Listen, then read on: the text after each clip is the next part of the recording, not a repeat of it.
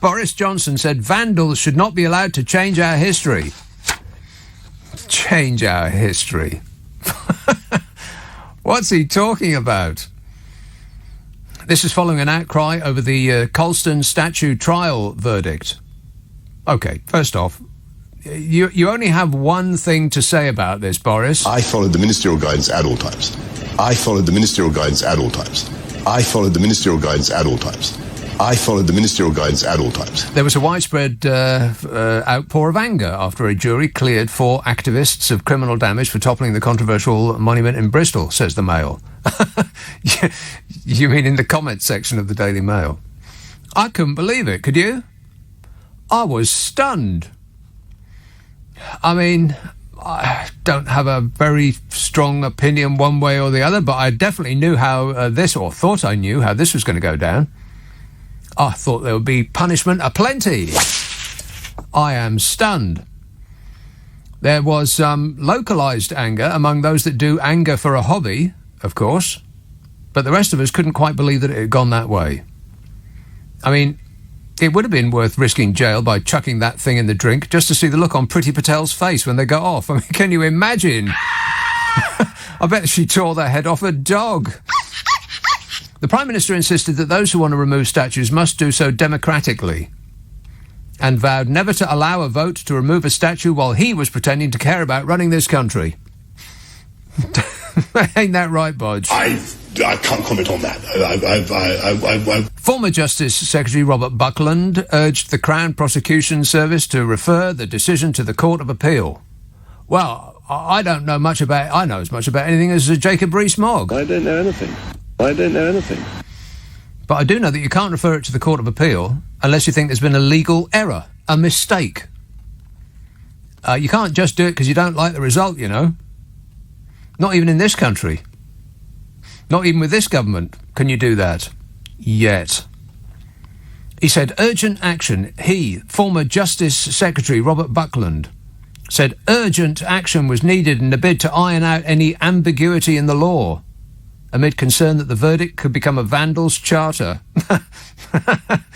Ambiguity. The law is you get a trial with a jury and the jury come to a decision and that's that. I can't believe I'm about to say this, but I agree with Jacob Rees-Mogg. What? That's pretty much what he said this week. He said you get a trial and that means that it's working well.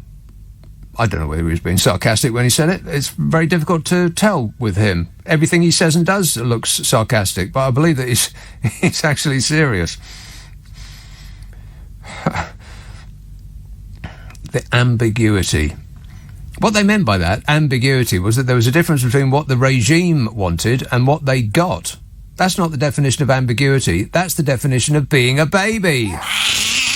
Bodger said, what you can't do is go around seeking retrospectively to change our history or to bowdlerise it. There's one of those words you're going to go and have to look up. Bowdlerise it or edit in retrospect. I'll read that again. He said, what you can't do is go around seeking retrospectively to change our history. How is it changing our history? It's not changing it any more than when the National Trust tell you how the people who built the mansion that you're having tea and crumpets in that day got their money. It's not changing history, it's illuminating it. He said, you can't go around seeking retrospectively to change our history or to bowdlerise it or edit it in retrospect. It's like some person trying to edit their Wikipedia entry. It's wrong. He said, if people democratically want to remove a statue or whatever, that's fine, but I think that in general we should preserve our cultural, artistic, historical legacy. OK, first, you can edit your Wikipedia entry. I mean, if there's something offensive in it. My Wikipedia entry used to say that I had a tail. What? That's true. It may still say that. I don't know. I don't look up myself much on the internet. But it did. It used to say I had a tail. An actual fact. I read it on the internet. So, in that respect, it would be perfectly acceptable to change your Wikipedia entry, wouldn't it? Hello? Is this thing on? I mean, if there's something offensive in it, change it. Second, it's not censoring or Baudelarising, as he put it, to take down a statue of a horrible man that was responsible for horrific things. It's not rewriting history to pull statues down of those people, any more than it's rewriting history to tell National Trust visitors how the families that own the mansions came about their money. See, a statue's there to revere the subject. They're on a plinth, raised above us. Some people don't deserve to be revered. And about the democratic way to remove them, how exactly? People have been trying to get that statue in Bristol taken off that plinth for years. How are they going to do that democratically? I mean, the government's got absolutely zero intention of letting you vote on anything of the sort. You know they won't. But that's the catch, you see. You must remove them by democratic vote, and by the way, we won't allow you to have a democratic vote. Questions? I bet Vlad the Insaner is watching from Moscow taking notes. I thought, says Jim, privatising utilities was done to increase competition and drive prices down. So what happened? Oh, Jim. Privatising utilities was done to increase the vast fortunes of people that sucked up all the shares, those and the CEOs that run those companies. It's not for the little people, not leprechauns. Sid's a billionaire by now. Daniela texts, 57 metres of snow, surely that would mean an ice age. Yes, said Danielle. Be prepared. Johnny says, did you notice that PMQs was at 3 p.m. on Wednesday and not 12? Apparently it was Parliament's first day back in session. The rest of the country was back at 9 the previous day. Not to mention that MPs probably broke up a week before everyone else at Christmas. Yes. I think they got, three weeks, something like that? And then they're back halfway through the week, halfway through the day, halfway through the week. And, of course, they don't show up on Friday, so it's barely worth them coming back at all.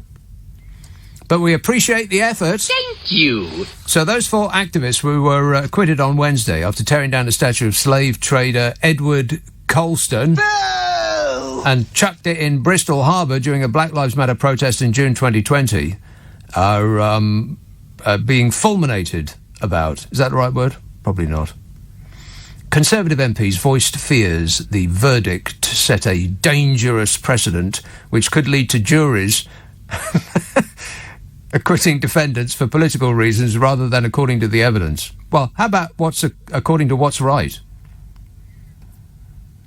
This is a political party getting stuck into how a trial was decided by a jury while saying that they're concerned about politics entering the justice system. Right. That makes as much sense as anything else that's happened over the past 12 months.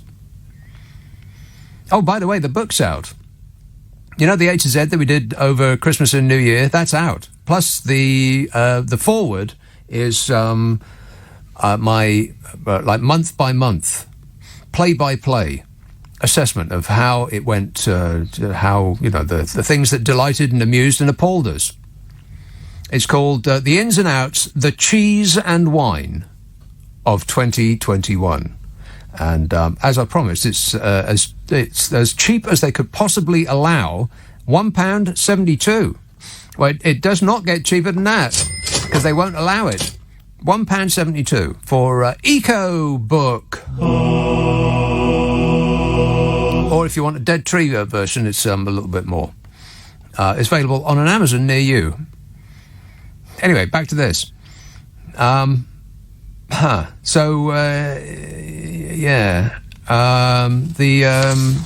What's his name? God, I've forgotten what his name is. Oh, Robert Buckland. You know Robert Buckland, don't you? Yeah. Mr. Buckland will not change the outcome of the trial, despite the course of action that he's proposing. He says it sets a dangerous precedent which could lead to juries actually making their own mind up, as opposed to doing what the government wants them to do. Very, very dangerous. The action proposed by Buckland is not going to change the outcome, but it could help prevent the courts from being turned into, quotes, political playgrounds. Because, if the courts are going to act in the favour of a political group, then it should be his political group.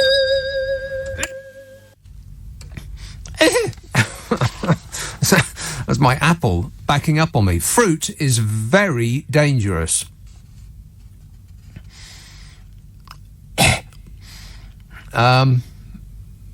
Where am I? I mean, can you imagine if the verdict went the other way? I mean, would ministers be scrutinising the case to see if everything was above board? Of course they wouldn't. They wouldn't be able to because they'd be cross-eyed from the celebrations. Booze. Last night, a CPS spokesmodel said, "We are considering the outcome of the case, but under the law, the prosecution cannot appeal against a jury acquittal." Yeah, the government's not appealing. Well, got that right. Mr. Buckland highlighted powers under the Criminal Justice Act of 1972, which allows the CPS and the Attorney General to refer acquittals to the Court of Appeal. Senior judges could then rule whether the outcome of the trial was incorrect on a point of law. They're not going to let this go. They will spend an unlimited amount of your money to get the answer that they wanted in the first place. Literally, no amount will be too much. But don't ask for any of that money yourself. It's not a magic money tree, you know. 0345 6060 973. Oh my God, is this thing on? Hello? Not one call in 25 minutes. That's incredible. You know how many calls I had over Christmas and New Year? Thousands. Apparently nobody's interested in this issue, so I'll move on. Gordon says it's Bowdlerise with bow pronounced as in bow wow wow. Bowdlerise. Bowdlerise. Well, you say bow, I say bow. Let's call the whole thing off. John says Terry May does not keep a nice house. Who's Terry May? Who's Terry May? Theresa May. Oh, Teresa. Oh, yeah. Yeah, tip. It was not a tip. We saw pictures of the inside. It was not a tip.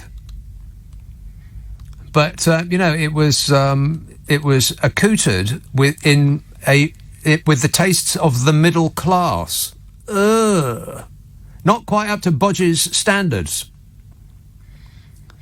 Terry May does not keep a nice house, says John. According to the Bodge, Downing Street was a tip, and you can almost believe everything honest Bodge says. I followed the ministerial guidance at all times. Yeah, sure you did.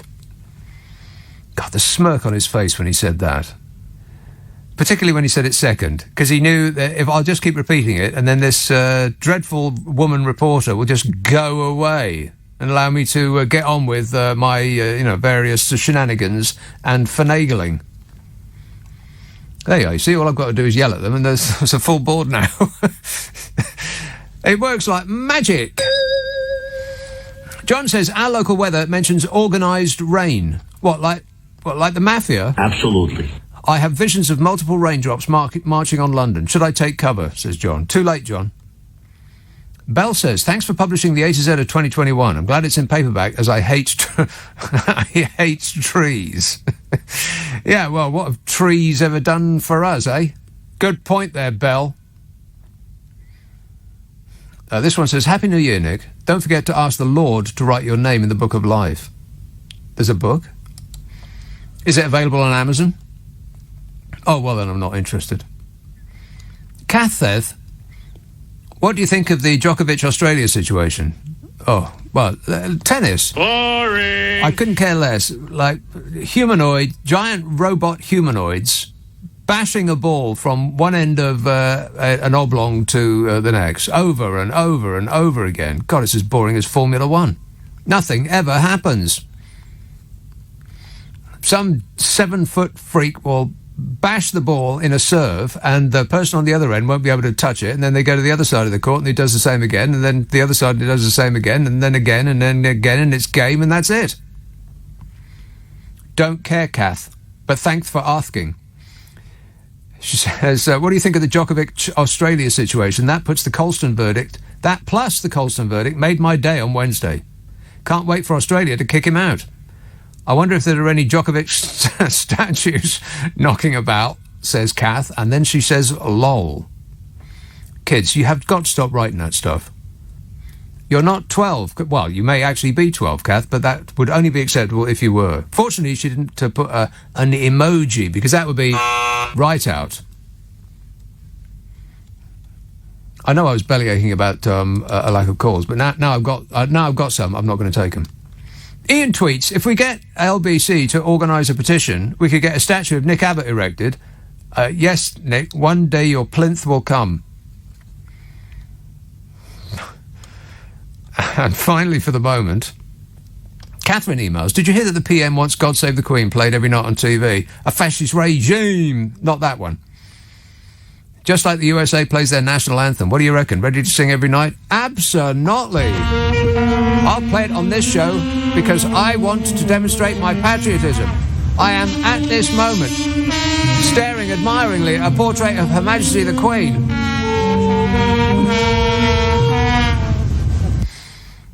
I think it's just preposterous. What are they talking about?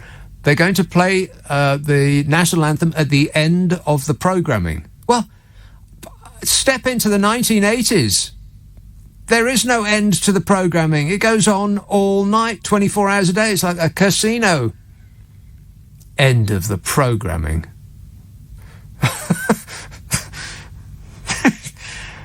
I mean, really? A fantastic question. Yeah, fantastic as in science fiction, as in divorced from reality. I mean, just when you think it couldn't possibly get any worse, it does. Hello there, Nick. Yeah. Hello there, John. I thought you always had a full switchboard there. Usually, always, yes. Yeah, but when I start to yak at the beginning of the show, people just sit there and lean back, and it just washes over them. Yeah, I was listening to your start-up rant. Yeah, I think this outrage. Yeah. Anybody says more than 5 words in this country, and it's described as a rant. I think this Coulson verdict is outrageous. I think they should have been locked up. Don't you? No. No? No. I mean, you can't have, a mob rule going around tearing down statues. It's not right, is it? Well, they've been trying for decades to get that statue removed. What was left to them, with legal means? I mean, Bodger says, you've got to do this democratically, but if they don't allow you to do it democratically, what's left? Well, that's democracy. You don't always win. They didn't win. That's what should. That's what. No, democracy is where you get to vote, not you get told what to do and sit there and shut up about it. That's a dictatorship. Well, democracy is the vote or democratic process, and they didn't win on the democratic process, did they? There was no. You're not listening to me, John. There was no democratic process. Yeah. They didn't allow them to vote. Well, they've been trying for 10 years or more to get that thing taken down. Yeah. This thing about obviously they're trying to rewrite history. What do you mean, rewrite history? Tearing down the statue isn't going to change history, is it? You're not going to change what happened 400 years ago. That's not the point. That's not why they're doing it. They're not doing it to try to change history. You'd have to be out your mind to try to change history. Yeah, but there's nothing there to remind them of the way it was then now, is it? It's been thrown, so it would have been better to put something there, a plaque, like people have suggested before, a plaque or something with it, to remind them of the bad things that have gone before. Right, okay, well, let's put up a statue for Hitler, shall we? That would be a good idea. Then we can always be reminded about Hitler. It's not quite the same, is it? Don't forget Coulston, that was the way it was then. It was legal then. So it's no good trying to judge things from 500 years later. John, you're missing the point entirely. No. To put a statue on a plinth is to revere the subject of that statue. Yeah, well, he was revered, obviously, in the past. Yes. And it was all legal then. Back in the 400, 500 years ago, that was legal then. Yeah, now we judge it. You're trying to rewrite history by judging it a different way. Stop saying rewrite. It's not rewriting. It's illuminating. No, that's the way it was then. You're just repeating what you're hearing on the radio and the television. No. Rewriting history. Like ministers have been saying this over and over again. They've been hypnotising you, John. No. Prove to me that you're not under hypnosis. No, I'm not there. I want you to take your clothes off and walk around like a chicken. Thanks a lot, mate. That's an excellent idea. I think we should put up statues to Hitler in every town in the country to remind us of the bad things that have gone before. Hands in the air, who's with me? Not many. 0345 6060 973. Pete text, did you hear about the bird flu in England? That's all we need. Crovid. Yeah, they're going to start executing chickens now. And Bodger will go on television and say, well, I hate to break the news to you, but they have to kill chickens. Whoa.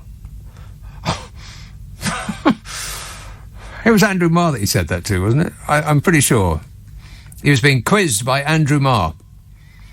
And Andrew Marr said something like, the biggest pig cull in the history of this country.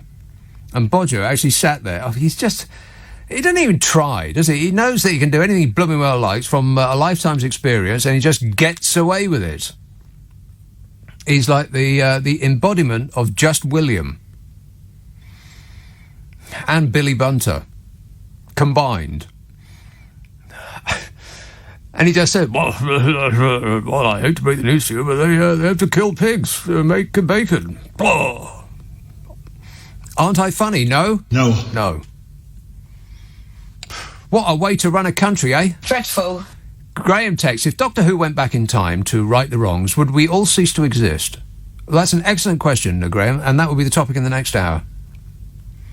0345 6060 973. Manchester. Hello, Graham. Good evening, young fella. Graham. Yes, did you watch Prime Minister's Question Time on Wednesday? No, I've seen clips. Clips? Angela Rayner. Yes, he's terrified of strong women, isn't he? Well, I don't know. I don't know. I think that they were having a little bit too much fun with each other, for my liking. No, I think he knew what was coming, and he wasn't happy with it, and she was laughing at him, not with him. Well, I think they were both laughing with each other, actually. You don't think she was flirting with him? It seemed a little bit flirtatious. I mean, I'm sure she's not, after a date. He's a married man who's always been faithful. Come on, he wouldn't stray, would he? Surely. That's what every woman who has ever gone out with him thinks. Well, he won't stray under my watch. How dare you come up with such things? You've got no evidence at all. How's that working out for you, ladies? Fabulous. That's what I thought. It's a little bit flimsy. Anyway. Did you hear what he said about the warm home discount? The warm hunger what? The warm home discount. Oh, the warm home discount. Yeah, it was. Which is in actual fact less than £2.70 a week, and he said it was £140 a week. Yeah, 140 times 52 is £7,280. Wow, you are quids in, people. I got that. Definitely. It's £140 a year, not a week. But he actually repeated it twice, and nobody's pulled him up about it. I followed the ministerial guidance at all times. I followed the ministerial guidance at all times. He followed the ministerial guidance at all times, and we know that because he said so. Did you say guidance or guides? Guidance. Sorry, I was beginning to think if you'd been following guides around, you wouldn't want that, would you? I followed the ministerial guidance at all times. Well, you might be right. Come to think of it. He wasn't absolutely specific about that, so we're going to look into that, Graham. We'll get Lord Geit. Would you do that, please? Yeah, we'll get Lord Geit to look into that. He'll look into it and come to the conclusion of not guilty. Thanks a lot, mate. 0345 6060 973. From this moment onwards, Bodger's dad is going to be his chief overseer. I can't comment on that. He wants his father to mark his homework from this moment on. Hey, Bodge. Yes. D-Tex, I would have called to tell you that I had the new variant thingy. However, I don't. All tests negative. No. However, I don't. All tests negative. I've got the flu and I've lost my voice from coughing so much. Have a good night. Break a leg, as the saying goes. Oh, you're coughing? Oh, that's terrible. Stop whining. Shahaf says, it sounds like Bodger has the best words, like you know who. Who? Who has the best words? I'm very highly educated. I know words. I have the best words. Oh, he has the best words. Let's have Broadstairs. Hello, Phil. Hello there. And Hello there. I'm extremely depressed. I mean, I was about to celebrate with you a year of being freed from Roman statute law, 1 year out of the Brussels grip of bureaucrats, and we find ourselves with the Vote Leave government betraying us by attacking our jury system. I mean, I thought they were going to respect English law. That was what I voted for. Only the parts that they agree with and that reflect well on them. But these were 12 people good and true, as you know. I don't know. Let's not get carried away. They came from Bristol. Well, at least it's not Broadstairs. But we've had Brighton. No, but seriously, I think this is just amazing. I mean, did you see that Suella, what's her name, Bravman, is it? She was on Question Time one night, and she was absolutely all over the place. How on earth she's got this job? But it's very worrying that they really are thinking about fiddling around the jury system, because it seems to me, Nick, that anybody they don't like, they kind of try and reform them. Yeah, they need to be society, they need to be commission, re-educated. Yes. Well, there must be camps opening soon. I suppose maybe there'll be a few jobs created. I don't know, but it's very worrying. But can I just mention Tony Blair briefly? No. Oh, all right. Oh, okay then. I was just going to say, I want to subscribe to a statue for Jimmy Savile, because if one can let crimes go unaddressed, like the Iraq War surely was, then presumably we can overlook Jimmy for being a sort of a serial paedophile. After all, everybody in the establishment loved him, didn't they? They did seem to be weirdly attracted to him. He repelled me from the very first moment I saw him, and I couldn't stand listening to him either. But, that's just me. There was this whole host of the DJs from around that era, all of whom were... He got a knighthood, though, didn't he? Yeah, he did, yeah. Yeah, well, I mean, there you are, yeah. Well, I've said this before, that, the higher the honour, the higher the funny title and badge, then it seems like the more suspicious the character to my eyes. But maybe that's just me. Thanks a lot, Phil. 0345 6060 973. Yeah, people just seemed, people from the upper echelons, not down in the lower echelons, like the likes of you and me. The upper echelons. They seem weirdly attracted to Jimmy Savile. Strange. I couldn't stand him. I mean, so you think about him now, knowing what we know, and you perhaps... am I remembering it right? Was I always creeped out by him? Kind of, yeah. I mean, what was he dressed like for a start? I mean, he was, 157 years old? He seemed to be 157 years old from the 1970s onwards. Dressed like that. And there was this whole era of, famous DJs. And I thought, like Alan Freeman and John Peel and Noel Edmonds and other DJs are available. Tony and, all of that lot. And all of them had charming parts. Let me rephrase that. In fact, scrub that from your memory. All of them had a certain charm. You didn't necessarily hang on their every word, but you didn't object to their presence. But when that bloke came on the weekend, I just had to turn it off. Couldn't stand it. What is this? I thought. And didn't he follow Alan Freeman? All right. He shouldn't even have been on the same station as Alan Freeman. Ian text, when they bring in the national anthem, what time will the television shut down? Will we still get Match of the Day, do you think? Or will they use it to get rid of Lefty Lineker? I don't know what they're thinking of. I mean, and this isn't the first time that bloke said this, is it? His most enormous fabulousness from Romford. He said this a few years ago, and everybody thought, really? And he's brought it up again. I am stunned. For everything that's going on in this country, this is what they're obsessing about. I mean, is this what the good people of where did I just say he was from? Norwich? Norbert? Northwick?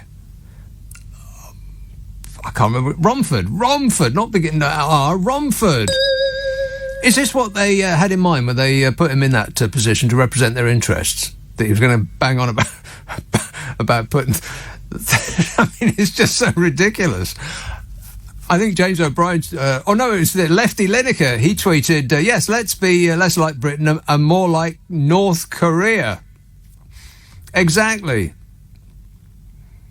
I mean, unless they're just so out of touch that they think that the television stops at 11, like it used to. Yeah, it used to be. Hey, kids, you're not going to believe this. There used to be a time when the television stopped. Can you believe that? What? Exactly.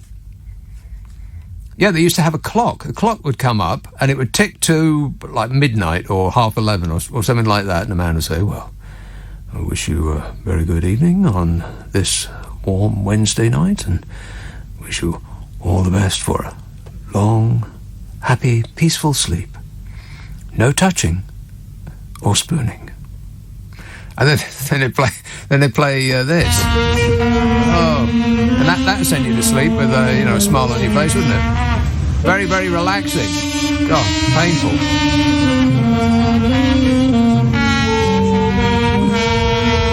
I feel for the Queen because every time she steps out of a carriage, they strike up that dirge, like she hasn't suffered enough.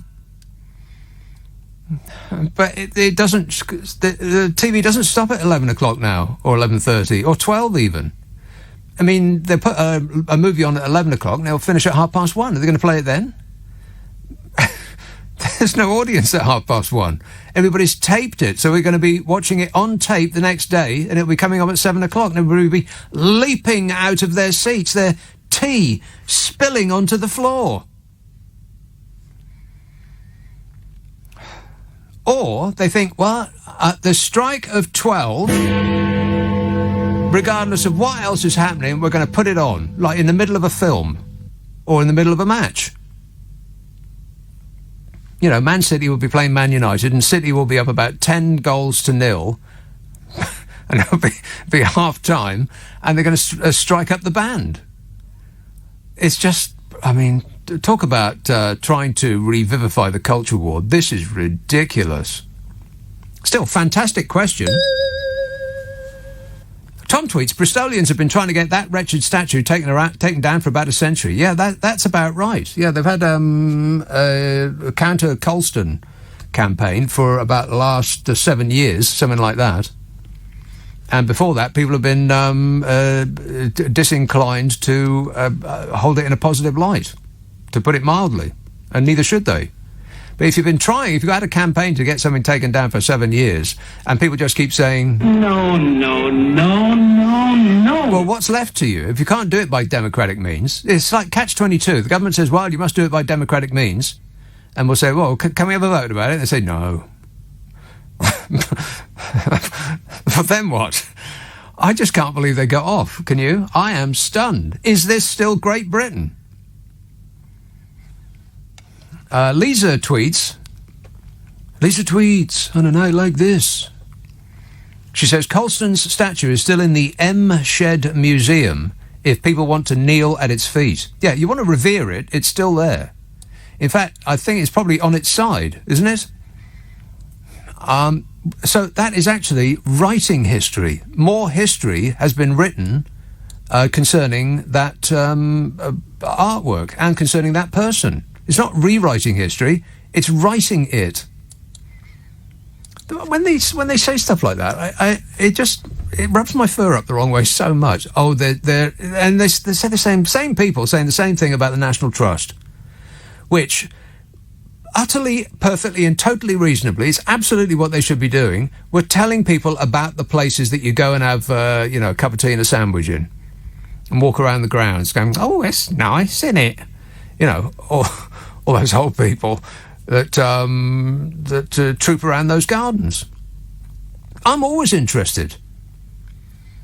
In fact, I quiz the people inside the houses because, they're standing there on their own, so bored. And you know that they want to help. They've studied all this stuff to the National Trust spokesmodels, or whatever you call them. And normally they're just sitting in this airless room while these people shuffle by. And they don't want to make eye contact with the person in there, with a name tag on, because they know that the person with the name tag will start talking to them. And that's not what British people want at all. We don't want to make a fuss. We don't want to be noticed.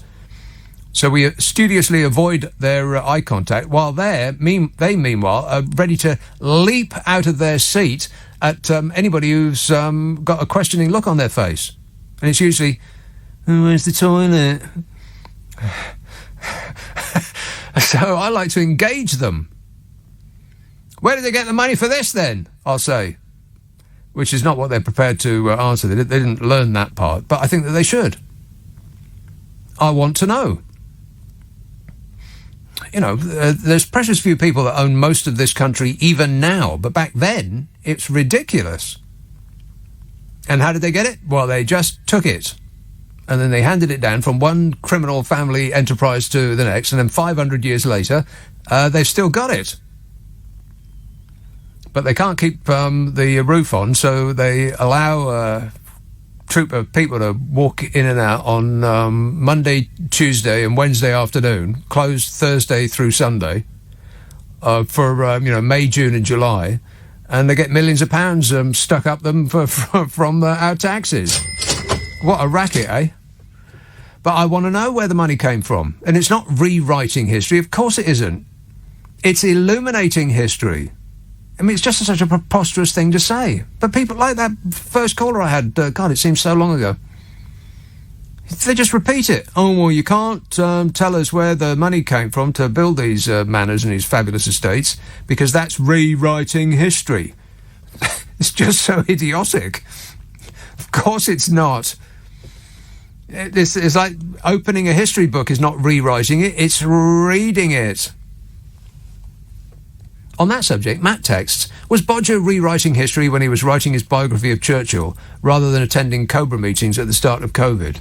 I followed the ministerial guidance at all times. I followed the ministerial guidance at all times. I followed the ministerial guidance at all times. I followed the ministerial guidance at all times. He's become like a robot. He's humanoid now, like Dominic Deck-Chair Raab. And just as tetchy, by the way. There seems to be we seem to be at the beginning of journalists being more like they are in America, actually talking back to the politician.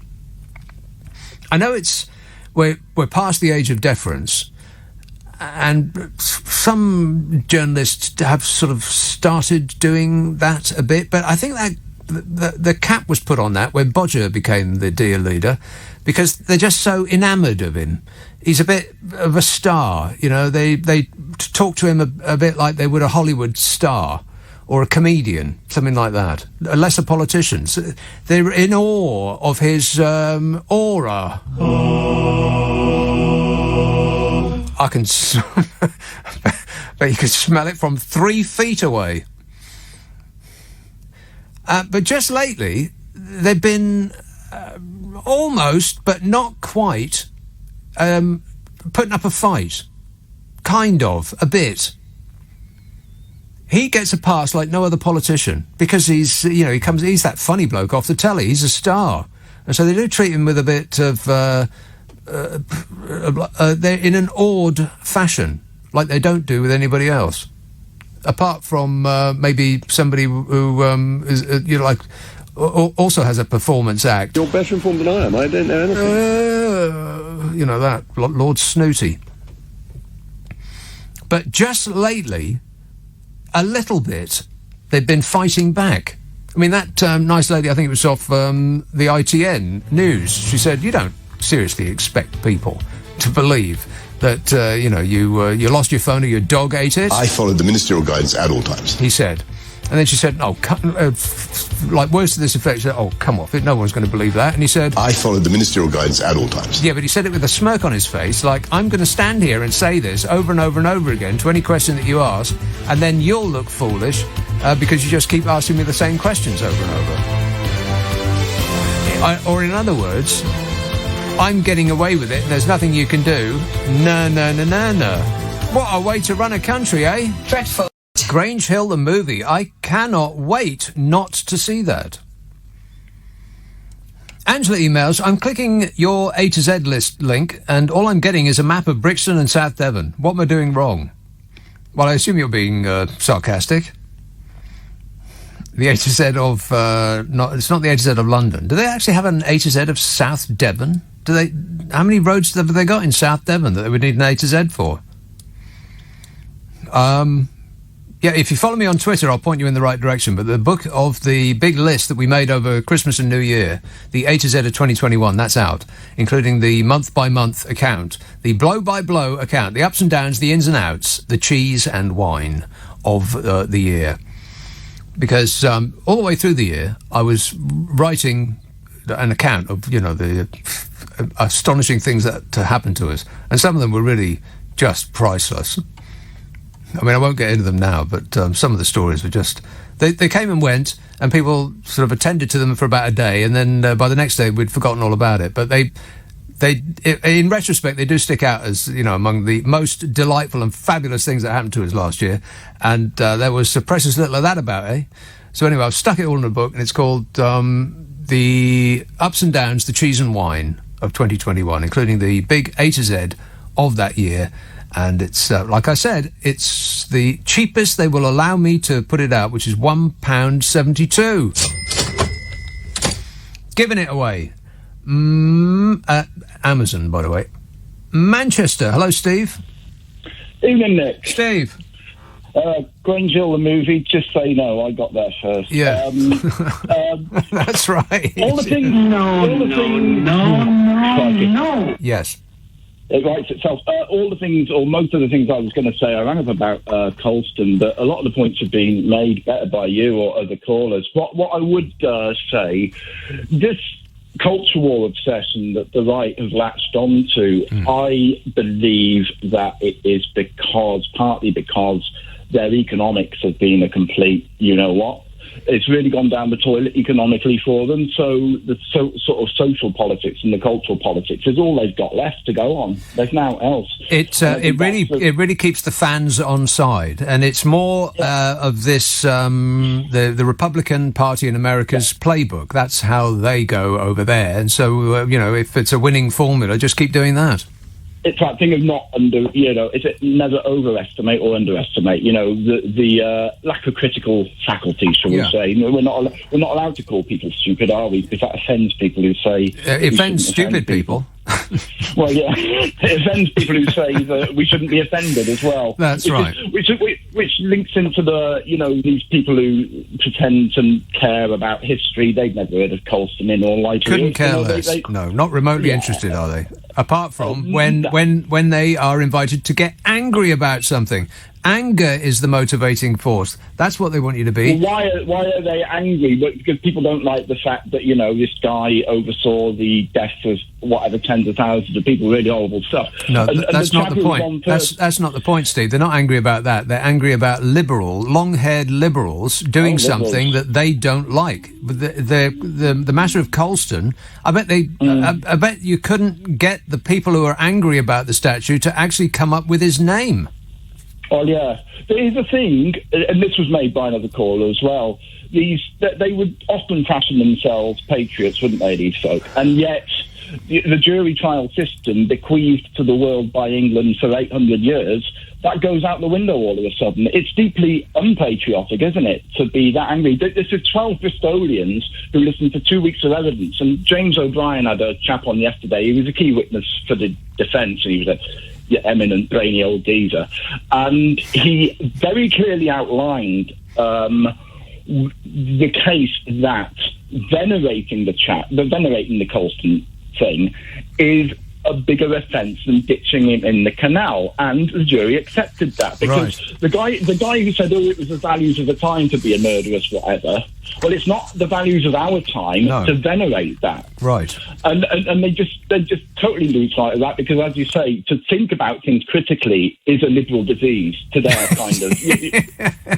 That's right. Knowing stuff is like that's highly suspicious. Yes. Well, it always has been in this country. Having knowledge and trying hard and reading is viewed as highly suspicious activity. Always has been. Viewed by who? I mean, because there used to be, and probably still is, to be fair, among some communities, the sort of, what would they call it, autodidact, celebrating the self-learning of the working class, adult education and all that. Right. It is, to my mind... As long as they don't get above their station, as long as they don't get learning to the point that they start climbing the social ladder, because then they're social climbers, and we know what we think of those. Out with them. They, I probably won't. I had some amazingly witty things to say, but it's escaped my brain. I shall let you get on with January, Nick, and thanks for the show. Thanks, Steve. 0345 6060 973. Terence emails this morning. Mr. OB paid you a great compliment. He said that he'd never be as good as you. Rubbish. Phil emails. I see Dominic Cummings has come out of the woodwork again regarding parties at number 10. He's having a party. Yeah, I'm still not believing that party was a quiz night, by the way. I don't know who they think they're kidding, releasing a photograph of the world's most boring party with Bodger doing playing a quizmaster. Yeah, right. Strip quiz, I would believe that. Gary emails, I think all statues should remain whether they represent something good or bad in our history. History is history and we should not edit it. We edit it all the time, Gary. History is always being rewritten. Every day, people are rewriting history. Or they're writing their version of history. History is not in stone, it's not in concrete, it is not to be revisited. Statues in public places should be of people or things that we agree as a society that we revere, because that's what the point of putting it on a plinth is for. It's for their reveration. And it's exhausting, because none of the people that are the most angry about this could care one jot about Colston. They'd never heard of him before. They didn't know where the statue was. Even if they were living in Bristol, they wouldn't have known where the statue was. But now it's, topmost of their mind, because long-haired liberal hippies have got one over on them, is what they feel. It's rewriting history. God, it's just so exhausting. It's just a culture war. You're being manipulated. Disgusting. Bodger's he's what now? Manipulating you. I followed the ministerial guidance at all times. By manipulating you. It's just making you angry about stuff all the time, by which method he can control you more easily. If you're furious about inconsequential nonsense, then you're less concentrating on how Brexit's going, by the way. How is it going? Brexit's going great. Thanks, Nige, you're the best. Going abysmally badly. It's going so badly that civil servants have been banned from mentioning it by name. There was going to be a Brexit festival, remember that? They've changed that name. So they're trying to take your mind off it with all this culture war nonsense, because it doesn't cost them anything. It's free. Culture war is free and is a never-ending source of making you of stuff to make you angry. People are looking around for something to scream and shout about, to bury their enemies on Twitter or Facebook. And they spend all day long. I mean, I know. I try to wrench myself off Twitter as it is. And I know that I spend too much time on it. There's millions of people that don't know that they spend too much time on it. Trying to smash the faces of the people that disagree with them into their tables. I can be angrier than you. And when they start repeating these phrases like, and the perfect example is rewriting history. It's a nonsense phrase. It doesn't mean anything and is particularly irrelevant to the issue at hand. It's not rewriting it. Nobody is rewriting it. They're illuminating it. It's the opposite of that. Same with the National Trust. Same with all of these other institutions that they're trying to replace, what they would describe as loony lefty management, put place persons in there to carry this on. It's exhausting. This year is pretty much exactly like last year. I hope you kept the receipt. Let's have a call in Glasgow. Hello, Frankie. How you doing, Nick? Good, thanks. This year's not even a week old and it's jumped the shark already. This year has jumped the shark already. Correctamundo. When I heard that the boys get not guilty for the statue thing, I was like, yeah. No, I put on UK news because I was expecting a massive meltdown and it was unbelievable. The way they were talking about Kilston, I was like, hold on, has Gandhi just died or Mother Teresa? What's going on here? And, I couldn't believe it. I mean, I really was stunned when I heard the verdict, weren't you? I was stunned, but listen, that's justice. You want to best justice system in the world. Now it's all good. Yeah, well, that's exactly what it is. That is the definition of justice. That's what happened there.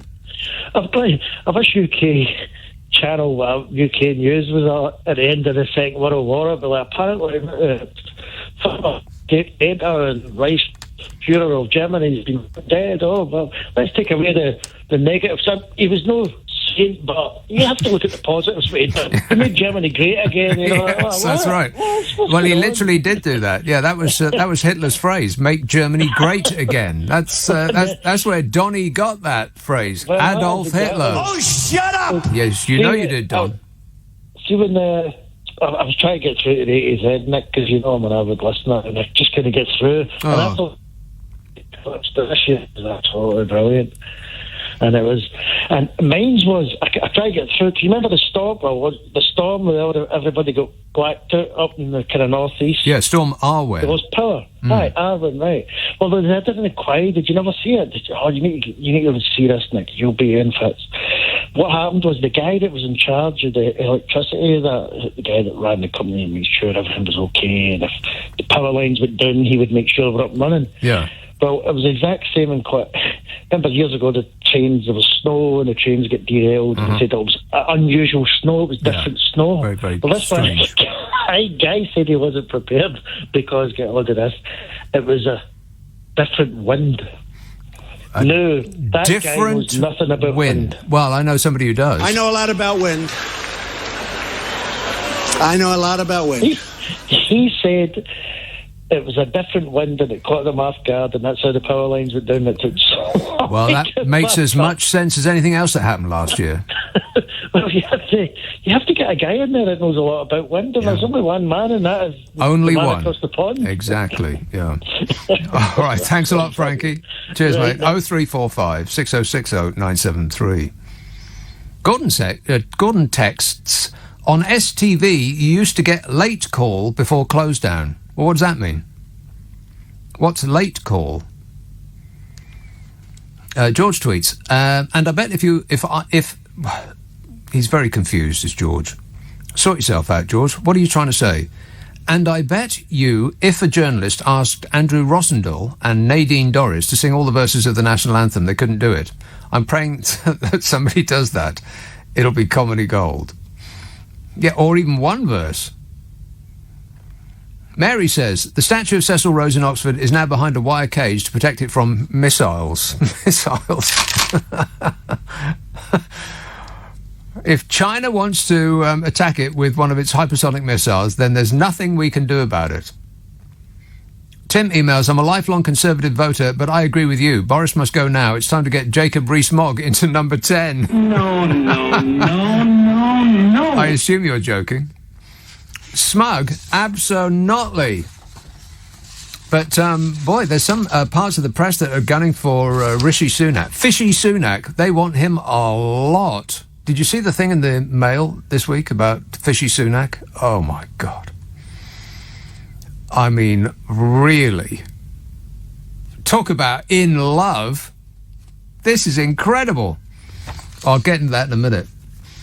First, here's a call in Lincoln. Dave. Yes. Yes, Dave. That's me. Yes, Dave. Well, yeah. You mentioned Alan Freeman, right? Well, I once met him in this pub and we had a pint together. Not half. Oh, dear. You heard that one? Oh, no. No, isn't it? And I never want to hear it again. No, I know. Yeah, it's only people who know him would understand that joke. Yes. Anyway, what I was going to talk about is, if I hear that word mentioned, what begins with D and ends with Y, I shall scream. I think you know what I mean. Dandy? Davy? Doobie? No, don't say it. Is it a doobie? Want to score some pot? I'll give you a clue, right? I'll give you a clue. I also getting fed up hearing that other word beginning with D as well, what Boris Johnson. Deliver. He said, first of all, we'll have to deliver this, deliver that, deliver that. He has to deliver. He only delivered the Royal Mail. I should be delivering a baby if I hear that again. Do you understand that? Yeah. Yeah, I thought you might say no, you usually do. And also, well, let's cut out the basic list. At the end of the days, I thought you banned that once, didn't you? And also, you know what I mean? 'Cause no, I don't know what you mean. I always say that when people say that. Yes, there's all sorts of things that people say they are tics. Like people will start the sentence with so. And they do that because they're trying to gather their thought. So it's...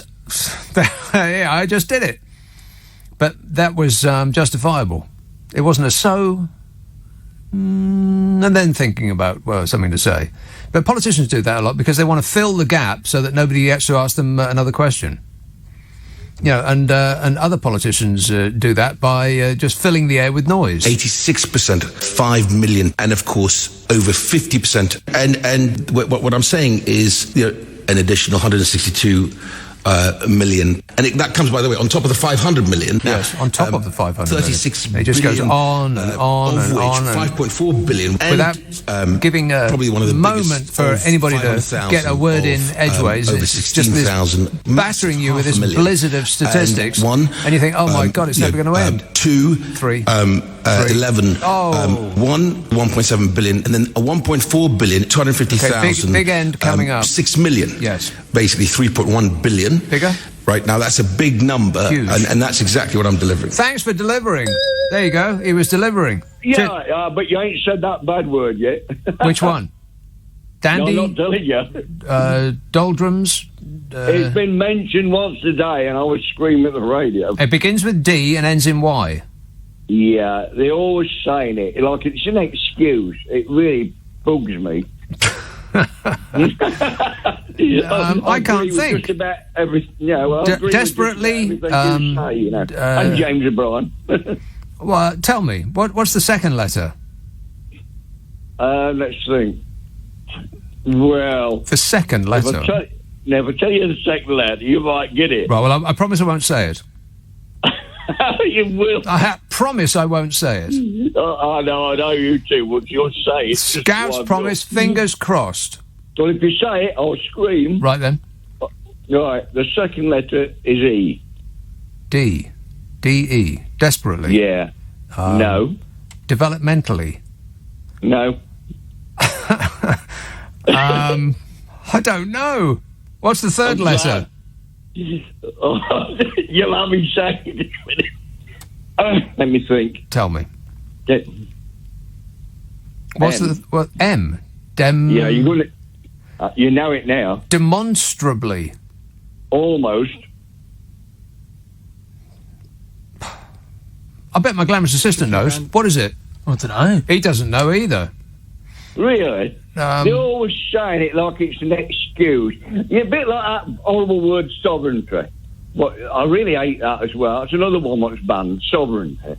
What are they on about? I don't like this here middle class rubbish and working class. We're all the same. We're all equal. I hate all that. Equal? Well, I think you'll have to think that out again, Dave.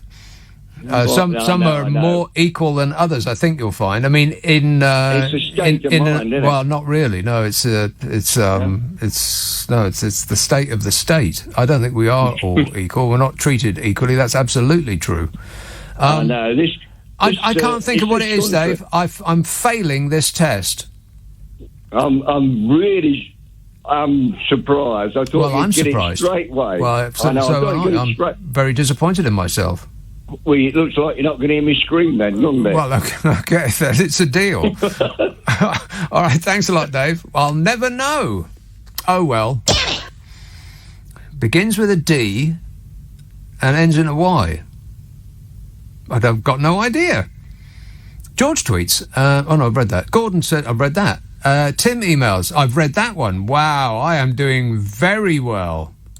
Way ahead of schedule. I've got no idea where I'm going, but certainly I'm making excellent time. Mark says, don't wait for the statue. Chuck Boris in the river now. He's all revved up and ready to go. Like an outboard motor.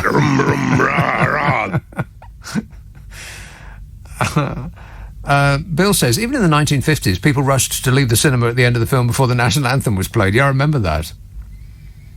I mean, like, you couldn't just walk out while it was playing. That was somehow socially unacceptable. You had to actually leave your seats and hurtle to the exit before Shirley Bassey had finished singing Diamonds Are Forever. Forever, forever. Yeah, I do recall that. Going to the cinema used to be weird. You used to be able to smoke on 2/3 of the seats in the cinema, and then across the aisle, where 1/3 of the seats was the non-smoking section. You know, as though the smoke would actually respect the delineation. Was it delineation you were going for? No, apparently not. Beth says, will Trump get extra points for inciting the Capitol riots? You can't make me play that again, Beth. I just won't do it. Oh, democracy. I bet that's the word that he was looking for. My glamorous assistant's just come up with that. Was that your suggestion? Loads of callers. Loads of callers. Democracy. See, I can hear him screaming from here. Is it democracy? Is that the word you don't want me to say? Democracy? You don't want me to say democracy? Democracy. Andrew texts, if they bring back the national anthem, I hope they also bring back the white dot that appeared when you switched off the TV. That was my favourite part. Kids will have absolutely no idea what I'm talking about. What you talking about, Grandad? Grandad? Why, you little...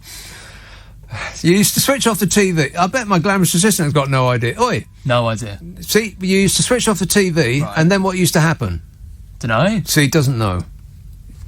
He's 12 years old. He used to switch off the TV, and there used to be a sort of like a flash, and then a little white dot, and you used to stare at it, and stare at it, and stare at it, and stare at it, and stare at it, and then it would go. And you used to turn on the TV, and you used to have to turn it on about 30 minutes before the programme that you wanted to watch, because it had to warm up. And it wasn't on during the day. Yes, that's right. And it wasn't on all night, and there was only 3 channels. What? Exactly. No internet, just books. Boring. And they didn't move on a screen. There were no screens. We could only dream of books moving on a screen. Bill says, I only found out yesterday that the government proposes to put the free NHS prescription charge age from 60 to 90. Get lost. Do they? Do they really? That can't be true, is it? Did I miss that this week? I did spend much of this week unconscious because I did 11 shows in a row. And I know what you're thinking. You're thinking heroic. You're thinking that is great heroism in action there. 11 shows in a row. No, you're thinking, nobody could possibly do that. It's perhaps the greatest feat that has ever been achieved by humankind. Somebody should put me on a plinth. So, yeah, I've been sort of tuned out this week. That can't possibly be true. They're going to put free prescription charges up from 60 to 90. Why not go all the way? Just say that you've got to actually be dead to avail yourself of this offer. Tooting. Hello, Jan.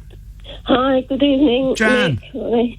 Thanks for having me on your show. I think you should be on a plinth somewhere soon for your. I don't know how you do 11 shows, and I'm very much looking forward to having a copy of the A to Z with your poetry and everything. I'm sure it'll be a great read. Well, I hope it's amusing. And keep everyone happy. Maybe that should have been added in there about you keeping people happy. HAPPY. In there. Yes. You had it in there. I'll add it in there. No, make this next year. Nick, I wanted to come in on this thing. I agree with you about this business about illuminating history rather than rewriting history in relation to this, people wanting to destroy these statues or whatever. But I'm coming into this thing because it sort of thrown at me when I was at university as well, this idea about, and it's a big movement, and one of what's called post-colonial history studies, which all the universities offer, like the Warwick University has a very famous department for it, and has a lot of people who, well-known people who teach there, a lot of them have it. So, but it's like, it's post-colonial history, it is an academic study, to illuminate further and do corrections to things like, to cultural. It's cultural, political. It's dealing with colonialism, imperialism, and its consequences. For the victims of it. Right. And there's a very famous. That seems a very specific thing to learn, though. To spend 3 or 4 years learning at university. What are you going to do with it? I think there are. I think it's like certain correctives. I mean, for instance, there's some well-known writers like Franz Fanon. He's actually a black historian or scholar or intellectual, rather. He wrote a book called The Wretched of the Earth years ago, and it's from a post-colonial perspective because it's looking into. I mean, I get all that, and I understand that it's a subject that some people would want to educate themselves about. But I find it a bit surprising that you would want to do it for 3 years and get a degree. It's a bit specific, isn't it? Not in that. They would probably, like James Baldwin was an English historian who's written it seems like he's written hundreds of books on looking at history, post-colonial history, critically. He's got loads of them. I was just looking at them online. I actually thought he was a black historian, but he isn't. He's a British. Yeah, I don't know what point you're making anymore. Listen to me. You started this by saying that universities are trying to teach post-colonial history, but it seems like I'll reiterate my point that it seems a bit specific to do as a degree. No, I'll tell you what it is like. You must have heard of Stuart Hall, the Jamaican British theorist. He died in not that long ago, but he was well known on TV. Not necessarily knew anything of the sort. I know another Stuart Hall entirely. It's called. They also call it critical theory. It's a study of politics, culture, communication, media, race. Right, but what's your point, though, Jan? My point is that. Yeah, but there's a whole big area of actually academic study. A great big melting pot. No, not a melting pot. Big enough. But it's like there's like Stuart Hall wrote what's looked at as a Bible. But I'm still searching for a point. What's your point? My point is that history is being illuminated all the time. Rather than history is opinion. History is opinion, just like everything else is opinion. History is not solid. It's not in concrete. It's not immovable. It's not unrewritable.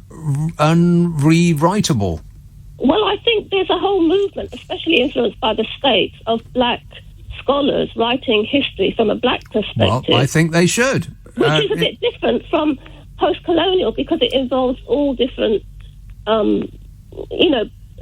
races writing about it, not just black studies. Okay. Right. Yeah? I'm still a little bit lost as to what it is that you're saying, but other than no, I'm just saying the way that you mentioned about history isn't being rewritten; it's being illuminated. Yes. Well, I'm just narrowing it down to this aspect that's all going on all around British universities. Okay. It isn't that it's actually an academic study of post-colonial history. Right, okay, right. Again, what I was saying was that tearing a statue down is not rewriting history. Telling people how the money came to be acquired to build mansions and have Capability Brown tart up your lawn. That's not rewriting history. It's illuminating it. It's making it available to people that might not be interested in reading the books that you've just described. But if you give it to them on a leaflet, and on the back of it, it tells you when the tea room is open, then that seems like a positive thing to me. In fact, it seems to be precisely what the National Trust and English Heritage and all of those organisations should be doing. Of course, you want to know a bit about the place that you're going to. I mean, it's a nice day out, and you go and have a sandwich and a cup of tea, and you stroll around the gardens, and you look at the architecture, and you look at the plasterwork on the ceiling and the big hall inside, and you think, wow, nobody builds stuff like this anymore. It must have cost a fortune. And it crosses your mind, how did they make so much money, this family that have been passing their fortunes down for hundreds of years, and still maintain the money and the power and the influence in their family? How did it come about, you curiously ask yourself? And just a paragraph or two on a pamphlet that they give out when you pay your £12.50 to go and mooch about their parterre, that doesn't seem unreasonable. In fact, it seems precisely the sort of thing that they should be doing. Education, innit? Not rewriting it. It's the opposite of that. Plus, it seems a bit rich for Bodger to be moaning about people rewriting history. He rewrites history the second it's happened. No, I did not have any parties over at my place. No, I didn't know who was paying for my to refurbish my flat to make it look like a Maharaja's knocking shop. No, I didn't know who was paying for my villa abroad in some sunny location. He rewrites history practically as it's happening. Yeah, it was a cheese and wine party. Right. I'd only believe that if cheese and wine was a new street name for ecstasy. I'm on about 3 or 4 cheese and wines a day now, man. But I can handle it. I just can't stop dancing at the moment, that's all. Just looked up that NHS prescription charges thing, and ominously enough, the government is looking into it. Oh, no. It says in the eye here, raising the upper age exemption for charges on prescriptions in England from 60 to 66, in line with the state pension age, they say will be a disaster for tens of thousands of people who may face a new barrier to accessing their vital medicines. Well, you know, the money is concentrated in the hands of the old in this country. If you're sitting in £1 million house and you've got a pension which is pouring cash up to your eyeballs, then why should poorer people pay for your prescriptions? I mean, it's not like it's very much, is it? I'm fully on board with those that can't afford it to get freebies. But, you know, some pensioners are they're doing very, very well. £9.35, apparently, each. You tell that to an American, and they'll burst into tears. Any pill you like is £9.35. You sell that to an American who's just put a second mortgage on their house and they sold their car because their doctor has prescribed them something that they can't afford. That costs £780 a pill, and they're cutting the pills in half. And they're skipping days.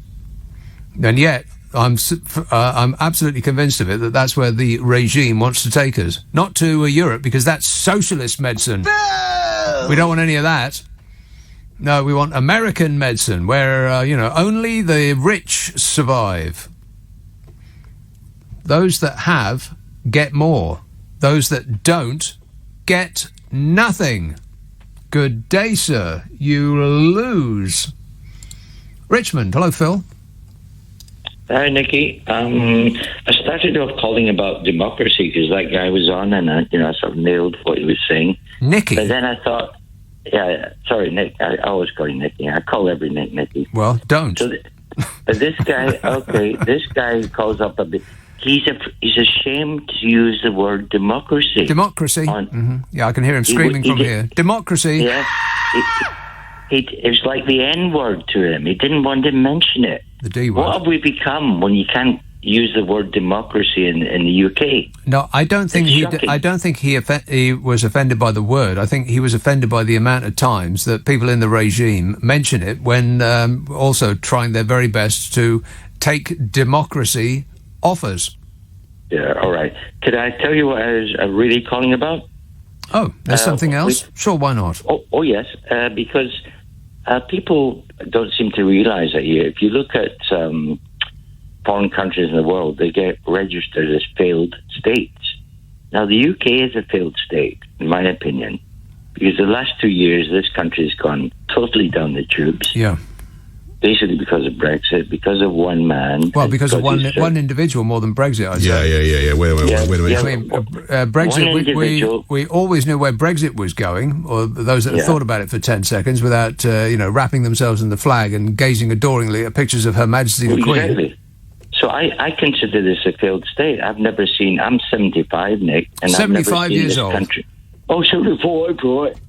But I've never, thank you, I've never seen this country in such bad shape. No. I mean, it's embarrassing. We're a laughing stock everywhere in the world. Yeah, fortunately, Donald Trump is now not the president of the United States or unfortunately rather, and now we have reached the absolute toppermost of the countries that are the laughing stock of the planet. Oh, shut up! And Johnson keeps saying, like today, and Javid says, oh, we're way ahead of everyone on vaccinations and blah, blah, blah, blah. Yeah, but that's untrue.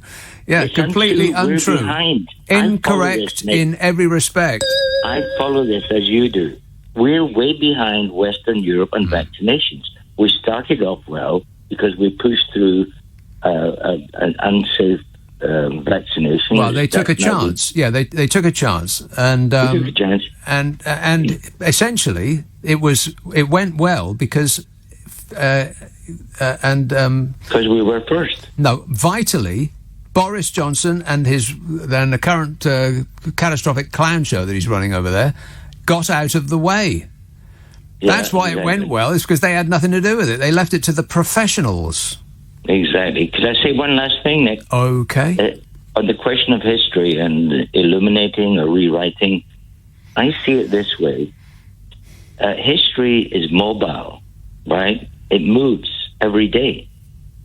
Today, your show now, tomorrow will be history.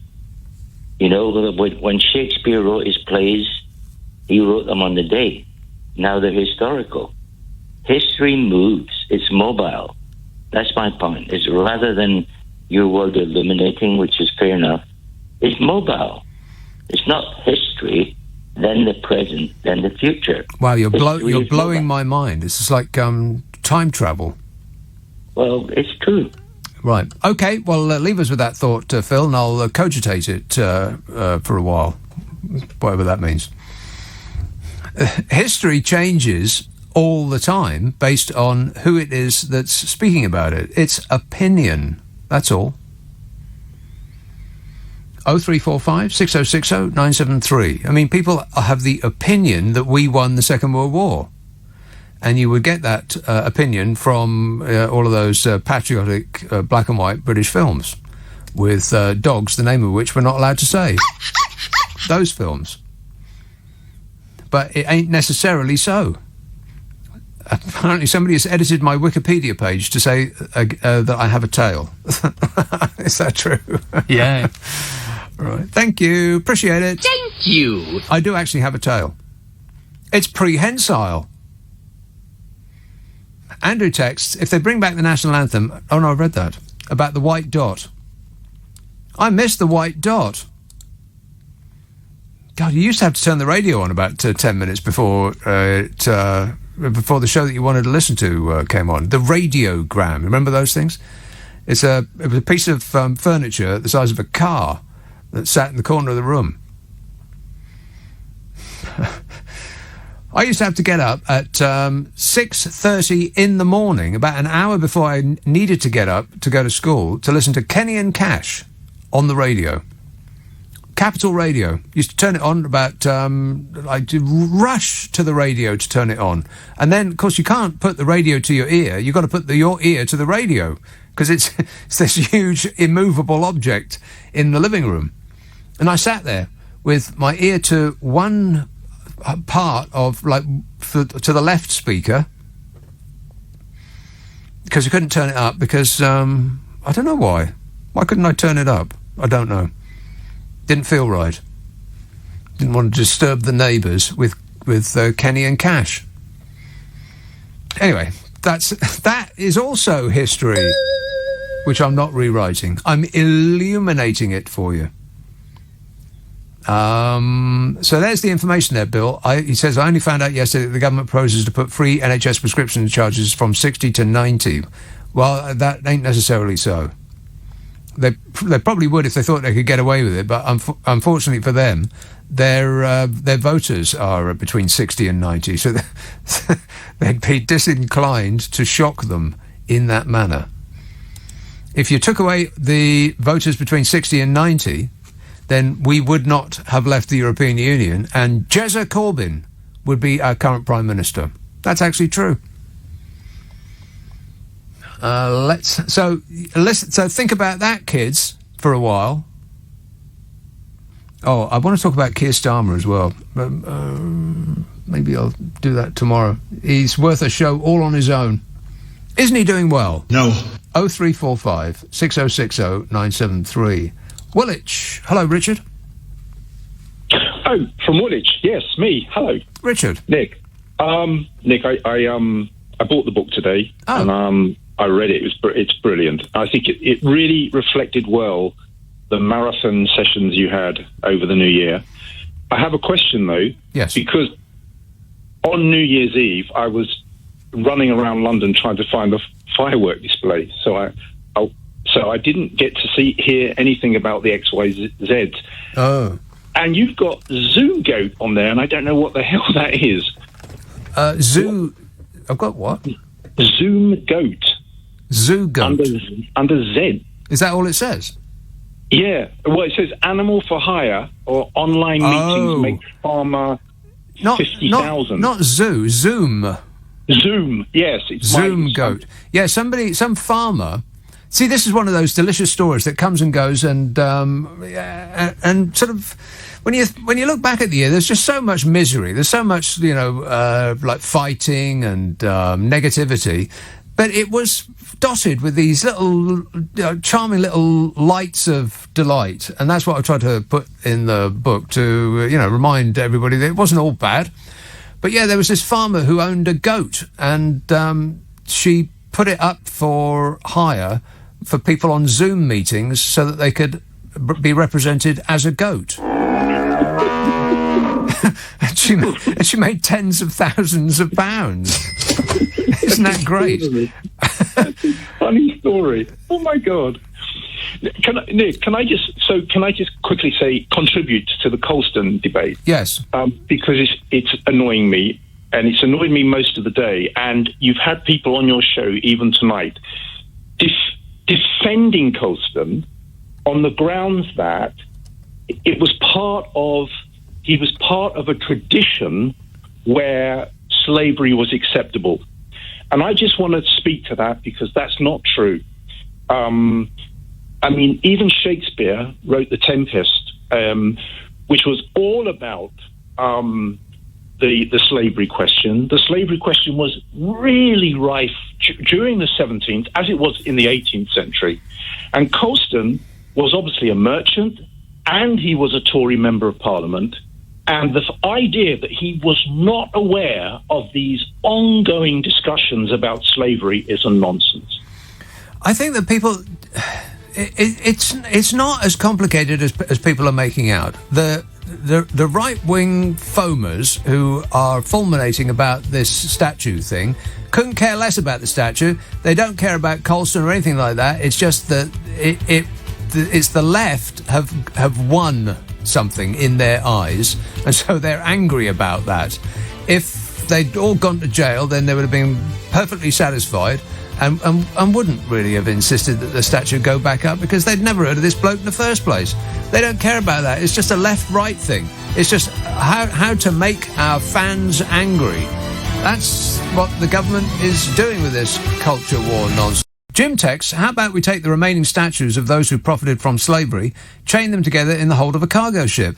Each time one of them falls over, it should be thrown into the sea, just like the slaves who got sick or died. Well, that's not a happy text, but is true. Sheila texts, I think if the Tories are so definite that actions have consequences, the ones that voted against further COVID restrictions should be in our hospitals helping. They should be prepared to roll up their sleeves instead of the army. Yeah, or Nanny could roll up their sleeves for them. Nanny. Honestly, have you ever in your life seen anyone who looks so pleased with themselves? 0345 6060 973. Western Supermare. Hello, Gary. Hello. Gary. Is that me? It sounds like you. Right. Yeah, I wanted to say that they threw the statue in the river, right? Not because they wanted to change history, but because they wanted to change the attitudes of the people in the future. And they wanted to do something that was going to make such an impact that nobody would be able to ignore it. And it had exactly that effect. It affected the whole planet, with everybody in all different countries all throwing statues down, putting statues down. And I think it's a good thing. It would have been a bad thing if they'd been convicted, because the people that would have been glad would have been the people what really don't actually disagree with all of the things that happened, like the aristocracy. Yeah, I don't think it goes even that deep. I think that the people, if they had been convicted, then the people who would have been glad would have just been those on that side of this phony culture war. I refuse to believe that people have actually thought deeply about the actual issues involved. They just got angry because a bunch of long hairs have pulled one over on them. Thanks, Gary. 0345 6060 973. I just think that's what it is. Oh, with the other side, they won that one. So they're angry about it. I mean, they're not angry that this figure that they have revered for, their entire lives, this Colston chap who is at the very toppermost of their thoughts at all times, that they pulled this statue down to this person who they admire. They'd never heard of him before. They're just upset because the Liberals have won one. That's it. Alex says, perhaps a slightly facetious viewpoint, but I don't think it was criminal damage. It wasn't just 4 people.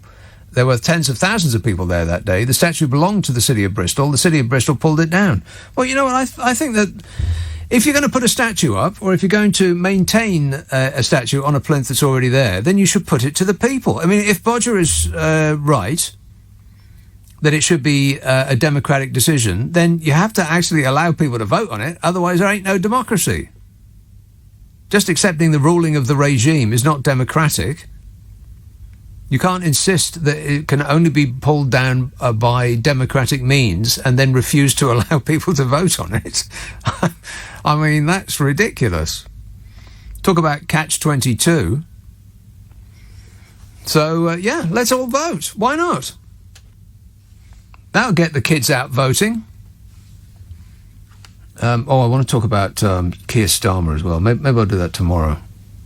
He is in desperate need of people to vote for him, or to even consider voting for him and his moribund party. And I just don't think he's going the right way about it. I mean, how long should the Labour Party wait before they decide whether he's got it or not? Anybody think he's got it? Sue texts, I have found it on Amazon and ordered it. Looking forward to receiving it, says Sue. It. What it, Sue? Oh, my book.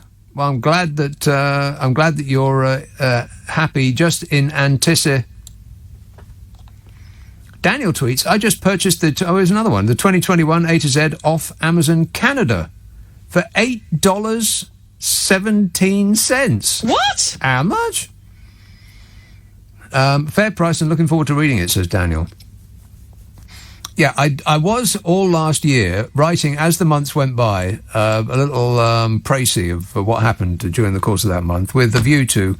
I can't quite believe that I got my act together all year long to actually do that as it went round. Because if you wait to the end of the year, then there's no way you remember stuff like, insignificant little stories that came and went, but were delightful and perked up your day. So it's quite nice to remember what happened. And that's what I've done. I'll say it one more time. It's the book of the A to Z of 2021, which we did over Christmas and New Year. And again, thanks for all of the suggestions and the people that were calling and texting and emailing and so on. Way more than we've ever had before. It was absolutely overwhelming. I can remember I started this such a long time ago, and I thought, gosh, this is a really good idea. Because I'm doing the shows over Christmas and New Year, and that's when there's no news at all, nothing to talk about. And I'll be doing, I think one year I did 17 shows in a row. I might be rewriting history there, but I'm pretty sure that's right. And so I thought, what the hell am I going to talk about?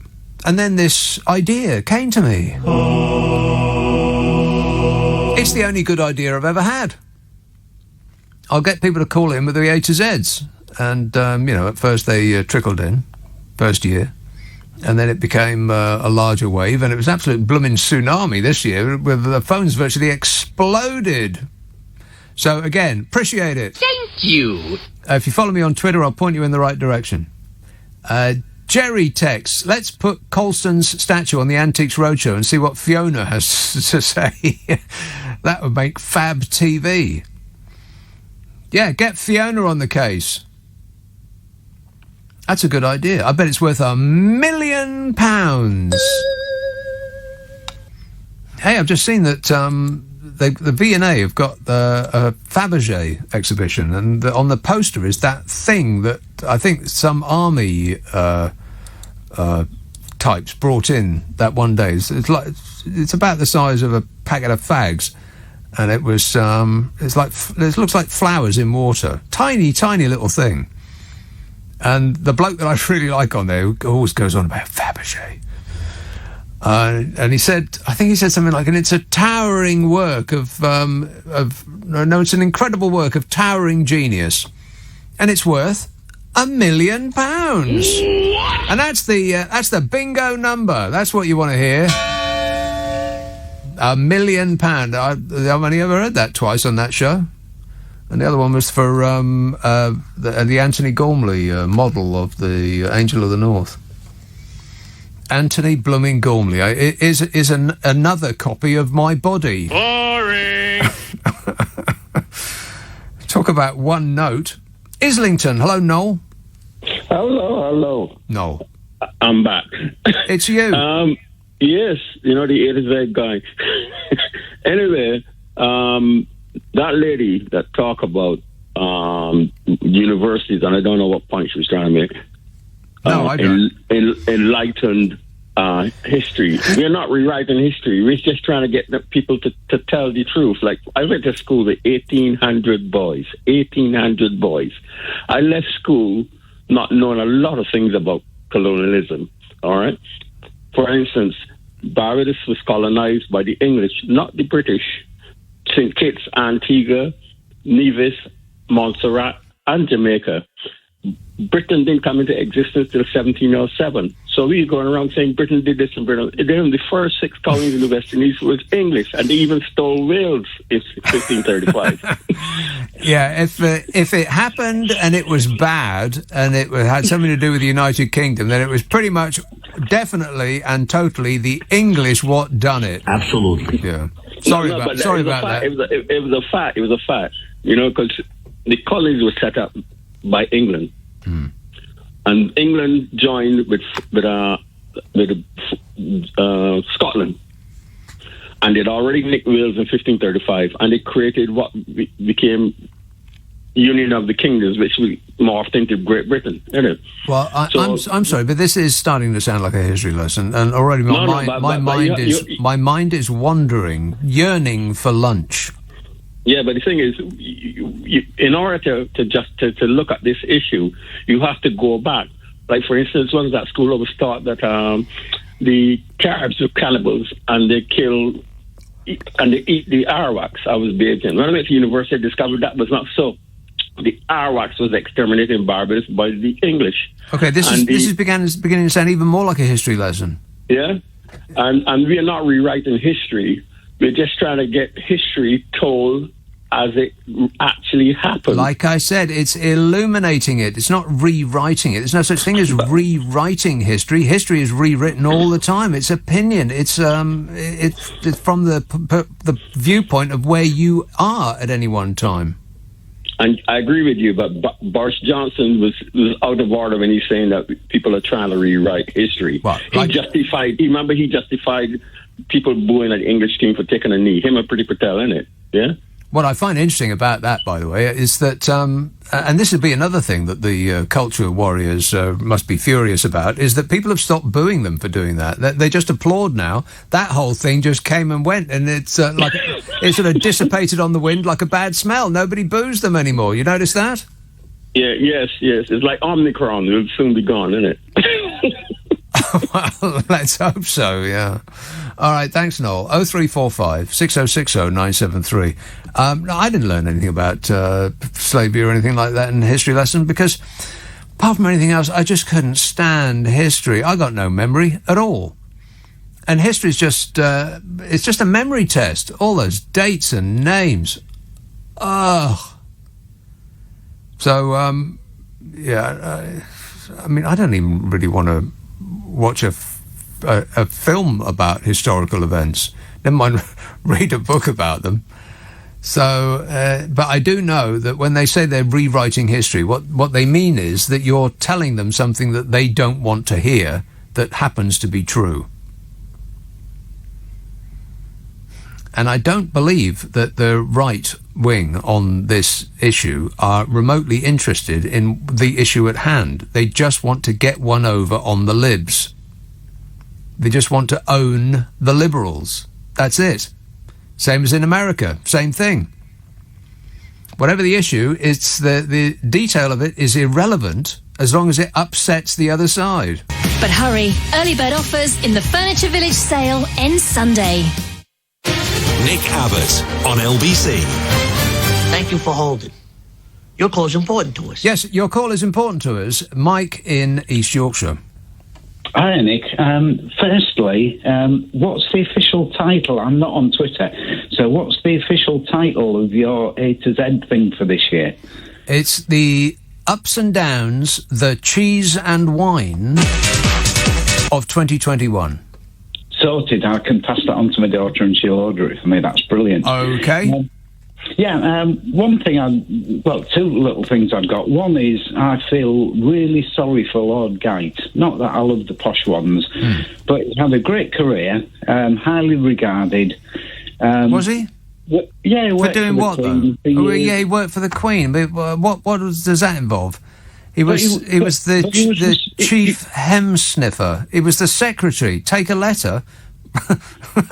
Yeah, but he was a respected guy, and as soon as you come into contact with Bodger, you are contaminated. Right. He's now in a position where he either outright calls him a liar without any evidence, or he's sat there with everyone going, yeah, we know it all happened, but you've just passed it off. Doesn't make the slightest bit of difference to him or anybody in his orbit. He's a lord, he's a baron, for crying out loud. He's got way too many names. You know what his actual names are? Christopher Edward Wollaston Mackenzie Geit. I mean, that's at least two names too many. Baron Geit, GCB, GCVO, OBE, QSO, PC, FKC. I think that last one is something rude about Kentucky Fried Chicken. Yeah, something like that. But I do feel sorry for people that come in contact with Bodger and get contaminated, so I would say, and dragged into it.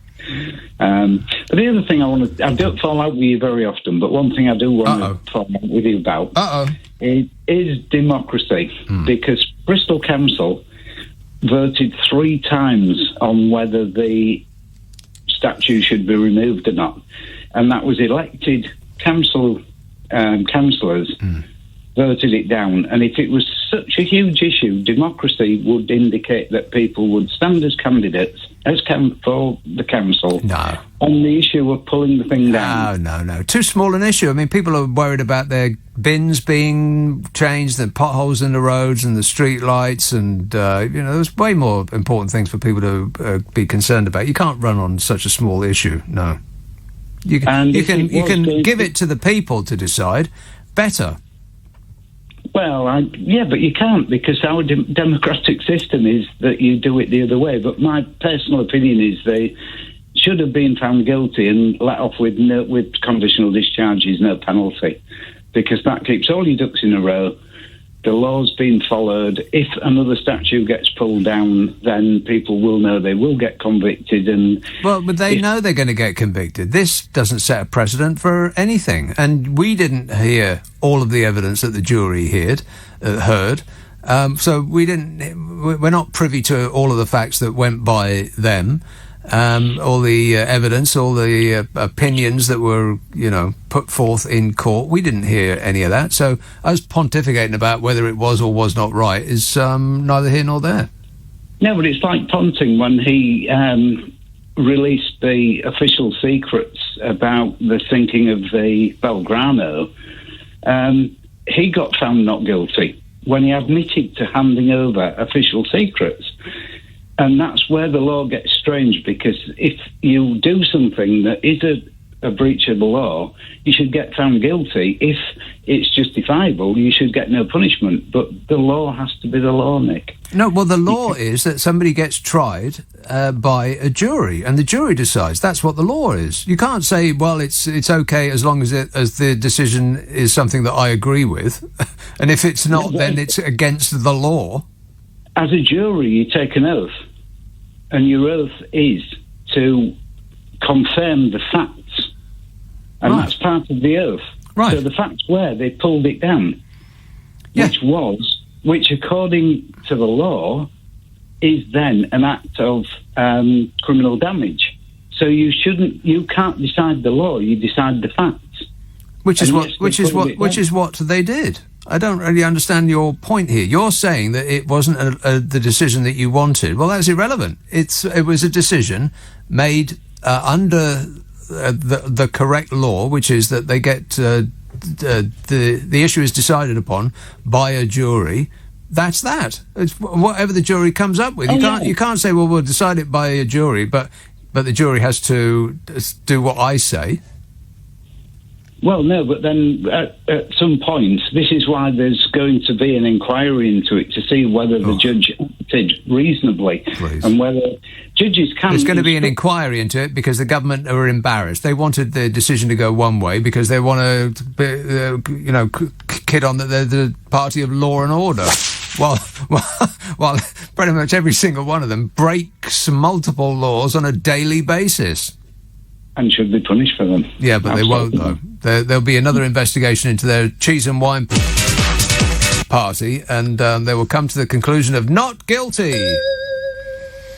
Something must be done. Yeah, exactly right. OK, thanks a lot, Mike. 0345 6060 973. Lessons must be learned is, I think, what you were searching for there. Tariq tweets, the law and justice are not the same thing. Well, that's true. Stephen says, I'm listening to your show and I'm very impressed. My dog, however, seems to think differently. Your dog's an idiot, Stephen. I mean that in the nicest possible way. Let's have Kinmore Bay, North Wales. Hello, Linda. Oh, hi, Nick. Lovely to speak to you. Linda. Just a little point about flip-flops, Fishy Sunak. Fishy Sunak, yeah. I can't pronounce his name.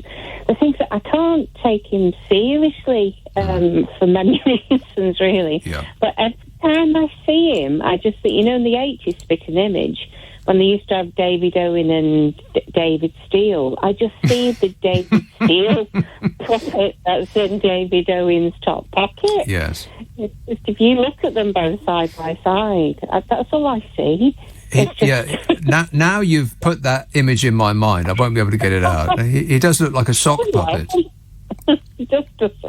They either look like robots or some kind of Spitting Image puppets. Well, Dominic Raab looks like a tetchy, angular humanoid. That's absolutely true. He does look a bit robotic. Affirmative. There's something fearful in those eyes, isn't there, really? Yeah, there's nothing behind those eyes whatsoever. Yeah, exactly. There's no emotion of any kind apart from tetchiness. That seems to be what makes him function. But Dominic, Fishy Sunak, he does look like a sock puppet, like Shari Lewis would be operating him. Oh, Linda, what have you done to me? Oh, you're welcome, Nick. You're welcome. All right, thanks for that. Thank you. Ta-da. 0345 6060 973. Yeah, I want to talk about Fishy Sunak. I think there's some sections of the press who are just rubbing their hands in glee that Fishy might be taken over from you-know-who soon. I followed the ministerial guidance at all times. Yeah, sure you did. Sure you did. I followed the ministerial guidance at all times, he smirked.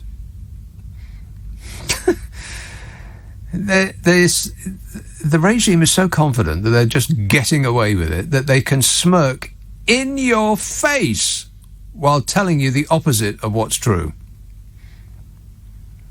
As though to say, yeah, what are you going to do about it? Oh, the polls have closed, by the way. I mean, just for a brief moment there, Keir Starmer, Sir Keir, had an 8-point gap between him and you-know-who. Yeah, but that polling has shifted dramatically. Why? No idea. It's like scooping water. You scoop water and you might fashion a gap between waves, but the moment you stop scooping, the waves meet again. Does that make sense? Almost, but not quite. Better luck next time. Yeah, they've closed again for I've got no idea, because people have got used to his partying. The revelations don't surprise us anymore. He's doing his best, or words to that effect. They've shut again. The big door has closed, Sir Keir. You had your chance, a little ray of sunshine between the two parties, and now that's over. And so he's busy trying to position himself as completely different from the Conservative Party. Totally removed, not in any way, shape or form similar to the Conservatives. The Labour Party under Sir Keir, how's that going, by the way? Fabulous. Yeah, not that great. People have still got no idea. So I might talk about him in a minute as well. Or I might leave it till tomorrow. It probably deserves a bit longer than just the half an hour I've got left. But I could talk about Fishy, though. Oh, God, did you see that thing that they wrote about him in the Mail? I'm still feeling ill. I read it this afternoon. I'm still feeling queasy.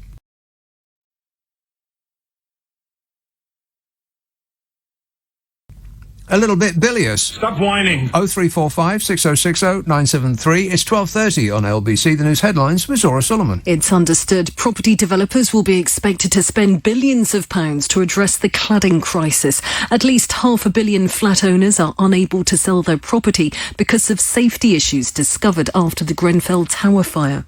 There's growing pressure on the government to bring in a windfall tax on North Sea oil and gas companies who have seen a major hike in profits. It's predicted they'll have a record income this year as the price of energy rockets. Last year, their cash flow was £12.5 billion.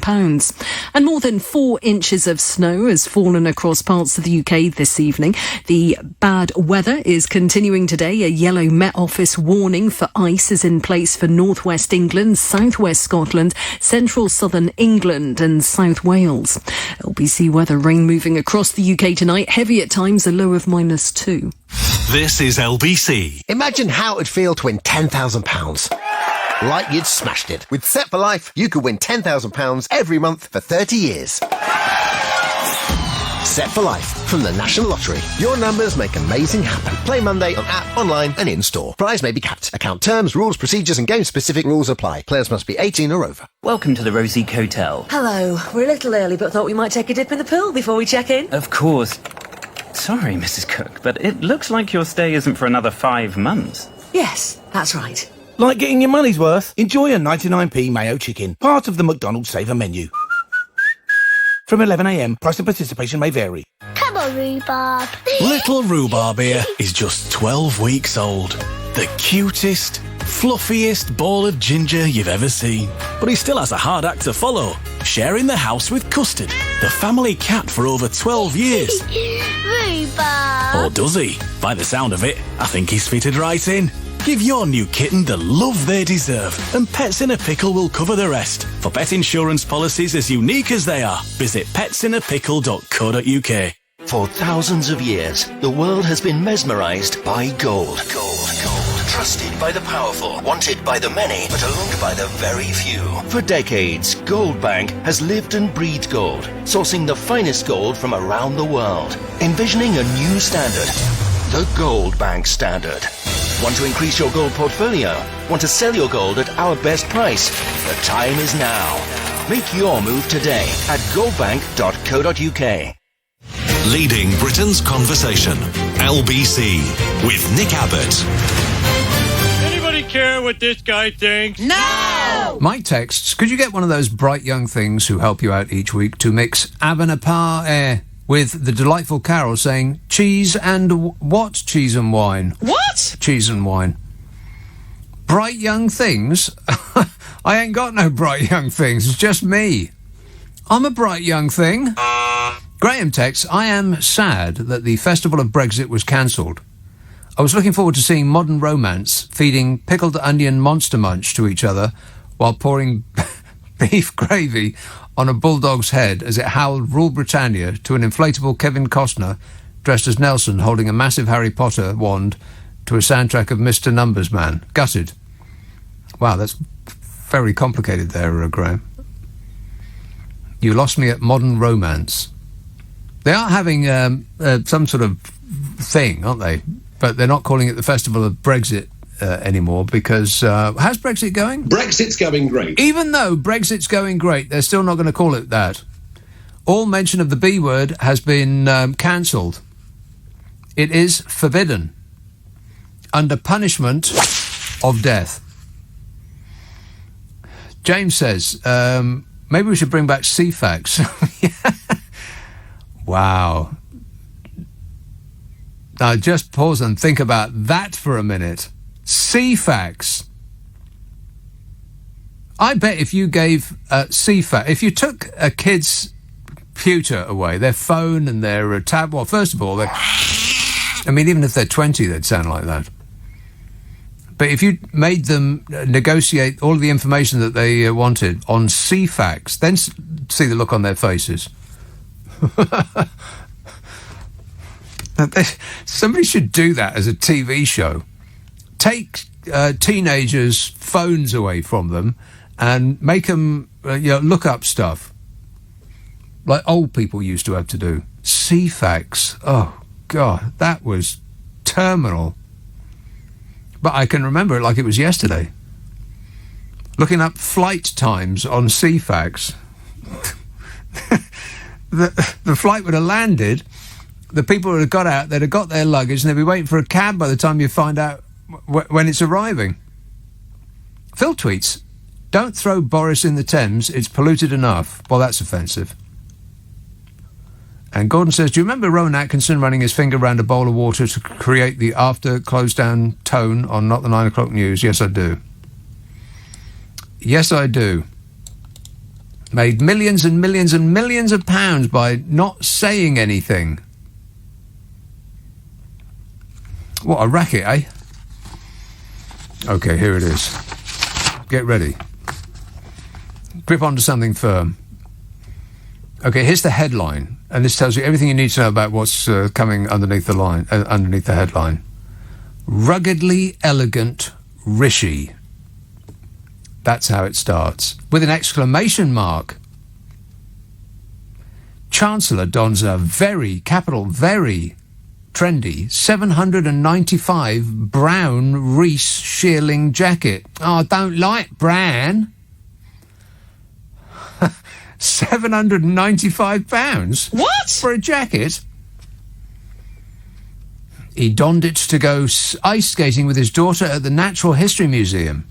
Bullet points. Rishi Sunak cut an elegant figure as he donned £795 Reese shearling jacket today. Opted for the trendy coat as he stepped out ice skating with his daughter. Stylists previously revealed how Rishi adopted expensive luxe uniform for role. Politician often wears £160 handcrafted shirts and bespoke navy suits. Wife Akshata Murthy, one of India's richest men... Oh... Yeah, I thought... What? No, daughter of one of India's richest men runs a fashion label. Isn't it also giddyingly exciting? No. Isn't he an absolute dream? Negative. This is vomitous stuff. Rishi Sunak proved he remains the fashion king of the Commons today as he donned a trendy £795 Reese shearling jacket to go ice skating with his daughter at the Natural History Museum. Now, how did they know that he was going to be there? I mean, because there's pictures and pictures and pictures and pictures and pictures and pictures and pictures. There's hardly any room on the internet. They got so many pictures of Fishy Sunak dreamily skating at the Natural History Museum. How did they know he was going to be there? Same reason that starlets get their pictures when they're on the beach. How did the photographers know that they were going to be there? Because they told them they were going to be there. Same way that stars get photographed coming out of restaurants. How did the photographer know that the star was in the restaurant? Because their PR person phoned up the newspaper and told them. It goes on. Gets worse. Be warned.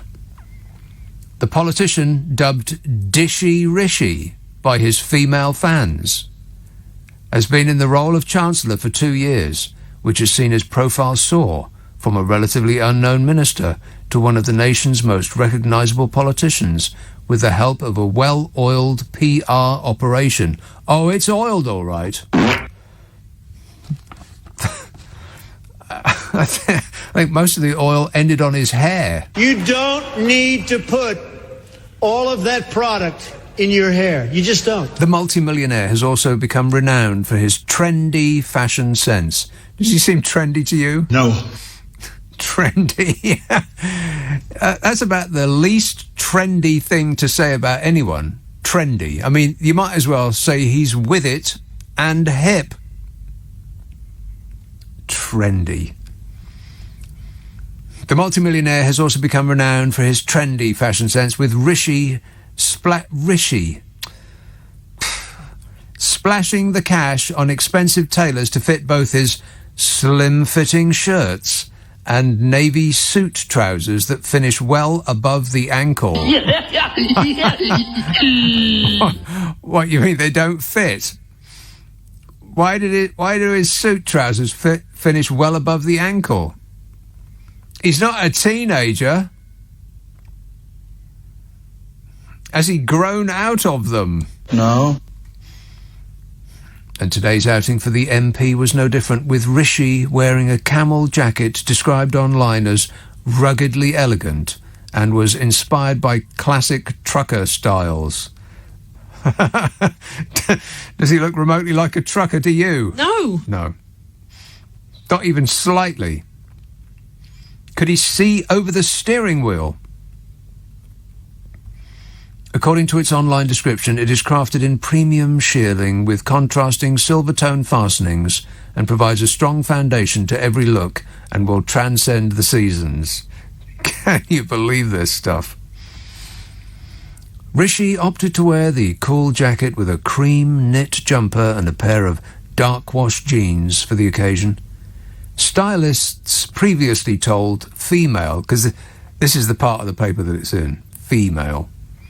And by the way, I'd be offended if I were a female and I was subjected to the magazines that come with the Sunday papers, you know, the supplements. The ones that are aimed at men are all doing things. They're all climbing and yomping and driving cars and fixing things and banging nails and screwing one thing into another, so to speak. And the women's magazines are all, what moisturiser should I be wearing this season? And what do your boots say about your personality? Oh my God, it's so insipid. Well, why do you put up with it, women?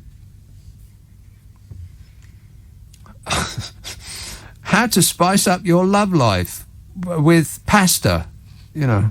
God. Why do they... I mean, it just seems so ancient that why are they still doing that?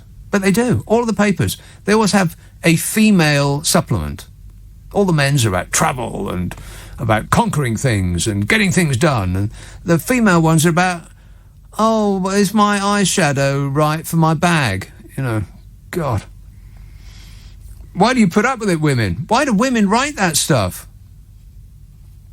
Anyway, stylists previously told female that 5'6" Sunak, who often shares photos wearing upmarket athletic wear from ethical labels and trendy barber jackets, uses clever tricks to elongate his body.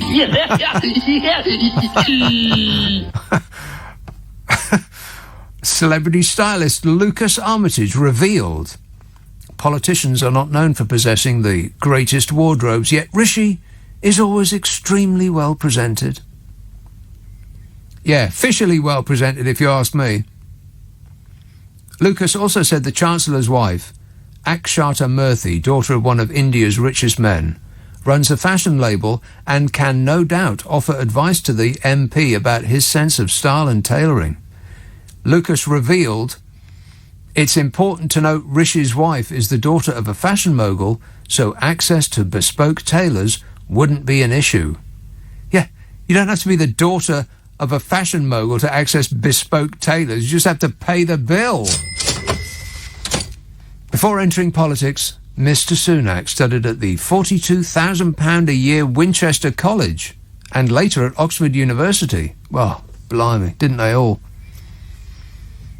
During his time in business, he worked in California, India and Britain for various investment firms, including Goldman Sachs. He's a banker! Bill! He later set up his own hedge fund, Thalim Partners, in 2010 with an initial fund of £536 million. What? What? While building the hedge fund, he spent a couple of days doing voluntary work for the Conservatives, which was when he decided to go into politics full-time. He did voluntary work for the Conservative Party. Wasn't there anyone richer that he could have done voluntary work for? No. The Chancellor showed that he isn't immune to the occasional gaffe today, after he was pictured taking a heavy tumble at an ice rink. To make matters worse, his fall was cushioned by his own daughter. With Mr. Sunak, 41, landing on top of the unfortunate young girl while on a family day out at the Natural History Museum in London. First rule of banking, always have someone else to land on to break your fall. Have you ever in your life heard anything as vomitous as that? I mean, the Daily Mail is practically head over heels in love. Isn't he absolutely perfect in every way? Somebody just texted, why is it that people are tweeting the pictures of the inside of Bodger's car? I don't know, but I just looked it up on the World Wide Web, and oh my God, would you look at that? Now, this is a story from a couple of years ago. That's absolutely awful. It looks like a skip with wheels. Boris Johnson's car, pictured looking in a state as piles of rubbish litter the seats and the footwells. And piles is not an exaggeration.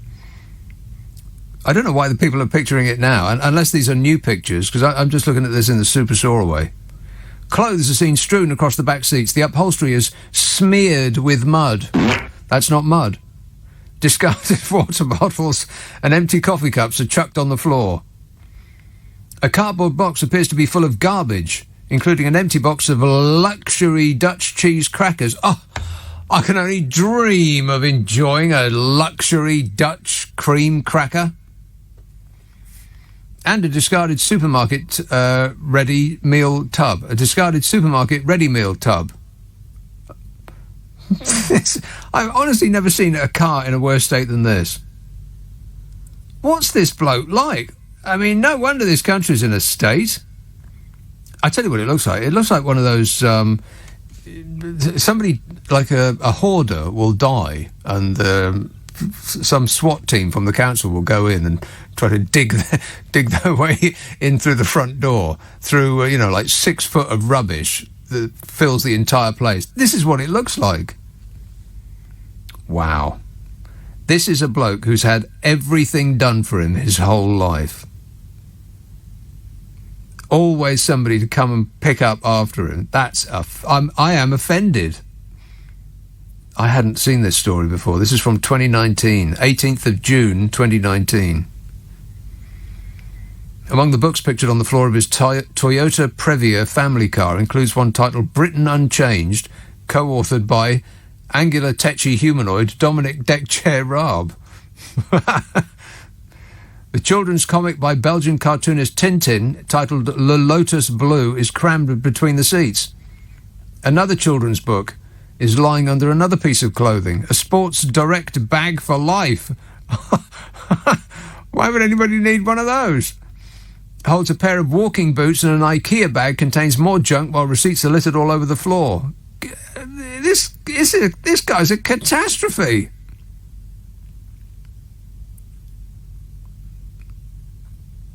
Look it up. I mean, you've never seen anything like it in your life. But I don't know why people are tweeting it now, unless they've got new shots. I have no idea. I don't know. Somebody is bound to. I bet the internet knows. Perth. Hello, Mike. Hi. Good evening. Or good morning. Listen, I was listening to your comments about the Chancellor, and he's fair game for that. But I thought you were a bit out of order, I would say, when you started laughing because the Chancellor fell on his young daughter. Yeah, you can laugh again, but I didn't think that was particularly funny. No, nothing funny about that at all. No.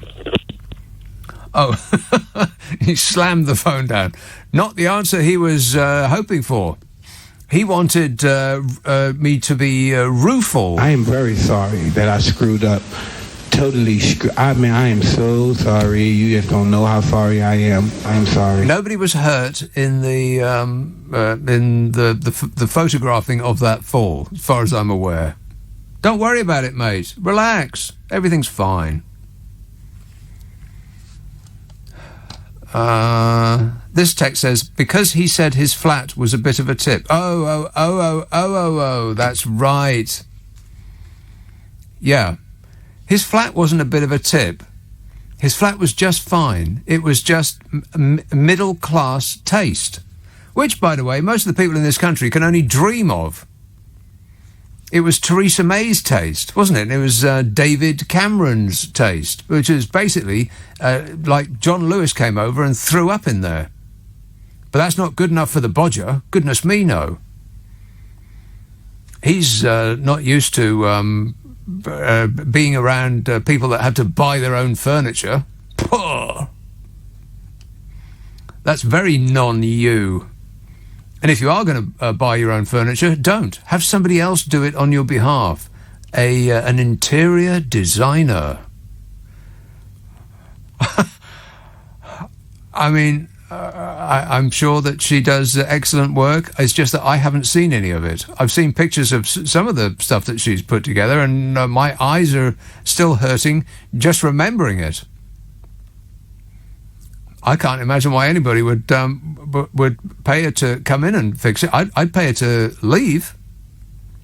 Just don't touch anything. I'll give you anything. I'll give you any amount you want. Sue emails, if any of these offensive statues still remain, why not stick them in a museum and replace them with statues of people involved in the anti-slavery movement, such as William Wilberforce? Or how about we just stop putting people on plinths? I mean, how many statues does a place need, crying out loud? I mean, I'm just yards away from a square that is festooned with statues, only one of which anybody can remember. The bloke on the big column, Nelson. We all know who he was. But if your life depended on it, unless you're one of these historical obsessives, or you just got an excellent memory, I bet you couldn't remember one single person who's on another plinth in Trafalgar Square. The nation's square. Of course not. Lee tweets, what's the point of the national anthem? The monarchy have showed us all how out of touch they are, knighting Blair. Well, it is the only one that's in... Well, not the only one, of course. But it is the one that is totally and specifically in her gift. That's why so many members of her immediate family have acquired that funny title and badge. Oh, and the garter that goes with it, which is an actual real thing that men have to wear, I think, just below the knee. Because, you know, that's not silly. And then they parade around in a velvet cape with feathers in their hat, and like they just covered themselves in glue and run through Harrods haberdashery department. They parade up the street looking like an aristocrat's curtains. How utterly ridiculous. And what's it out of Charles and what's it just got it for being Mummy's little Precious's wife. Other countries must be looking at us and just, I mean, even Brazil is looking at us going, what's going on over there? Rod text, why is it that people are tweeting pictures of the inside of Bodger's car, I wonder? Well, there it is. That's back to where we were some moments ago. Laura says, my mum said the TV licence was £11 then. Her mum gave her the money. Right, okay. Well, when's then? Let's see if I can squeeze this one in before we go. Westminster. Hello, Jane. Hello, good morning. Morning. Last year you were trying to find out, this is a different subject now, about a feathered kind, a little bird. Yes. Did you find out what sort of... Not definitively. Not animal, I think bird it's some sort of wader. It was but without going through it in detail, it was about the size of a robin in body. I know you said long legs. Slightly elongated, not round like a robin, and it had legs which were at least twice as long as necessary. Good Lord. Yes. Okay, thank you very much. No, thank you very much. Have a nice day. Right, cheers. Bye. You. See, very, very polite. She just wanted some information, that's all. Yeah, don't start me on that again. It was mottled, grey and white, mostly white, I'd say, with a thin, elongated body about the size of a robin, and legs which were way too long for a bird of that size. It looked ridiculous, particularly as it was marching about a car park.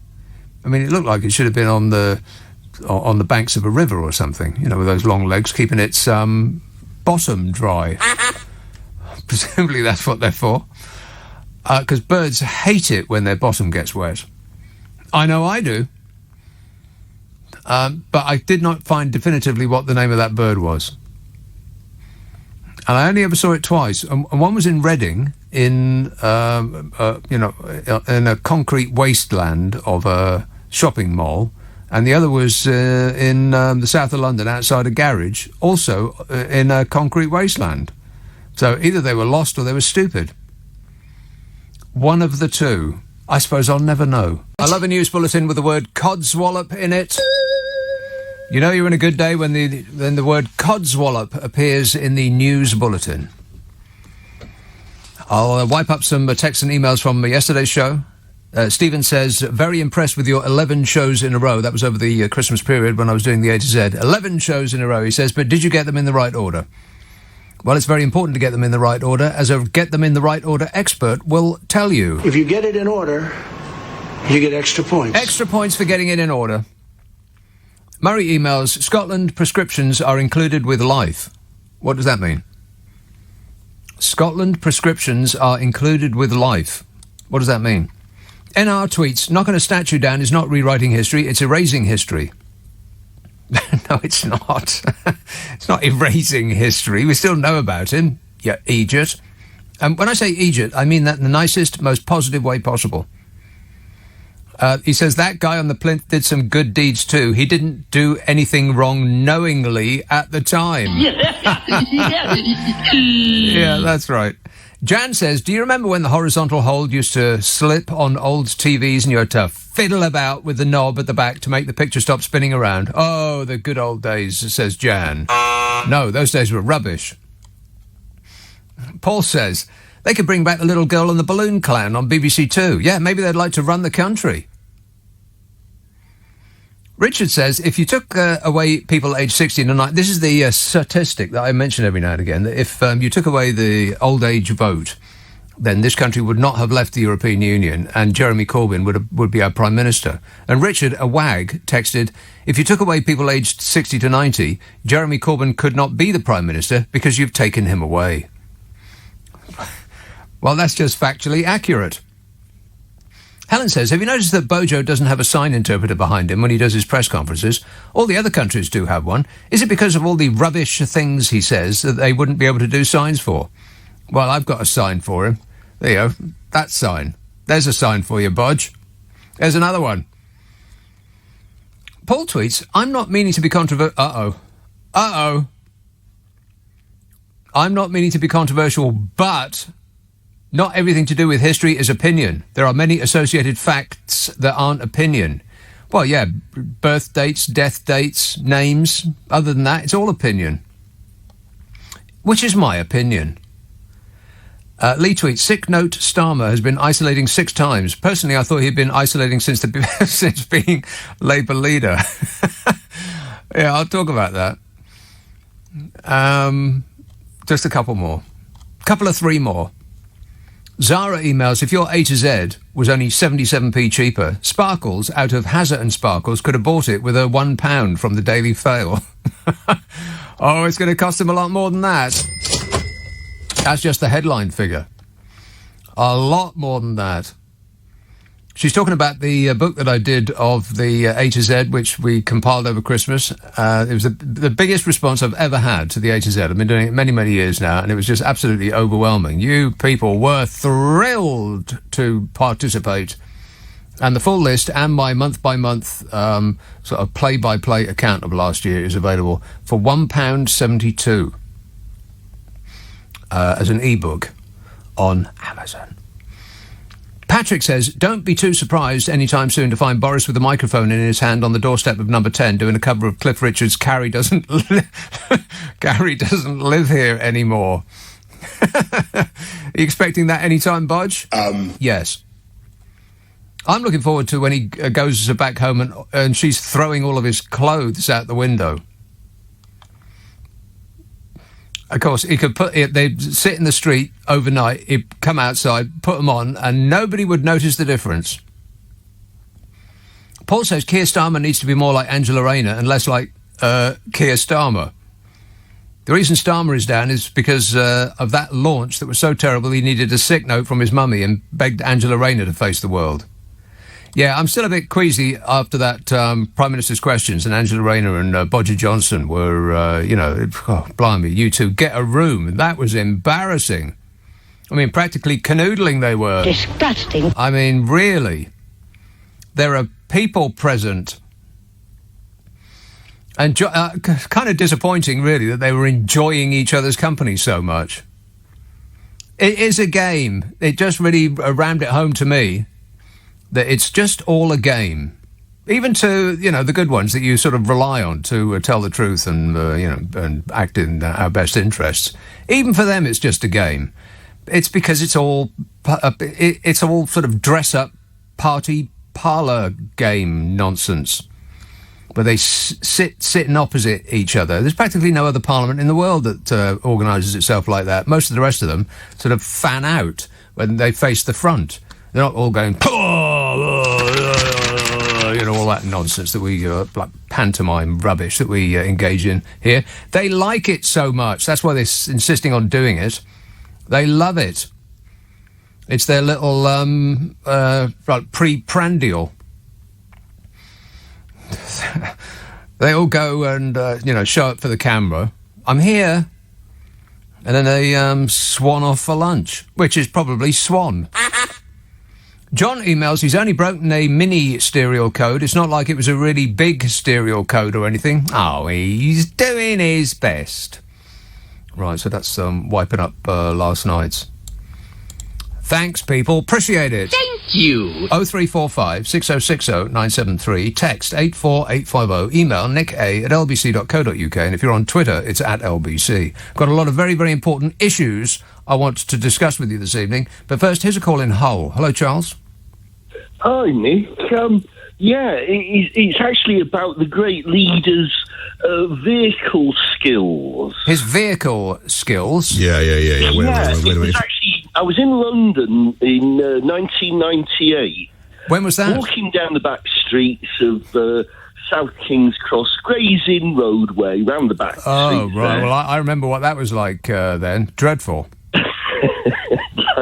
I know. Well, anyway, what were you doing? What were you doing there? What were you doing there? Waiting for your man? Well, no. Get Velvet Underground on the phone. They'll explain. Coming up any minute, actually. But it was his Sunday morning, 11 o'clock in the morning. Yeah. And I was a bit sort of drowsy, walking along. Drowsy. And there was this guy sitting on top of a Jaguar car. Right. And there was a photographer in front of the car. Well, he was lounging, taking was he? snaps. And I'm walking by, and this guy, he's suddenly, his legs go out akimbo, just like his arms. And I thought, who is that blonde-haired idiot?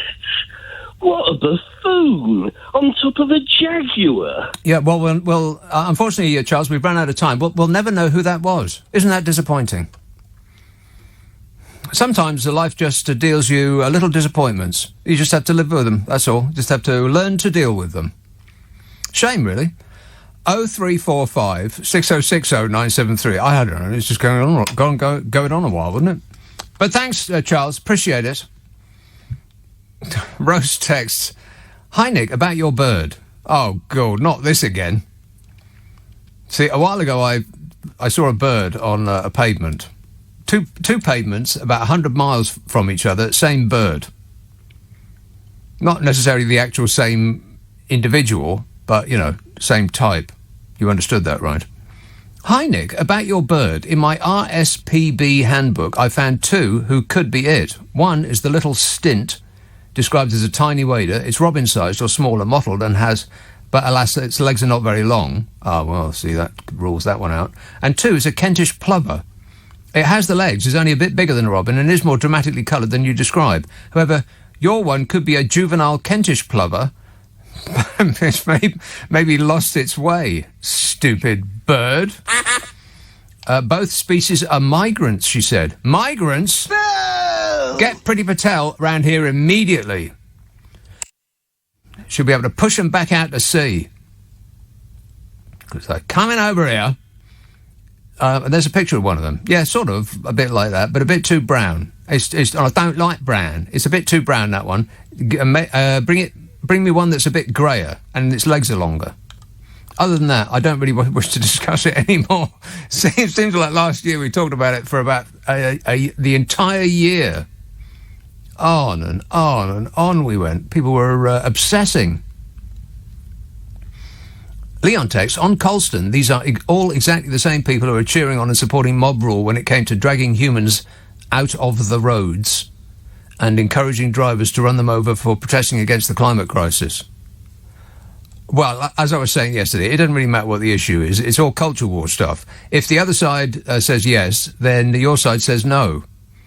And any win, even if it is a positive win for you personally, you will decry and fulminate against if it is a win for the other side. If they lose, even if it means you lose too, then you cheer.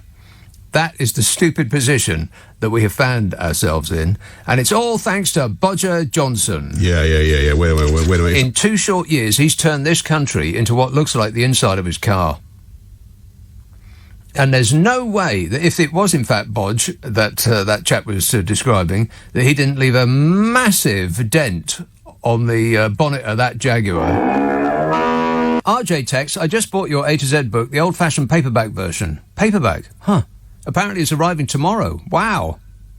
That's amazing because they have to print it.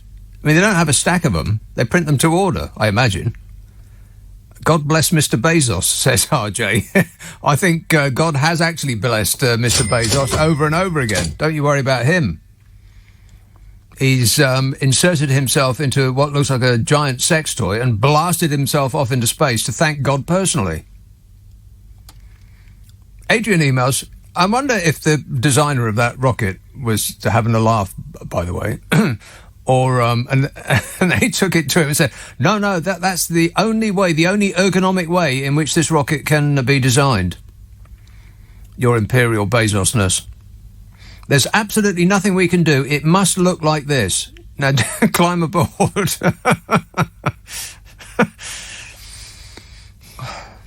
Adrian emails, Carol keeps saying on your What's Your Problem with Nick and Carol podcast that she is doing some work, but she can't talk about it. I think she's Mushroom on The Masked Singer. Well, I've got absolutely no idea what that means. Yeah, I'd have to be on mushrooms to watch that programme. Stop wasting your life watching that rubbish. I promise that this is true. If you stop watching it, they'll stop making it. That's a fact. 0345. What's that? Mushroom. That's a mushroom. That's not like any kind of mushroom I've ever eaten. That's Carol. Oh, that's it, right. Oh, that's that on that TV show? Yeah. Blimey, that's a bit extravagant, isn't it? Good, isn't it? Well, all right, I take that back. I'm definitely watching that show. Tavistock. Hello, Rose. Oh, hello. Rose. I just wanted to say about the electricity and things, the energy rises. Yes. Because you were going to mention that. Well, I was thinking about it earlier today. And, I mean, in a civilised nation, when this came up, the immediate reaction surely should be from government, right, what do we do about this? We've got masses of poor people. I mean, leave aside for a moment the fact that they've created all that poverty over the last 11 years, yes. or most of it. Mm-hmm. What do we do about it? We cannot have people who can't heat their homes and they can't eat. Yeah. You know, it's a rich country. Right, or we can't have a lot of people clogging up the streets complaining about it, so Priti Patel's going to ban protesting. Problem solved. Yes, that's the way they solved it, yes, exactly. And I mean, the other night you had, I think it was last night, this rubbish in the Daily Mail. We're supposed to admire Rishi Sunak, have him vote him in as Prime Minister, because he's disgustingly wealthy and is spending £800 on a jacket. This is supposed to be a good thing in a country where millions of people haven't got enough to eat. I bet that £800 jacket is the cheapest jacket he's ever owned. Yes, probably, yes. He was slumming it in that jacket. Oh, dear, honestly, Nick. I know, the stuff you see, eh? Yes, well, yes, I'm fortunate enough not to have to look at the Daily Mail. I mean, I can't afford it. I can't buy a paper. I'm actually thinking of going to the foot of our stairs. What do you think of that? Oh, wonderful. I didn't, because you're a Londoner, aren't you? But my northern relatives used to say, well, I'll go to the foot of our stairs. But what does that mean? Why would they say that? I don't know. Mother never knew. We had a real laugh about it. I mean, it's one of my favourite phrases, and you can't wheel it out too often because, it's best not repeated too frequently. But what a great phrase. But I have absolutely no idea of its derivation. No, I mean, why would... Because you were so astonished you went to the foot of our stairs. Like, what's at the foot of your stairs? Because at the foot of the stairs, you're looking up the stairs, but why would you do that? I don't understand. Why does that indicate your astonishment? Oh, I wish Mum was alive. I could have asked. She might just have some idea. Maybe my cousin has. Yeah, okay. Also, they say it in Cumbria, because a friend of mine said, oh, yes, we've always said that. Right. She didn't know what it meant. I bet the internet knows. I'm going to ask the internet. How does that sound? Oh, sod the internet. Yeah, I know. Have you seen the internet, Rose?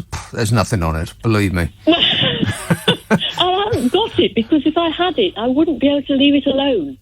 I'm an addict. I've got rid of the television because I sat watching the bloody thing. Right, well then you're better off... I certainly don't want the internet. No, you're better off out of it. All right. Much better. Thanks a lot, Rose. Cheers, my dear. 0345 6060 973. Do you want to talk about money? Oh, all right then. The bosses of Britain's biggest... This is a prelude to... this is an amuse-bouche. The bosses of Britain's biggest companies will have made more money this year by breakfast time yesterday than the average UK worker will earn in the entire year. What? In the entire year. The High Pay Centre, a think tank that campaigns for fairer pay for workers, said that by 9 a.m. on the 7th of January, the fourth working day of the year, a FTSE 100 chief executive will have been paid more on an hourly basis than the UK worker's annual salary. Wow. Well, I'll go to the foot of our stairs. The country's biggest union said it was disgraceful that greedy executives are taking home millions while ordinary workers face yet another year of pay squeezes. And they demanded that firms be forced to appoint a frontline worker to executive pay committees. Yeah, good luck with that. I mean, that would require a Labour government, and the current Labour leader seems determined to prevent that happening. Unless I'm mistaken, in which case you must correct me. FTSE 100 chief executives were paid £2.7 million on average in 2020, the latest full-year figures available, which works out at 86 times the 31 grand average salary for full-time UK workers. And that 31,000 average salary is skews up, I believe, because some people earn a vast amount of money. I think it's the kind of average that flatters. I can't remember my statistics because it's just such a fascinating subject. Boring. It just fizzed my mind with excitement so much that I just couldn't pay attention because I was so excited about statistics.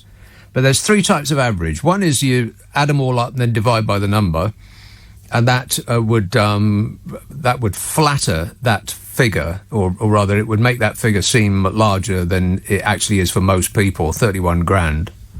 Because, for instance, I mean, it's the old thing. If people are if there's 30 people in a pub, and you figure out what their average salary is by doing that, you add up their salary and then divide it by 30, then it might be 30 grand. If Bill Gates walks into that pub, then their average salary would be £100 million, but it isn't. Not for most of them. So I seriously doubt that most people in this country are earning that or thereabouts. I think it's probably around about the 20. Anyway, that's the thing that they're using 86 times. In I think it's 1960 or 70 perhaps, the CEO earned about 40 times average salary of the people that work for their individual companies. Now it's something of the order of 200 or 300 times the average salary of the people that work for their companies. So, companies have made a lot of money, no doubt about that, but it's all gone one way. Francis O'Grady, the General Secretary of the TUC, said... He didn't. He said, the pandemic has shown us who keeps the country going during a crisis. There are millions of hard-working people in Britain, from carers to delivery drivers to shop floor staff, who give more than they get back. But greedy executives are taking home millions while ordinary workers face yet another year of pay squeezes. He says, as we emerge from the pandemic, we need to redesign the economy to make it fair, and that means big reforms to bring CEO pay back down to earth. That's just not going to happen. O'Grady says the company committees that set CEO pay must be required to include workforce representatives who can speak up for a fair balance of pay with ordinary workers. See, this is how they do it. They say, oh, well, I didn't set my own pay. We have a remuneration committee. And it'll be 6 blokes exactly like them who work for identical companies, and they'll all set a massive pay recommendation, because they then can say, well, that bloke over the road, he's earning £5 million a year, running a similar company to mine. And they'll skip the part where they are the actual person that recommended that he earned £5 million. So they're just, they're rubbing each other's backs. Disgusting. Awful. So Francis O'Grady, out of the TUC, said incentive schemes for company directors should be replaced by profit share schemes that include the whole workforce. Too much wealth is being hoarded at the top, all of which sounds suspiciously Scandinavian to me. Scandinavia, where the happy people live. Gary Smith, the General Secretary of the GMB Union, which represents 600,000 workers, said the figures showed that bosses were paid 173 times the amount collected by carers who risked their lives on the front line of the pandemic. Yeah, well, we said thank you. Thank you. What more do they want? Boris Johnson himself actually stood outside his free house and gave him a round of applause. The Unite Union's General Secretary, Sharon Graham, said, is it the nurse in an intensive care unit saving the lives of those struck by COVID, or an elite investment banker making millions who contributes most to society? Which of them stood up for us all during the pandemic? Yes, good point, Sharon. But as nurses don't donate millions of pounds to the Conservative Party, they get nothing. I mean, they had the chance and they didn't do it. They only have themselves to blame. Correct. 0345 6060 973. And if you think that's bad, just wait. Prepare yourselves. Zora says the foot of your stairs phrase means a short walk to recover. Does it? Well, how do you know where you are in relation to the foot of your stairs? I mean, you might be on holiday in Spain. That's blooming miles away. And everyone is telling you that Francis O'Grady is a woman. Well, that's just offensive. I'll go to the foot of our stairs is an old North England expression of surprise or amazement, meaning presumably that the short walk to the place mentioned would allow the speaker to recover equanimity. What, they've got a horse? Leatherhead, hello, Tim. Hi, Nick. Equanimity, very good. I like that one. Is it too late in the year to say Happy New Year to you? Of course not. Happy New Year. Happy New Year. Do you know, my grandma used to say that. Not Happy New Year, but I'll go to the foot of the stairs. Oh, yeah. And one other theory is, if you Google it, one other theory is you go to the foot of your stairs and shout your amazement up the stairs to the people upstairs. Oh.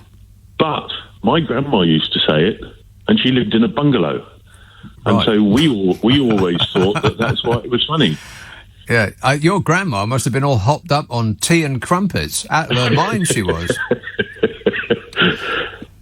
My grandma was... she used to have a glass of whiskey every day, every night before she went to bed. Right. And she lived to about 90-something. I'm not sure what. Well, that really doesn't tell us much about anything at all. Booze. But... I don't know, I prefer a glass of whiskey earlier on so you can enjoy the effects rather than just, slamming it down and then go straight to sleep. Was that with your breakfast, about 8:30. Oh, yeah, that's about right. Yeah, pour it on my cornflakes. It's the eye-opening start to the day. All right, thanks a lot, Tim. 0345 6060 973. Gary emails, it was reported that Labour leader Sir Keir Starmer tested positive for coronavirus for a second time on Wednesday, the 5th of January 2022. That's why he is not around, Nick! ! Says Gary, who seems very angry about it.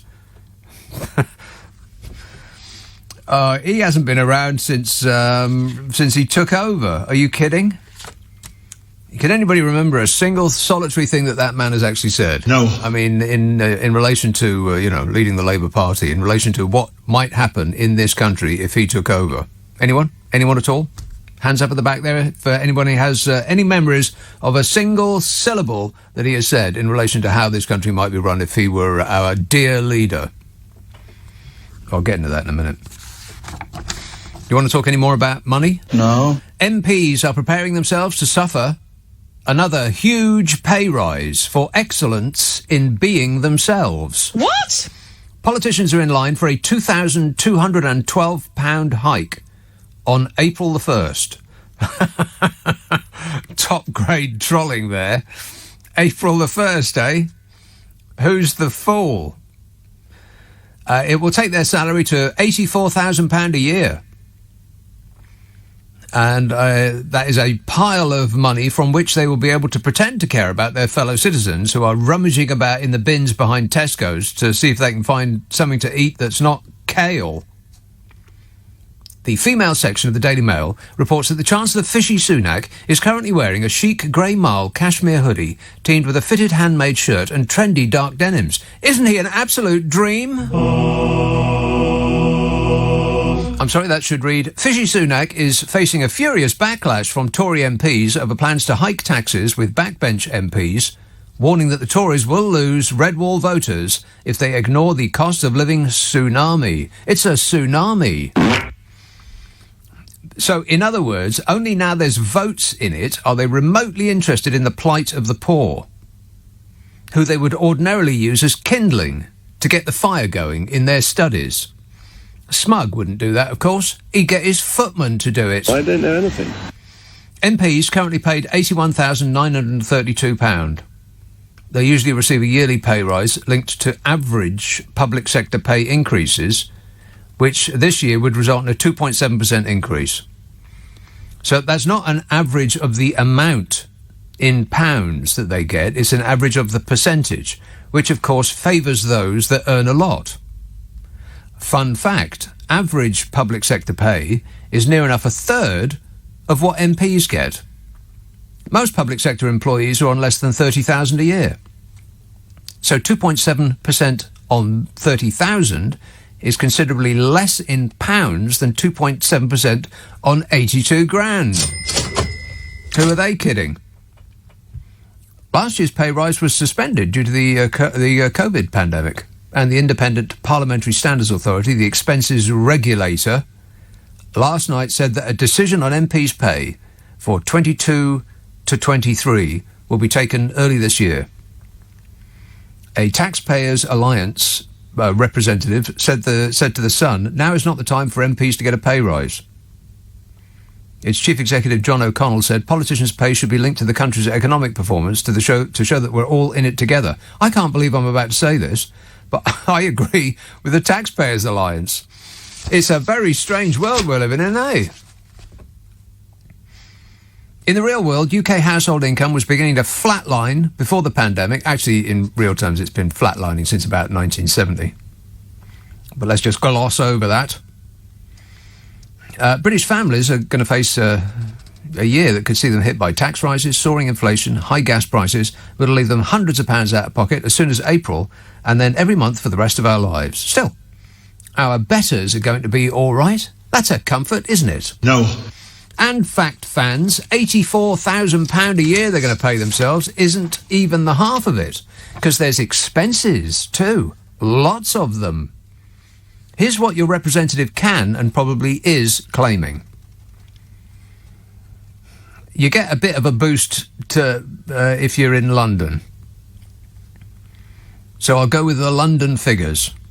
Accommodation costs, they get £23,010 a year. Caring responsibility, another £5,435 a year. A London area living payment, £4,090 a year. Another London area living payment, £1,450 a year. Why they get two? Nobody knows. And then, here's the biggie. Staffing costs. £188,860 a year. What? 188 grand. Office costs, £28,800. Well, those staplers aren't cheap, are they? And then, winding up costs when they either don't want to be or we don't want them to be an MP anymore. 57,150 quid. Plus, pensions of 1/40th of their final salary for every year they've served. So you serve 40 years, you're on your full final salary forever. I mean, who gets something as generous as that anymore? Just them. And without pensions, that's a total of £251,635 a year in expenses, £250,000. On top of their £84,000 pay, making £335,635 a year, every year. And in the event, like I said, that we chuck them out, or they don't want to slum it on £333,000 a year, they get an extra golden goodbye of £57,150. Just to leave us alone. Bye-bye. You know, for the cab home. And if you think, well, they don't just get that money, they've got to pay their staff. Well, fun fact, they employ their own wives and husbands, sons and daughters, lovers and potential hot assistants they'd like to do later.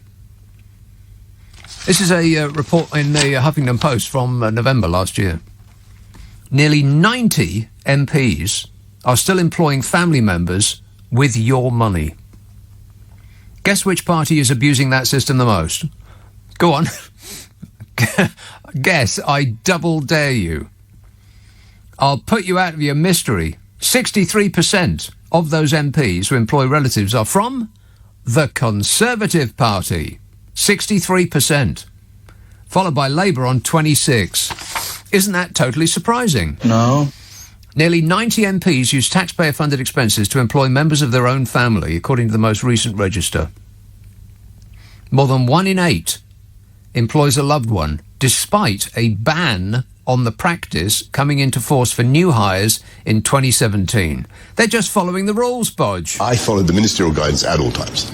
I followed the ministerial guidance at all times. Analysis by HuffPost UK finds that husbands, wives, sisters, stepsons, stepdaughters, mothers and fathers are all on the public payroll. You're paying for them. 87 MPs have declared the employment of a relative in the latest register of members' financial interests. 1st of November last year. 63% of the MPs who employ relatives are from the Conservative Party. The jobs range from personal assistants to communications managers, all include, include full-time roles that can earn up to £50,000 a year. Keeping it in the family. The practice is banned for new hires, but family members employed by an MP prior to the 2017 ban are allowed to continue in their roles. This is like the Met Police. You know, they don't investigate crimes that have happened in the past. A review by the Independent Parliamentary Standards Authority at the time noted that the practice, quotes, can be perceived as providing personal gain to MPs and their families at taxpayer expense. Can be perceived? As in, we're in the wrong for misperceiving it. MPs argue, you'll love this. Okay, here's their excuse. Top excuse? It's helped them maintain a family unit alongside the hours and pressures of being a PM. I mean, that should be the slogan of the Conservative Party. It's not what it looks like. I mean, it's just amazing. The stuff that goes on, eh? Let's have a call in at Quaker's Yard, South Wales. Hello, Darren. Good evening, Nick. Darren. It's a pleasure to speak to you. And to you. I think that kind of like you've kept everyone sanity over the last 2 years. I was just saying about the possibility of kind of like being chucked under one of Boris's buses. Oh, as someone who's kind of like never actually seen one of those buses that is pretending to not being fashion out some of recipient of kind of like one of those what are they called now? You know, when you get money for not working. Someone kind of like in the Tory party, I think it's called, or the Labour Party. They don't work either, do they? They don't seem to work for anybody. Okay, but what point are you making, though, Darren? I was trying to make the point I was trying to make is that kind of like whether the laws are being broken, no one's brought to book unless they're poor people. Because like Mr. Cock, or what's his name, kind of like Cox, he can work and break the law. Well, he didn't. He didn't Cummings break. and Goings. He didn't break the law. That's the point. None of them have broken the law, which means that the law is an ass. They can all say that they followed the rules. Oh, no ministerial rules have been broken, and that's probably true. It just means that they've written the ministerial rules to allow them to do anything they bloomin' well want. And they say it over and over again. Oh, we've had a thorough investigation and no rules have been broken. Well, what are the rules? The rule is that they can do anything they like with impunity. Thanks, Darren, for whatever that was. Higgs tweets, leave the MPs alone. They're getting a huge pay rise, which is great because they're doing their best. And Boris is doing his best more than any of them. Is that right, Bodge? You're doing your best? I can't comment on that. God, can you imagine if this was actually him doing his best? We're all in great danger. Clapham. Hello, Jane. Hello. Jane. Hello, Nick. Yes, Jane. Good evening. Nice to speak to you. Now, this is supposed to be their, well, I don't know, is it their first job or is it their second job, the MP?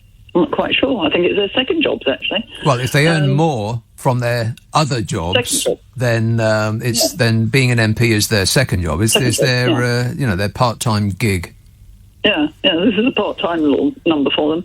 So but what I was going to say is, I know, including myself, numerous people that have tried on numerous occasions and have written to get a surgery appointment with their MP. I actually spoke to him and asked him for one, and he just said no. And most of the other people didn't get a response at all. Right. Having one person I know has written 8 times requesting one. No, wait a minute, because I've never done that. I'm not remotely interested in talking to my MP. So how does it work? Well, no, it was to help, you see. It was because of, well, that's what I thought they were there for. But anyway, so I rang when I found out about all these other people as well, because I thought he just didn't like me. Right. I rang the committee and the standards agency for MPs, saying, it's not very polite, is it, really, not to even respond? No, dreadful. And say no. And she said, actually, I couldn't believe it. I was so taken aback. She said, there are no rules, they have no obligations, and there are no rules whatsoever that state an MP has to see a constituent if they request. Right. I'll sum that up for you in a shorter sentence. Don't question us, peasant. Exactly. And also that they have no obligation whatsoever, even if they do see you, to help you. Right. Or do anything for you. So what is actually their job? I think their full-time job is to make sure that they have at least one full-time job to go to either during or certainly after they cease to be an MP. Yes, exactly. And this is just a little bit of pocket money they're earning on the sort of, legally, what's it called when they're moonlighting? Right. It's essentially they're picking up walking around money while making contacts. That appears to be the job. For their work, their careers afterwards. So they get into this so they can So they can leap up the ladder a couple of rungs. Up the greasy pole. Yeah, up the greasy pole. Well, Slide up the greasy. But meanwhile, making absolutely sure they don't do anything to help any of their constituents. No, well, why would they? I mean, it's not like they're your representative or anything. No. Well, I mean, I just couldn't believe it. I just said, really? Well, that's what they were for. Well, whatever your issue is, Jane, you have my full support, if not my actual help. Oh, thank you. It's very kind. Thank you. No, thank you. Thank you. Thank you for your interest. We appreciate your call. Your call is important to us. Please hold the line. You're in a queue. Thanks, Jane. Paul tweets, the only one to whom it was not a game... Oh, we're talking about PMQs. The only one to whom it was not a game was the one that we were told to, including by his own party, not vote for. Oh, a riddle. You're talking about Jezza. Uncle Jezza? Yeah, no, it wasn't a game to him. He was serious, wasn't he? Yeah, it was important to him. Now, I do like Angela Rayner, but that flirtatious thing that she did, it was like they were enjoying their company a little bit too much. Disgusting. I mean, please, get a room. Kenny, on that subject, Kenny texts, enjoyed watching Angela Rayner giving Boris a grilling while outrageously flirting with him. Would have preferred to see the no-flirting grilling from Carrie later on. Yeah, I bet Carrie was watching that on the TV and then took a pair of scissors to all of his suits.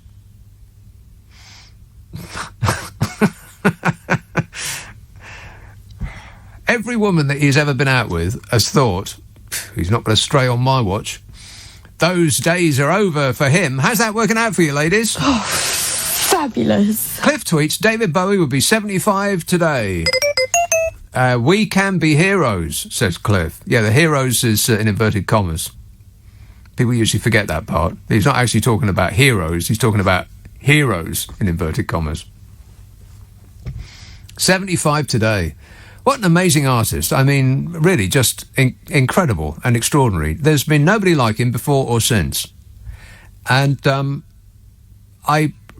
I mean, there's been people that have, great back catalogues as bands and individuals. But as an individual, really, I think Stevie Wonder is on his level, kind of, but not really. But that's about it. Name me another person. Don't say Bob Dylan. Lennon and McCartney were two people. But they weren't really... They didn't have that sort of toe in the art world. They're not toe, he was like up to his eyeballs in the art world. And, crucially, he did at least one of his top... Okay, this is just an opinion, but I reckon I'm right. One of his top 4 albums was the last album he made. I mean, look at the Rolling Stones. Is anybody remotely interested in anything they've recorded since, 1980? No. No. I mean, they aren't. They don't play any of that new stuff. It's all the old hits. There wasn't anybody that sort of got better at the very end. Plus, best death ever. I mean, he curated his own death. Who does that? It was genius.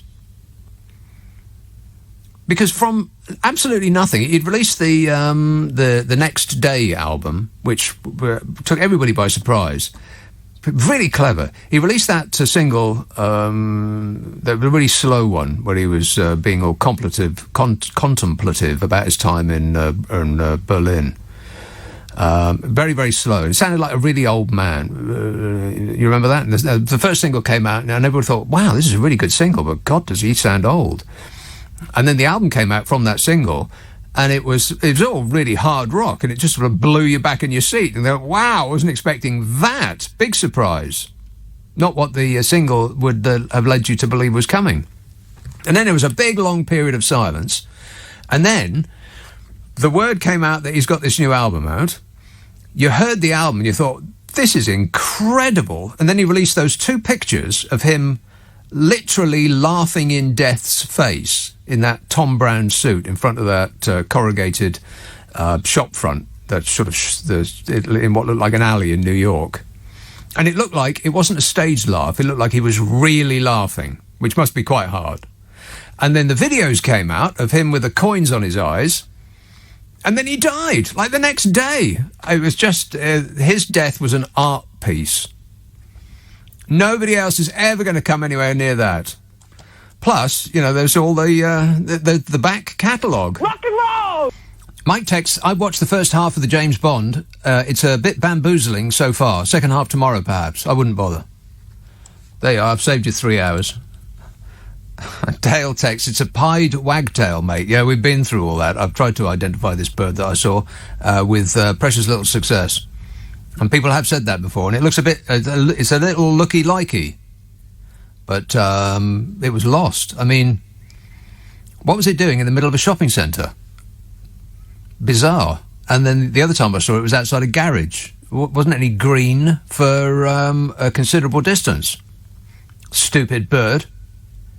Josh says, did that fella say that the bird was a little skint? I know the feeling. Right. Forest Hill. Hello, Jamie. Hi, Nick. I think your show's fantastic. I was just calling to say... As in science fiction?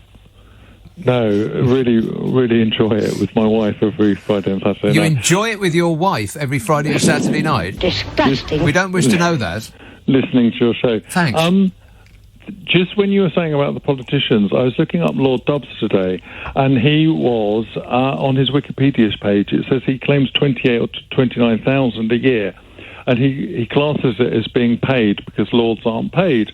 And yeah, they are. I just think it's too much responsibility for the MPs and for the lords to be getting all this sort of inferred money rather than an actual wage that is specific and stipulated. Yes. And I think that's the vagueness that is really dangerous for us. I think that we should do them a favour and take their money away from them so they don't have to worry about it anymore. I think it is about that. I think it's about limiting it in some way so as they know what they have to live on and what the public are willing to pay them, so as we can just sort of draw a line underneath it, rather than also the £300 a day plus expenses and plus different things, and that we just actually have a little bit more specificity in what is appropriate and what is accordant to their skills and ability. And of course, it's over and above that is the indefinable value of being a lord or a member of parliament, which you can monetise. And if frankly, if you can't double your salary within about a month of arriving there, then you're not trying very hard. I would have thought that's absolutely right. And also, I mean, it's also just the life that you must lead, which is very social and opens doors of restaurants and also various other parties and enjoyments and pleasures. And also, it is a privilege, and it is about what the qualities that those people bring to our society, and that's to be valued. But I think there's... You know, we know the House of Lords is bloated far too much. 800 members, I think, that needs to come down to something like 350. I'd say it needs to come down to 0, and then we start again and vote for the people that are running this country, rather than being run by unelected bureaucrats, which is what I thought that Brexiters wanted to leave the European Union for. But would that be a little bit too sharp too soon? I don't care. Let's just do it. But that's sort of like, is that not anarchy and revolution? Do we not want a gradual process where also we've got all these religious let me ask, bishops? Yeah, get them bishops. Out. Get them out right now, straight away. I mean it. But where are the imams? Where are the rabbis? Where are the Hindu leaders? They shouldn't be in there either. Of our society. No, none of those people should be in there at all, unless we specifically vote them in. But they have. There is an argument for moral guidance within our society. Do me a favour. Are you joking? I'll assume you're joking, Jamie.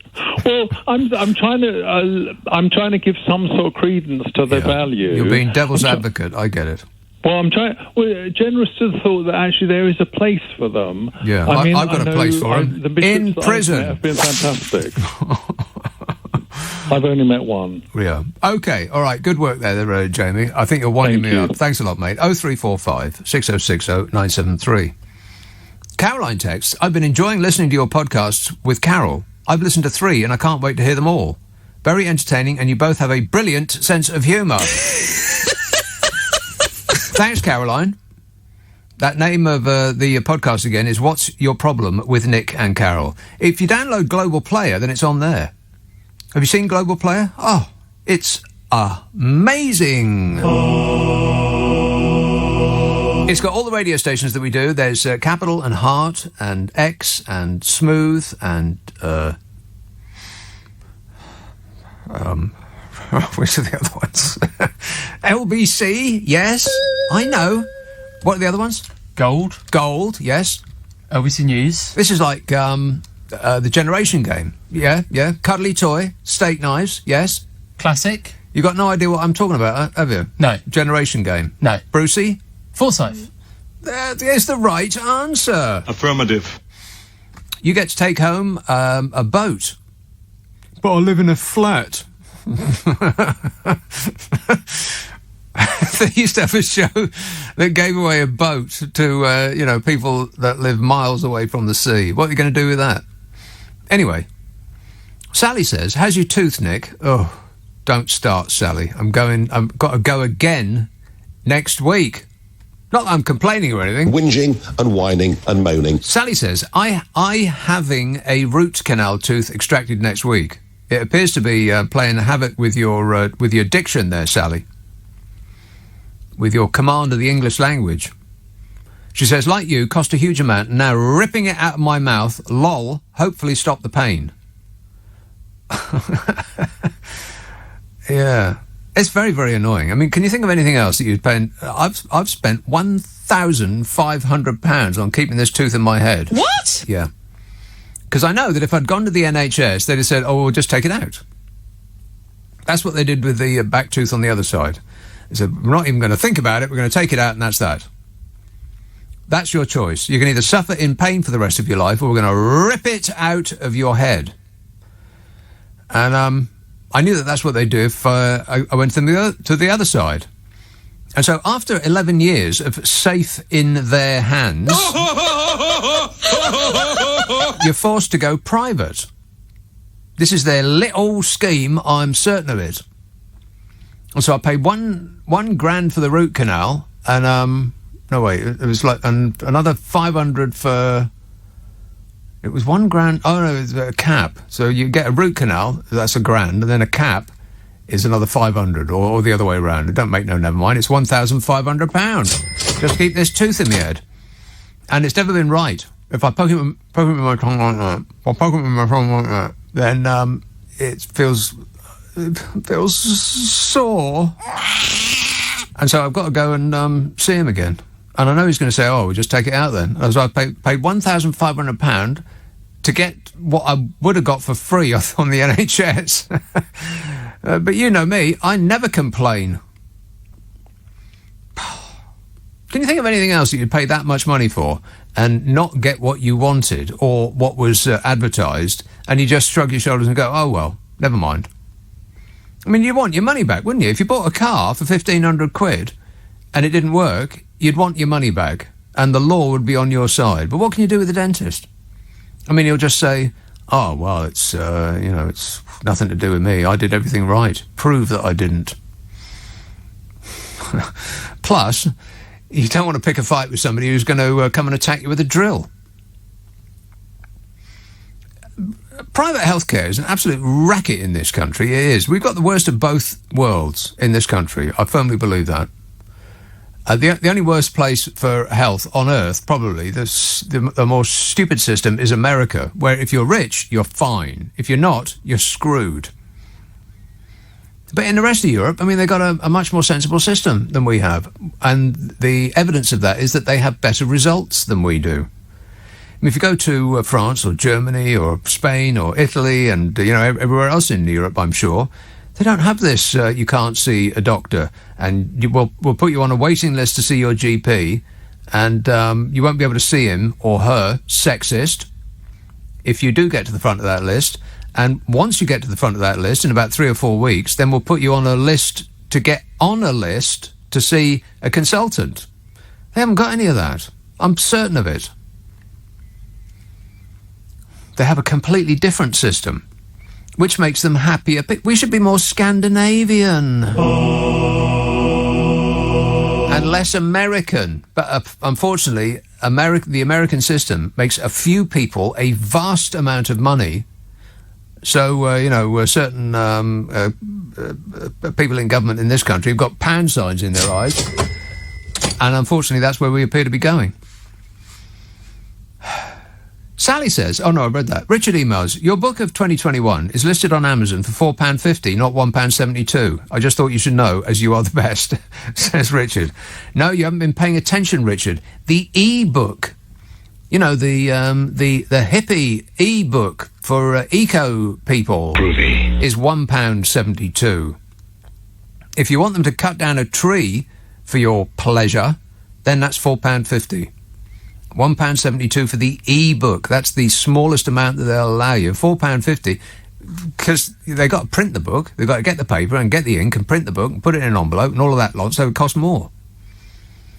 But if you just want to read it, £1.72. I recommend you get the £1.72 one to save the planet.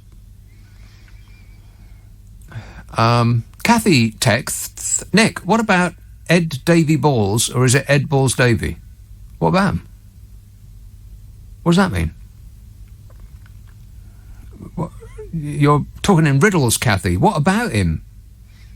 Pauline says, if MPs get a pay rise when there's a cost of living hike, then you might be right. Parliament is a club for elites.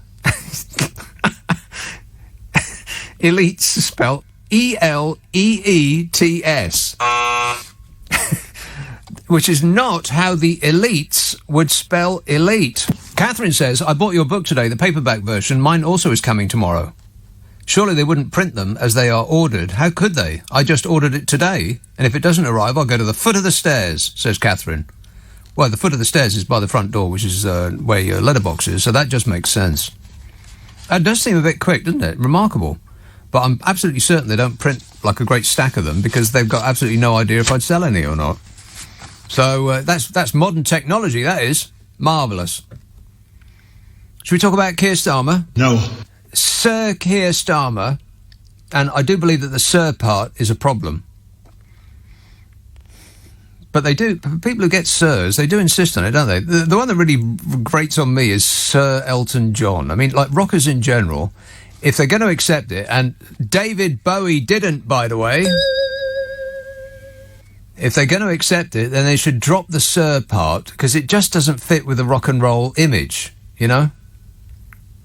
But he insists on it, or I assume that he does, because every time his name is mentioned on a poster or anything at all, it's Sir Elton John.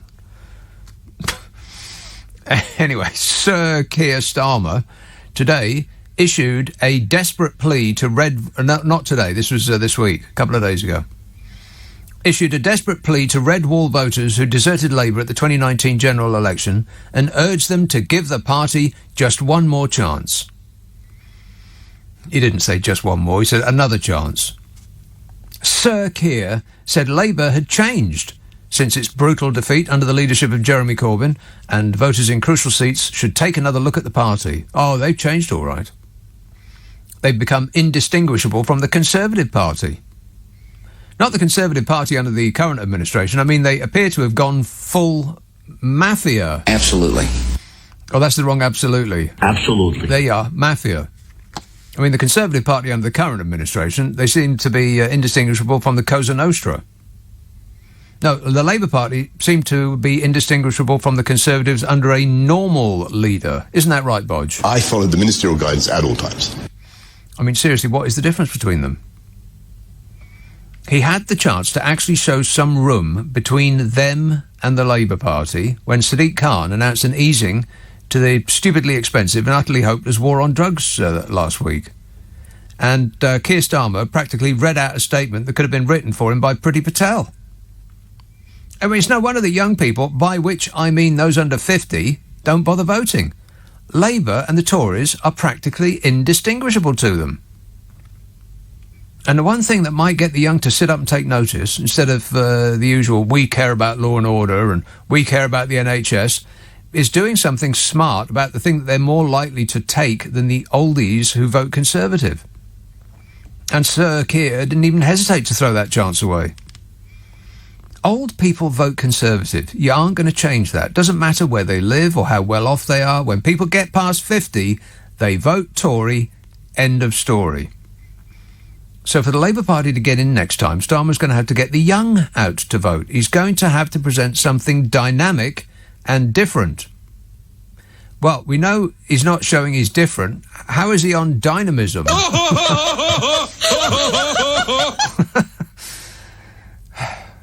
The Labour leader used a major New Year speech in Birmingham to set out his vision for the UK as he vowed to make Brexit work. Oh, for crying out loud, you've got to be kidding me.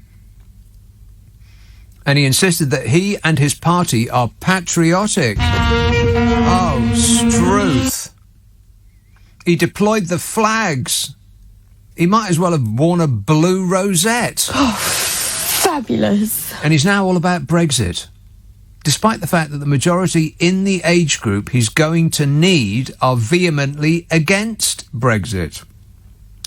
73% of 18 to 24-year-olds voted to remain. 73. 62% of 25 to 34-year-olds voted to remain. And he's trying to get them on side by saying how great Brexit's going to be. How's Brexit going so far, by the way? Brexit's going great. He looked to take advantage of Boris Johnson's difficult last few months as he unveiled a new contract with the British people. He criticised the PM's handling of Brexit and said that he would ensure that the UK can profit from our strong global relationships. What does that mean? We have strong global relationships. We've got a strong relationship with our banks as individuals. I mean, that doesn't mean they're going to do us any favours. Strong global relationships. No, we are in competition with every nation on earth. That's why countries group together to give themselves some leverage. Friends is one thing, but this is business. Strong global relationships. I mean, that's absolute nonsense. What's he talking about? He defended his credentials as a patriot. Oh, my God. I mean, at that point, I put my head in my hands. He said, I don't think you cease to be a patriot because you notice your country has flaws. Flaws? Traitor! Is he seriously trying to out-patriot his way into number 10? I mean, he probably told everybody how much pride he has in the Queen. In other news, he spoke of his pride in the Queen and described the UK as a remarkable nation which is a great place to be. No, not great. It's the best place. Show him how it's done, Gavin. I just reckon we've got the very best people in this country. Much better than the French have, much better than the Belgians have, much better than the Americans have. That doesn't surprise me at all because we're a much better country than every single one of them. Every single one of them. The Labour leader fired a broadside at Boris Johnson over the cost of living crisis as he claimed the government's incompetence is becoming plain. Becoming. I mean, how much longer does he think we'll need before we're sure? Becoming plain. Sir Keir started 2022 with his party ahead of the Tories in a series of recent opinion polls. That's right. After Johnson suffered a bruising December with 100 of his MPs rebelling over coronavirus restrictions, a row over Downing Street parties and the North Shropshire by-election loss. But it wasn't polls in favour of Starmer. They were in protest at Johnson. And if that's the strategy, to wait, not doing much, until the great Blondini finally does himself in, he's going to lose. Because a new poll by Redfield and Wilton Strategies, published just the other day, showed the Tories have rebounded and are now just 3 points behind Labour. And in a month, I bet they'll be back on top because, I don't know, Bodger's doing his best. Setting out his new contract with the British people. I mean, is it a I mean, really? I mean, manifesto, in other words. First of all, does anybody read the manifestos? No. Has anybody, if they did, believe a word in them? No. He said, I want to start the new year by making a pledge of straight leadership. Today I want to introduce my contract with the British people. And the British people, as with one voice, said, oh, please. Boring. Yeah, we're all asleep already. He said this will be a solemn agreement about what this country needs and how a good government should conduct himself. Yeah, okay, well, you lost us at solemn, as in grave, sedate, serious. You're up against Coco the Clown. You're going to have to do better than Scout's promise. Sir Keir said the first clause in his new contract with the nation is a binding commitment about decency and standards in public life. I mean, this is quite possibly the worst, most corrupt regime in the history of this country. And if there was an election tomorrow, they'd get another 5 years. Decency and standards in public life. No one cares. Pointing to the so-called Nolan principles of selflessness, integrity, objectivity, accountability, openness, honesty and leadership, he said, my promise to you will always be to run a government that honours these principles. I have a very clear idea of what a Labour government would look like. Well, you know, that's nice because we don't, apart from some airy ideas about being nice. On the first issue of security, Sir Keir said Labour would deliver everyone the basic right to feel safe in their own community. What does that mean? He'll ensure the NHS is there for us when we need it, and if we work hard, we should also have a right to job security. On prosperity, he said that everyone should have the opportunity to thrive, to realise our ambitions, and to have the skills we need to prosper. And on the issue of respect, he said everyone has the right to live in places we care for and to have our lives and ambitions taken seriously, to be valued for who we are and what we do. And on loveliness, he said that everyone has a right to lovely things and a right to feel cosy and cuddly and should be able to access hugs and snuggles. It'll be dreamy. He said Britain's got a lot to be proud of, including Her Majesty the Queen. And the rule of law, as well as universal public services. He said he wanted to use the address to celebrate the country we live in, as he joked that criticising and opposing the government can make us sound pretty miserable. Well, I don't know, maybe we should give it a go, see what happens.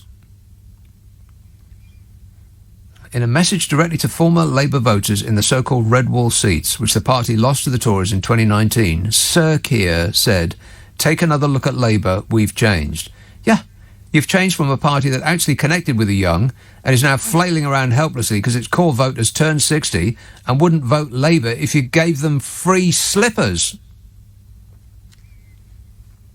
Sir Keir's speech comes as a new poll suggests that Johnson's decision not to hammer England with fresh COVID curbs over Christmas has paid off with voters, as Labour's poll lead was cut by 5 points from 8 to 3. And Johnson is now seen yet again as a better candidate to be Prime Minister than Sir Keir. 37% to 35%, having fallen behind in December. You're going to lose again. Just saying. 0345 6060 973. I mean, how long do they have to wait before they make a decision about whether he's got it or not? I think the jury's in. Guilty. Guilty for a lack of itness. Sam texts, the only thing I know about the foot of the stairs is my mum standing at the bottom warning that she's about to come up if I don't do as I'm told. Yeah, clean your room and your dinner's on the table. Getting cold. Kay emails, what we really need is a land value tax and a carbon tax, then turn the tax-free allowance into a universal basic income while clawing back from the people with the broadest shoulders. Get Keir Starmer on the phone. He's going to have to rewrite that speech. Hampton. Hello, Matthew. Yeah, Happy New Year, Nick. Happy New Year to you. And also the production team and Zora. I've had the brilliant day that I expected today. Chelsea won 5-1. Well, don't tell us. Go on. Now I don't have to watch Match of the Day. Well, no, I've just watched it again. But, it's been a great day. And just loving the show. Second to Steve Allen, in my opinion.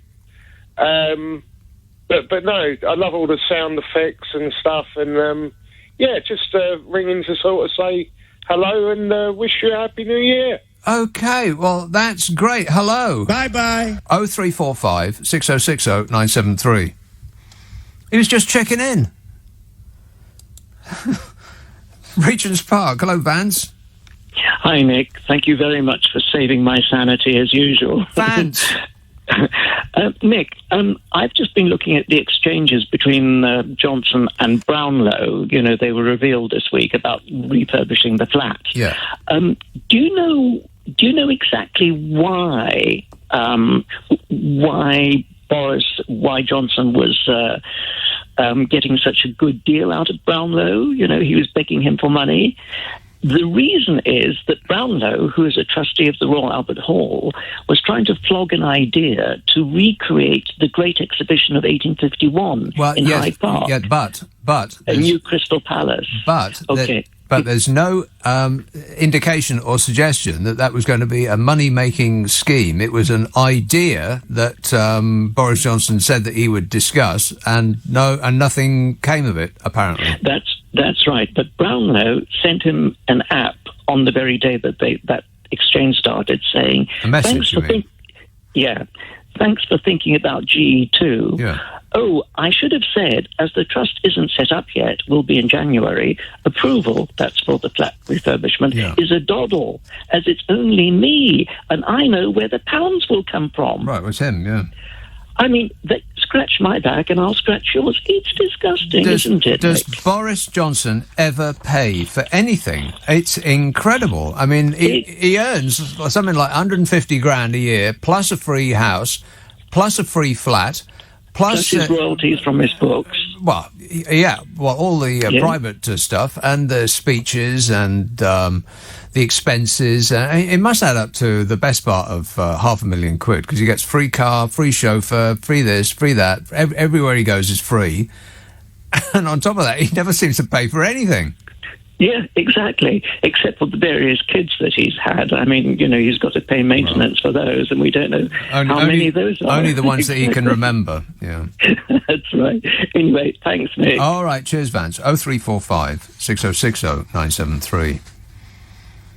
So on that, I mean, that never-ending story, Bodger is facing the threat of another sleaze probe after it emerged that he agreed to help advance a pet project of a Tory donor who paid for the Downing Street flat revamp. Isn't that incredibly shocking? No.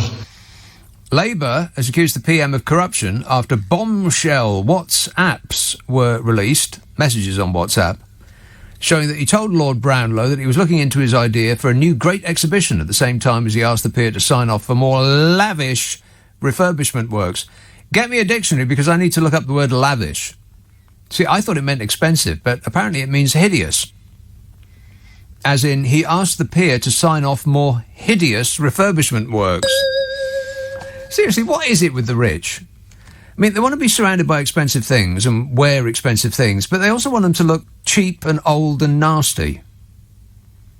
I mean, that stuff that Bodge and Her Majesty Carrie ordered for our flat looked like the worst things that anyone's ever put in a home. I mean, it looks like a 16th century Turkish knocking shop. Disgusting. But it's all stupendously expensive. That appears to be what the upper class like the best.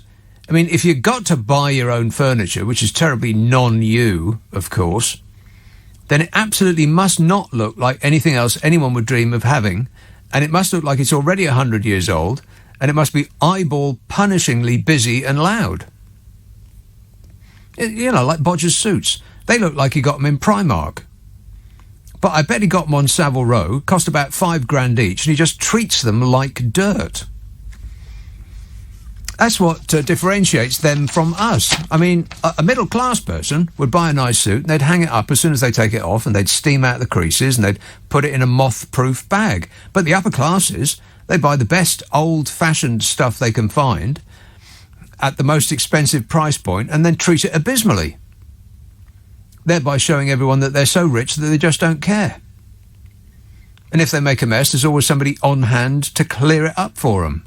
Ain't that right, Bodge? I followed the ministerial guidance at all times. Relax, you're not on trial. Oh, that's right, you actually are. Labour's accused the PM of corruption after these bombshell WhatsApp messages were released showing that he told Lord Brownlow that he was looking into his idea for a new great exhibition, at the same time as he asked the peer to sign off more lavish refurbishment works. Soon after the exchange, we're told, in which Bodge described his Grace and Favour residence as a bit of a tip, the businessman had a meeting with the Culture Secretary to discuss the plan. All just a happy coincidence. And as for this flat's a bit of a tip comment, well, of course it was a tip.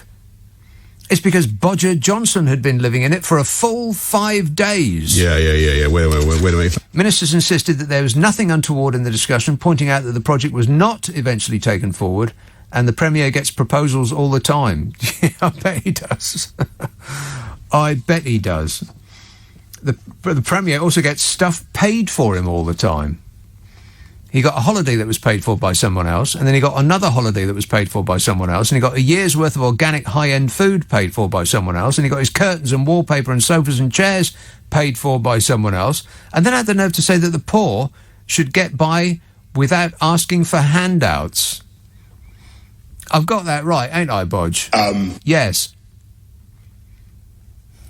He was also, yet again, cleared of breaking the ministerial code over Wallpapergate by his standards advisor, Lord Gite. Puh! Although the peer said that he'd been kept in the dark about the existence of the messages during the initial probe last year. And Bodger offered a humble and sincere apology for not telling him about the WhatsApp messages, blaming the fact that he'd switched phones and forgotten about them. Right, because that's believable. The newly unearthed messages mark another twist in the saga first exposed by the Daily Mail almost a year ago. Oh my God, has it been a year? Struth. Johnson and his present wife, Carrie, had hired top interior designer Lulu Little to transform the John Lewis... This is in quotes. This is what Bodger described it as. The John Lewis furniture nightmare left by Theresa May. And transform it, they intended to do, using gold wallpaper costing £840 a roll. The final bill came to £140,000 to tart up a building that already exists. Not build it from scratch. 140 grand just for the inside of it. And that should tell you all you need to know about his imperial bodgeness. John Lewis Furniture Department is what half the country could only dream of being able to shop in. But it was described as a nightmare by the nightmare that is currently the head of this catastrophic clown show that we've got running the place. I mean, tell me if I'm being unkind, but it speaks of being a spoiled, entitled brat who's never had to put his hand in his pocket for anything, and for whom cash has always come easily because of his connections and his ability to just smarm his way out of everything. And it also speaks volumes about him expecting that others will clean up after him because they already have. I mean, it's also desperate and grubby.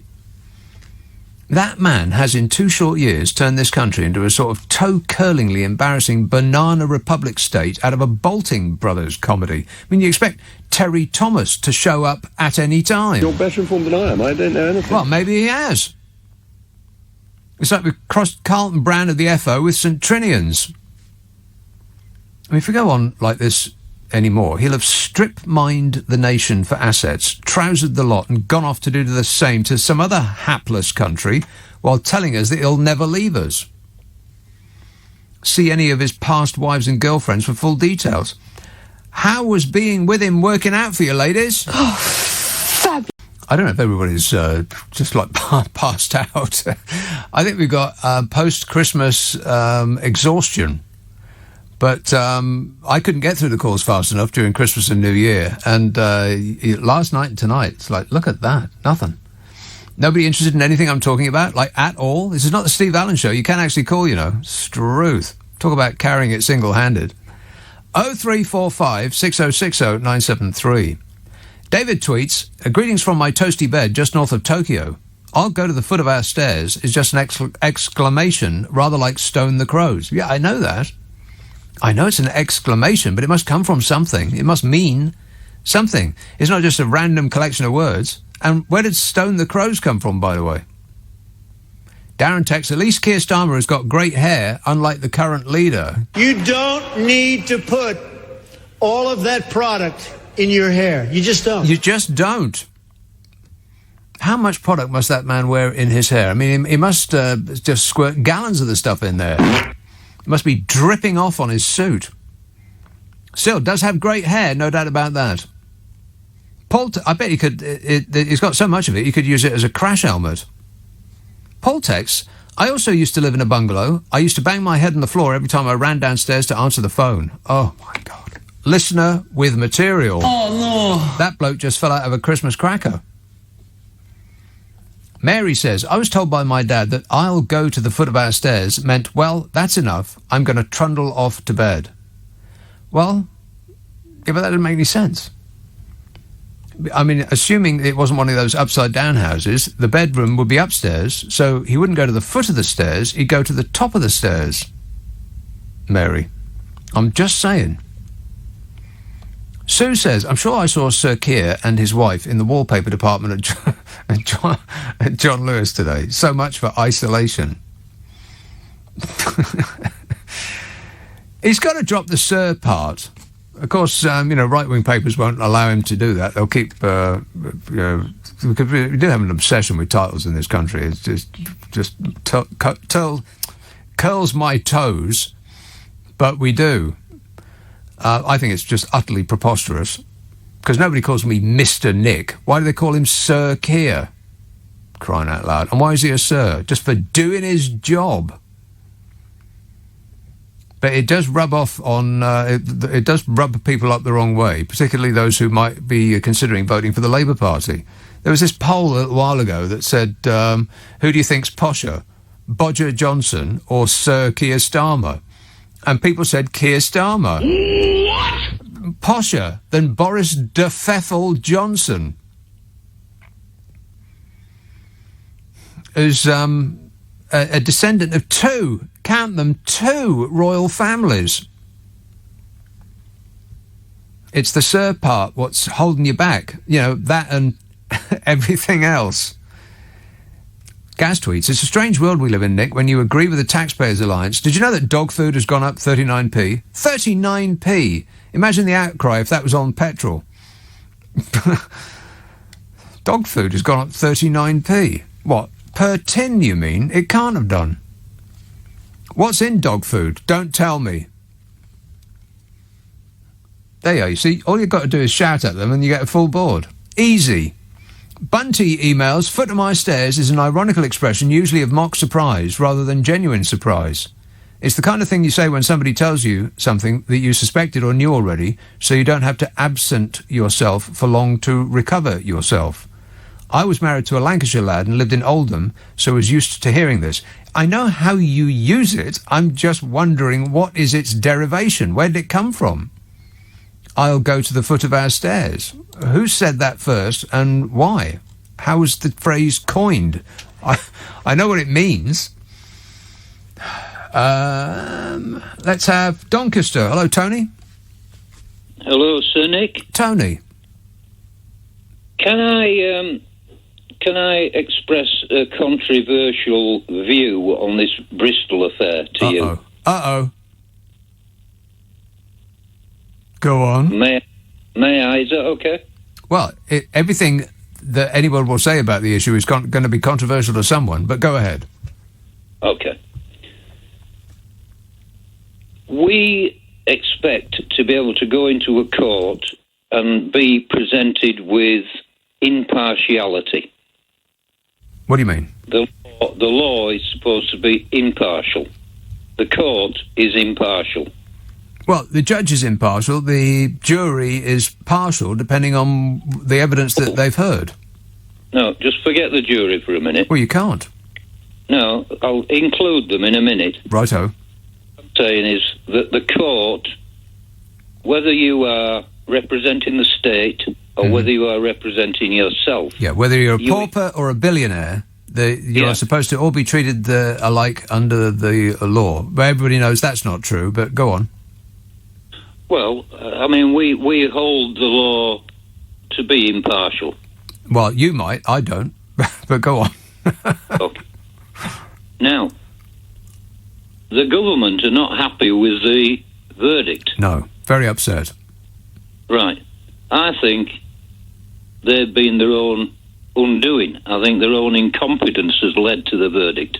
Because if this had been a murder trial where, let's say, half a dozen people in Bristol had been murdered and a man was on trial for the murder, they wouldn't have allowed the trial to go ahead in Bristol. They'd have moved it somewhere else because I'm not sure that's true. population could not be relied upon to be impartial. What? That's absolutely untrue. Completely. That's just nonsense. They wouldn't have allowed the jury to be made up of members of the alleged murderer's family, but to be in the same town. Why not? Well, it's common practice that trials of a sensitive nature are moved out of the vicinity of the crime. It's happened dozens of times. Dozens? Yeah. Okay. That's not really setting a precedent. Do you Dozens. remember the Yorkshire Ripper? Right, Tony, we're talking about a statue. Yeah, I know what we're talking about, but the thing is the government have decided to blow it up to something bigger than a statue. Yeah, well, it always You know, was that, they because the whole idea about all of that is culture wars. It's making their fans continually angry. It's the same trick that tabloid newspapers use. Just put a splash on the front page, something that's going to really infuriate people, and by that method they'll sell more papers, and a political party will get more fans, or keep the fans that they've already got on board. Well, the thing is, the verdict flies in the face of the government's intention to be populist. I couldn't believe it when the result came in. I was very, very, very surprised. It's their own fault, because if somebody had just sat and looked at that situation for 5 minutes, they'd have said, no, put them in the Old Bailey. Because if you took that trial to the Old Bailey tomorrow, you get a different verdict. Well, you don't know that. In probability, you would get a different verdict. You don't know. No, I don't know it, and neither do you, Tony. No, you do. You do. You know that. I most certainly do know nothing of the sort. You can say you do until you're blue in the face, but I don't. You say yes. I say No. I think that we should just agree to disagree, or we could agree to agree that I'm right and you're wrong. How does that sound? Thanks a lot, Tony. 0345 6060 973. Reigate. Hello, Alan. Yeah, good evening, Nick. How are you? Good, thanks. Excellent. Isn't this weather amazing, what's been happening the last few months? Amazing? Oh, yeah, it's been so mild. It's not a winter. When have we had a winter? Yeah, well, so far, but keep in mind that winter doesn't usually start until, like, around about now. I mean, February is usually the worst month, isn't it? So we might not have seen the beginning of it yet. No, nothing happened in December that put anybody. I mean, everybody's wishing for a white Christmas, so you know they could go out sunbathing, actually, couldn't you? Yeah, but I can remember doing things in September in previous years, in December rather. Like, because the gardens that I go to have got winter, light displays. So I often go out in December, and it's I can't remember the last time that I attended one of those things when it was really, really cold. It's usually mild and pleasant in December. Yeah, it certainly has been. Anyway, are you well? I love to hear you slanging off Mr. Johnson. Well, I've gone out of my way to slag off Keir Starmer tonight, for balance. You have indeed. Yeah, well, you've balanced it quite nicely, because he's not going to take Labour anywhere worthwhile. I can't see it, really. I mean, if he was going to, it would have happened already. Well, the minute he said that he was backing the fact that Mr. Blair had got the Queen to give him the highest honour in the land was astonishing. I can't believe it. Talk about an open goal. Yeah. talk about a massive trap, and he just walked right into it. Yeah. Absolutely. I mean, it's amazing in some of the things that are going on, but in political terms, that one, I think, was a real bad one. Never mind all the corruption that's going on. Just doing that one thing was just ridiculous. He should change the Labour Party motto to "I agree with Boris." It's funny, I was thinking that when Nick Clegg did that to Brown and Cameron, and they nearly fell over. Yeah. What a way to run a country, eh? Dreadful. I know. Have you ever seen anything like it in your life? No, I would expect that the weather's going to get significantly worse before it gets significantly better, Alan. Don't worry about that. I think you're right on that score. Yeah. Okay, well, it's lovely to chat. Happy New Year again. And the same to you. Thanks a lot. Oh, you should have seen the pictures from that camel beauty pageant. They were fantastic. Very, very exciting. Some of them did use, illegal measures to beautify those camels. Botox and, lipstick, eyeshadow, stuff like that. Thing is, they all still look like camels to me. Alison says they can claim, MPs I would imagine, they can claim for their travel and their housing costs, and some, in brackets. They have subsidised restaurants and bars and get God knows what else for free that the rest of us have to pay from our tiny salaries. Correctamundo, Alison. Andrew says, just wondering, what kind of annual salary do you think represents enough, where career development should be discouraged in order to keep a lid on someone's wealth creation? Wow. Does that make sense? Shall I read it again? No. Just wondering, what kind of annual salary do you think represents enough, where career development should be discouraged in order to keep a lid on someone's wealth creation? No, it doesn't make any sense. Shall I try and unpick it? I mean, I assume that you're making I'll just assume that the point that you're making is I hadn't suggested it on this show, but if we restrict the ability of the rich to reward themselves without limit, then it will be negative for us. It's too complicated. I don't know. You have to reword that, Andrew. It doesn't make any sense. Just tell us what your point is. Stop trying to dance around it. Glenn says, I just don't get it. Maybe he read that previous text. Me either, Glenn. What's he talking about? He says there's headlines tonight that the government is planning to start charging people for the lateral flow test kits, but they will happily take a pay rise. I'm in Scotland, where Nicola has said that they will continue to be free, but I'm sickened for the rest of you in England, says Glenn. Well, I'm not believing that, Glenn. Not believing that for a moment. Broadstairs. Hello, Phil. Hello again. I was wondering, what is Sir Keir's function in life? It's been puzzling me, especially since you discussed him for quite a while. And I can only conclude it's about making the Labour Party safe for the Tories. And also that really the Labour Party is about, if it does get into power, keeping the shop, minding the shop till they get tossed out and the Tories come back. Because all we've had since, I started voting, I must say, Labour in 1974, so I've done a few elections, but it really seems to be, tweedledum, tweedledee, except that it's always tweedledum. And I don't quite see what he's trying to achieve here, except to make them so anodyne and bloodless that nobody in their right mind would probably wake up early enough to go to the polls. Anodyne and bloodless, two excellent words of description there. Anemic you could put in there as well. Well, I could put, yes, sorry, I slipped up with the A, yes, the assonance indeed. No, but it's interesting that he completely ties in with this whole thing of Blair and the honour. He ties in the House of Lords. He likes the whole Crown in Parliament. He's not interested in ditching the Union, so he won't get Scotland back. It's completely and utterly out of sync. And as you rightly say, the younger voters who he needs have buggered off. No, excuse my French. Have gone off to other parties or not going to vote at all. So all that number that came to Labour in 2017, which was the largest vote for Labour in many years, will not vote Labour again because they can't see the point. Yeah, What is the point? Yeah, or they just won't vote, which is the that's difficult partly part. because there's nothing to vote for, is there? There's no one to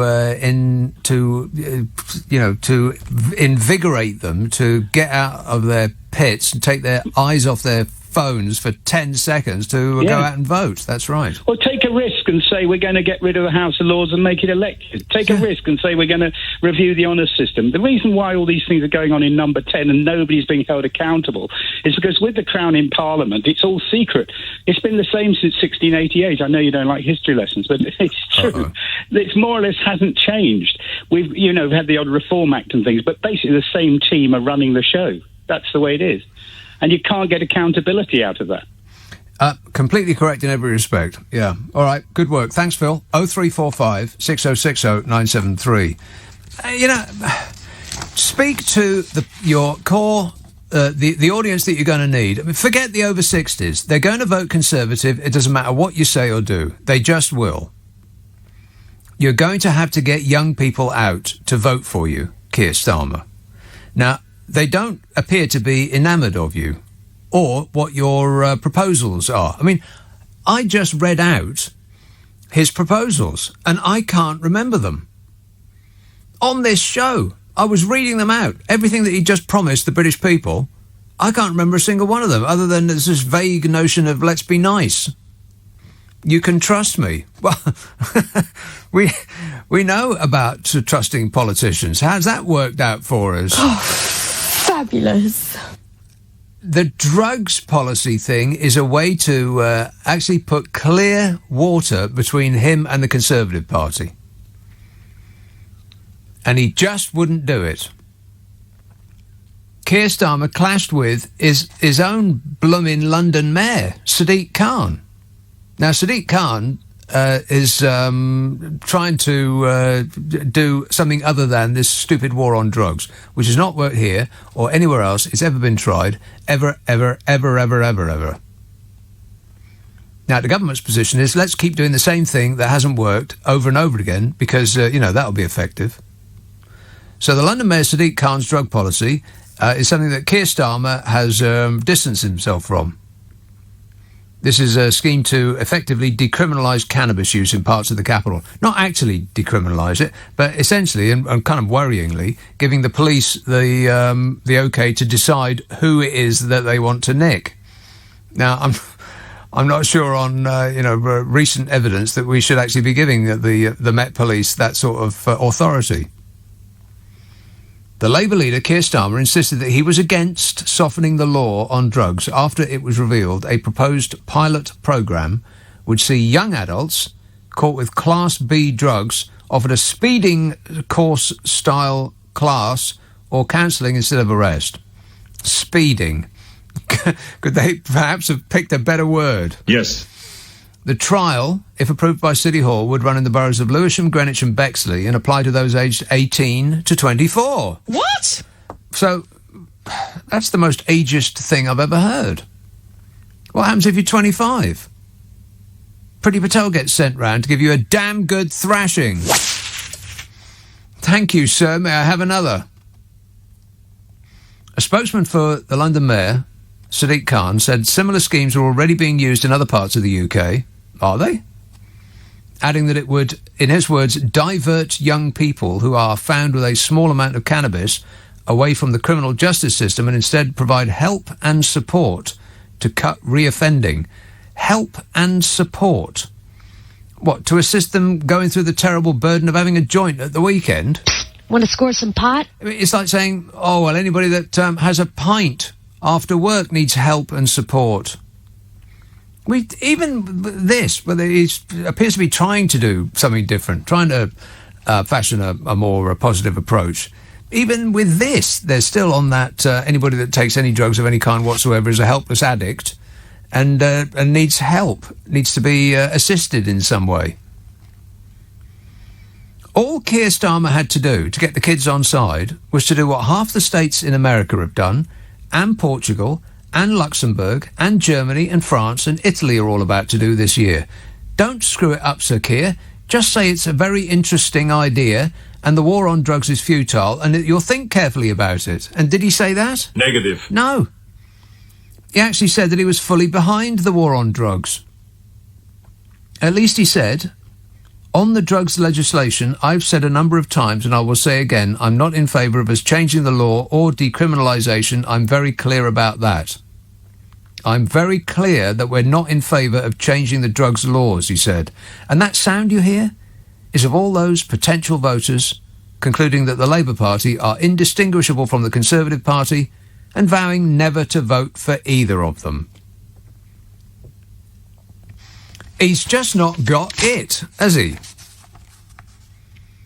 Mr. Khan's Sadiq Khan, the London Mayor's move comes less than a month after Bodger announced a major crackdown on recreational drug use. Of course he did. He's keeping his fans on side. He warned that middle-class users are not going to be able to continue because he will not sit idly by and let them fund crime. And he said they faced being stripped of their passports and driving licences under new curbs. Interesting, because those are curbs that don't apply to him or the rest of the Conservative grandees who were all competing with each other to tell us what they toked and popped and snorted when they were attempting to convince us that they were normal and could be trusted with the leadership of the party in the country. Falling over each other they were to confess that they'd been smoking this and taking that. Remember? So these rules don't apply to them, of course, but we know that. Sir Keir, who was the Director of Public Prosecutions before he entered Parliament, previously said he doesn't think decriminalisation should be pursued in England, thereby cutting him off from millions of voters who do. Millions of voters that other parties can't reach. The young. Khan's scheme based on research suggesting that police time would be better spent on serious and violent crime instead of punishing those caught with cannabis. But Khan's plans would clash with the Prime Minister's desire to get very tough on drug users, which has nothing to do with getting tough on drug users, because if that was the plan, he could start by testing every MP and their employees in the Palace of Westminster. No, the plan is to keep his fans on side. He's playing politics, and he wins. You lose, Keir Starmer. Sutex, did you see the programme Anne? It was on 4 nights this week. It was about Hillsborough. Such a sad programme. How those people fought for justice. They never gave up, says Sue. No, Sue, I did not. I do not wish to be depressed when I watch television. I want to be entertained. There's enough depression reading the news all blooming day long. No, I wish to be amused when I watch television. So I did not see that. Did anybody see that thing on the BBC on BBC One called The Tourist? Did that get any better? Because that first episode was terrible. I mean, I wanted to stop watching it after about 20 minutes, but I thought I'll just stick with it. You know, you never know, because they've been advertising the hell out of it. It must have some qualities, but I couldn't detect them, having watched it for an hour. Painful. And that was their big start of the year offering. Well, I'm not completely satisfied. Because this time last year, they were showing, and I missed it first time around. I only just caught it at the end of last year. In fact, I was rushing through it because they were about to take it off catch-up. I think it's unavailable now.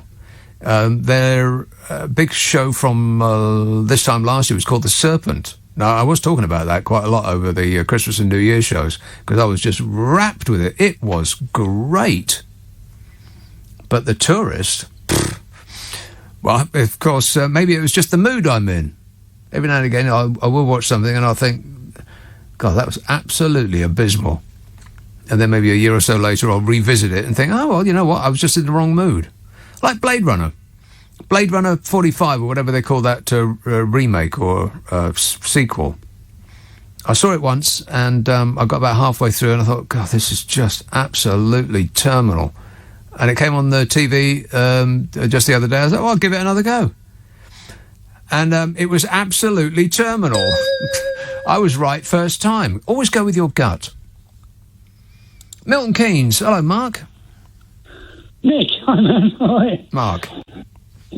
I actually phoned up about the Caldon 4, but you've brought up so many subjects while I've been hanging on. I don't know where to start. Well, have you seen that tourist thing? No, not at all. No. I don't watch much telly anymore. Right. I'm 66. 66 years old. Yeah, ding ding. And there's no way I'd vote Tory, and I voted to Remain. So, you know, let's get all this thing over with. People over 60 ain't going to do those things, because I did. Right. Well, you're an anomaly, Mark. You don't mind if I say that, do you? No, I've often thought that. The Caldon 4, I wanted to say well done to them. And when you go to court, you get to put out mitigating circumstances. That's one of your rights. You put out your mitigating circumstances. They did, and they got off with it. Fine. I'm up for that. Thank God for the young people. That's what I say. I just couldn't believe it. I mean, it didn't seem that that's the way the world was going, did it? It seemed like the world was sort of closing in and darkening. Reassuring is what I call it. Reassuring. Yeah, maybe that's another anomaly. And the camels. Yeah. So beautiful. Yeah, they're trying to make their camels look like the Kardashians, aren't they? Botox, you know, things. Well, if that was their intention, I'm not sure. I think they need a bit more work. Is what we're after. Yeah. Kardashian camels. All right. Okay, thanks a lot, Mark. 0345 6060 973. If that was the plan, I think they need a little bit more work. Touch up here and there. Camel beauty contest. And they were using Botox to make their, presumably to make their, because Botox is to stop your face moving, isn't it? So that your wrinkles fall off. Why would they do that to a camel? I mean, I can understand why they would squirt filler in to make its lips bigger. Well, let me rejudge that. I can't understand why they would do that. But I've heard that that's what they do. Nothing about that entire scenario makes any sense to me. But, you know, what do I know about camels? 0345 6060 973. Oldham. Hello, Robert. Good evening, Nick. Robert. Yeah. Whatever anybody thinks about Boris Johnson, he is still Prime Minister of this country. Mm-hmm. And so, around about the Glasgow summit in November last year, I wrote him a letter in the capacity of, I wrote a letter to him in his capacity as Prime Minister of this country, after I heard a news report say that he'd said something about recycling. That recycling isn't enough alone, and we shouldn't be using non-recyclable products. Right. So I wrote and told him about widespread cardboard packaging that everybody will have seen that appears to be wrapped in this clear plastic film, and it can't be recycled. Excuse me.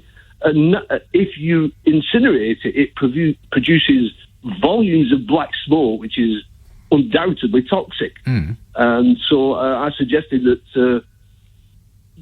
that's. But what is it you're talking about? What is it? You can't burn it without specialist equipment, right. And that's defeating the object of the Glasgow summit. But what is it you're talking about, though? I just wanted to bring up the point that Boris Johnson isn't just a figure of fun. He is actually Prime Minister of this country. You know, I know that. He is actually doing something. Whether it's the right thing or not will be told by history. But no, I don't. I think history has been preempted. I think we can tell now. Well, whatever. I just wanted to say that, and if he does the right thing. But when you were going on about cardboard just then, what cardboard were you talking about? Well, anything from electrical appliances to cat food, you will have found some of it. If you try to tear the cardboard, the plastic film comes away, so that's how you can tell it from non-plastic cardboard, which can be recycled, you see. Yes. And there's a lot of it about. It was just a few products. There is a lot of it about. So if he does the right thing about this, yes, and he should do, then remember where you heard it first. Well, he was probably right when he said that recycling is not the it of it. It's the not wrapping everything in 5 or 6 different types of packaging to begin with that's important. Don't rely on recycling. He's probably right about that, but that's probably not an original thought of his. He had probably Carrie told him to say that. Well, he has advisors, doesn't he? Both of what to do, what to say, what to do. Well, yeah, he's got advisors to tell him what to say, but then he doesn't say them. They give him rules and he doesn't follow them. I followed the ministerial guidance at all times. At all times. All right, thanks a lot, Robert. There's just way too much packaging on everything, and we should stop that. But they keep packaging things like that because they have focus groups, and they ask us what we want. And we tell them. And we tell them that we want apples on styrofoam trays, and we want them wrapped in cellophane with a paper label on the front. Now, all that gets chucked away at the same time, and you can't recycle that. Same with... I had... table mats delivered,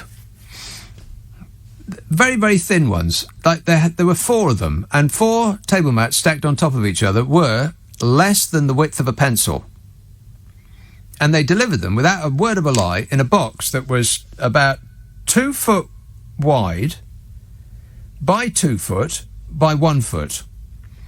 The contents were all packaging. It was all like scrunched up.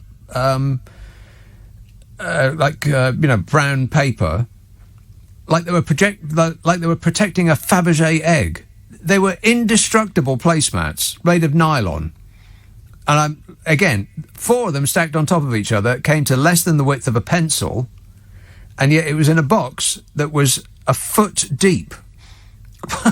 I couldn't believe it when this girl pulled it out the back, because I told her, she said, what's it look like? And I said, well, it's going to be really, really flat and, about a foot across. And she came back with this massive thing. I mean, you could have put a pair of ski boots in there. It was so huge. So that kind of thing. We want to stop that kind of thing, because that was ridiculous. But everywhere you look, there's stuff that's packaged like that. And you can't, and we think that we're being all eco, and we congratulate ourselves for separating our plastics from our paper. But you know as well as I do that it all goes in a big hole in the ground, and they don't do anything with it. So don't rely on recycling. It's not wasting the stuff in the first place that's the important part. And there should be way more of those shops that you can take your container to and get it filled up with whatever product is you want, rather than just chucking away this plastic bottle into a mountain of plastic bottles. Many of which will have like a pump action thing on the top, which has got like a metal spring inside to make the thing go up and down, and so it's 2 different materials. You can't recycle that either, as far as I'm aware. So, the problem is with us, the consumer. If we decided not to buy that stuff, they would stop making it. I've said this for years. If we took the apples out of a plastic bag, I mean, at the very least, fruit comes in a plastic bag, doesn't it? Plastic bag with a paper label on it. Even if it doesn't come in a styrofoam tray, they'll put it in a bag. Completely unnecessary. We used to buy apples loose. What's wrong with that? So if the consumer decided, because we've got the internet, we could all make this decision, and it could go around, instead of a blooming puppy dog video, somebody could say, you know what, let's do that this week. Let's take the apples and the fruit. Bananas, they do it too. Why does a bunch of bananas need to be in a bag, for crying out loud? A bag to tell us how eco-friendly they are because they're organic. It's ridiculous. So if we just concentrated on one thing, let's make it easy for ourselves, and we took bananas out of the bag at the checkout and left the bag at the checkout, and everybody that bought a banana that day at that supermarket did the exact same thing, they'd stop putting them in bags in a week, and we would have won. It's us. It's our fault. Because they'll have the bananas in bags, but they'll also have the separate ones. And we don't go for the separate ones because, why? Somebody will have touched them. They're bananas. They come with their own packaging. Which, by the way, we open the wrong way. It's weird. Like monkeys, who are banana experts, they open bananas the opposite way that we do. Now, either they're idiots or we are. I think I've got a fair idea which is which. They know bananas. They certainly do. Nottingham, Helen. Good evening, Nip. I hope you're well. Yes, I thanks. just rang in on the back of listening to your thoughts and rhetoric around the legal response to Class B drugs. My rant, I think, is the phrase you look. My rant, yes. No, I wasn't going to go that far. Your rhetoric around that. I actually wanted to unpick that a little bit. Unpick it? Unpick your thought process around that. So, don't get me wrong, we know Class B drugs are ultimately 90% cannabis related. We know what that does to somebody's physical and mental health. What do you mean? Well, it's damaging. Well, only to the tiny number of people that it is damaging to. Yes, in the same way as the tiny people who smoke cigarettes that it's damaging to, and alcohol. Living next to a main road, that sort of thing. Yeah, exactly. But my feeling from your rhetoric was that you were not happy that it wasn't being taken more seriously. How do you mean? From a legal perspective. More seriously? What do you mean by that? Yeah, well, listening to what you were saying, I felt that you were wanting more from a police response, from a legal response. What, you mean to clamp down on it? Yes. No, opposite. Oh, really? Is this thing on? Okay. Hello? Interesting. which show are you listening to? I did literally tune in as I came up. Right. If that is the case, Nick, then I agree, because, there are... and I've nursed people whose lives have been absolutely devastated and ruined by cannabis. So not for a second am I standing here saying, it's okay, it's fine. It's the same. I'm not going down those lines. It's fine as much as alcohol is fine. Actually, more so. Exactly. More people's lives are devastated with Korsakoff through alcohol, cancer through smoking. Or, like I said, living next to a main road. I mean, I can't remember the actual figures, but it's something like 40,000 people a year die from pollution in this country. Yeah, I was reading an article or in The Lancet, and I can't pretend to understand all their jargon because they just gave a blizzard of statistics. But one of them that jumped out at me was that the cannabis that's available on the streets of London, 94% of it, according to them, was this sort of super strength skunk stuff, which is... Oh, it's not even cannabis. So I remember working on a unit a few years back where what do you mean? What do you mean it's not cannabis? It is. Oh, well, it's a synthetic base. No, that's not what I'm talking about. That's something else. That's something else entirely. But my concern is that people are purchasing what they believe to be cannabis as people know it, and then you've got people selling what we call the dodgy batch.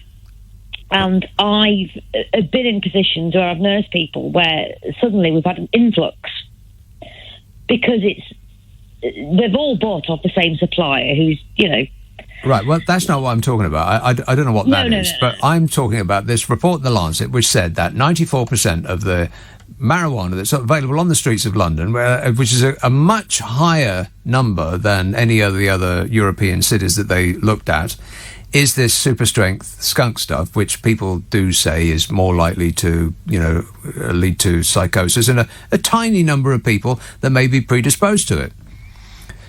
The reason that it's 94% skunk is because it's illegal. Because if you're selling it, then you're going to go with the product that you make most money out of.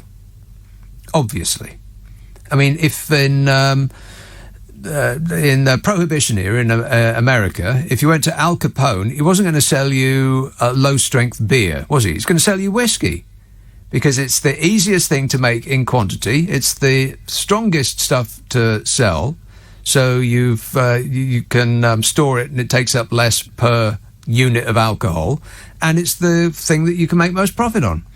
So it's the reason that the problematic stuff is for sale almost exclusively is because it's illegal. Absolutely. Do you know, if we could have a system where it was legalised and regulated, so, you know, in like this in country, America? if you know, this country, you know, if you go to your local Co-op or Marks and Spencer's or whatever, you have that bottle of wine, it is whatever. You have that packet of cigarettes, it is whatever. You put things on the street and you're going to get a different response. Well, you don't know what you're taking until you've taken it. If you buy it in Tesco's, then it says on the label what it is. You know what it is before you buy it. Exactly. If it could be put through a process, you've got two choices. You either legalise cannabis that goes through a process, or you ban the sale of cigarettes and alcohol. Well, that's not the two choices. That's not the two choices. No one's ever going to ban the sale of cigarettes or alcohol. Well, maybe cigarettes. I think in New Zealand or Australia, they're doing that for young people, I think, or something like that. They're going some way to doing it. But you ain't never going to ban alcohol. Booze. Why would you want to do that? No, the two choices they have are either continuing to prosecute this totally loser idea of the war on drugs for totally political reasons to keep their fans on side. They know they're not going to win it, because if they had a chance of doing that, they'd have had some success so far, but they haven't. Or they're just going to go the way of other countries. I mean, half of America has made a change, made a difference, and America is still there, as far as I'm aware. Colorado is still in existence. California is still there, as far as I've seen in the news. I don't think they've erupted into anarchy. Still there. The crime rate hasn't gone through the roof. Portugal, also still there. Holland, you know, all of these places. It's not like no one on earth is trying this. It's not a revolutionary concept. It just seems so, I don't know, defeatist to just keep doing the same thing that doesn't work. Anyway, Helen, thanks for that. 0345 6060 973. And for Keir Starmer to be to have this yet another open goal and to sky the ball right over the crossbar. I mean, it's just, I think it's time, isn't it?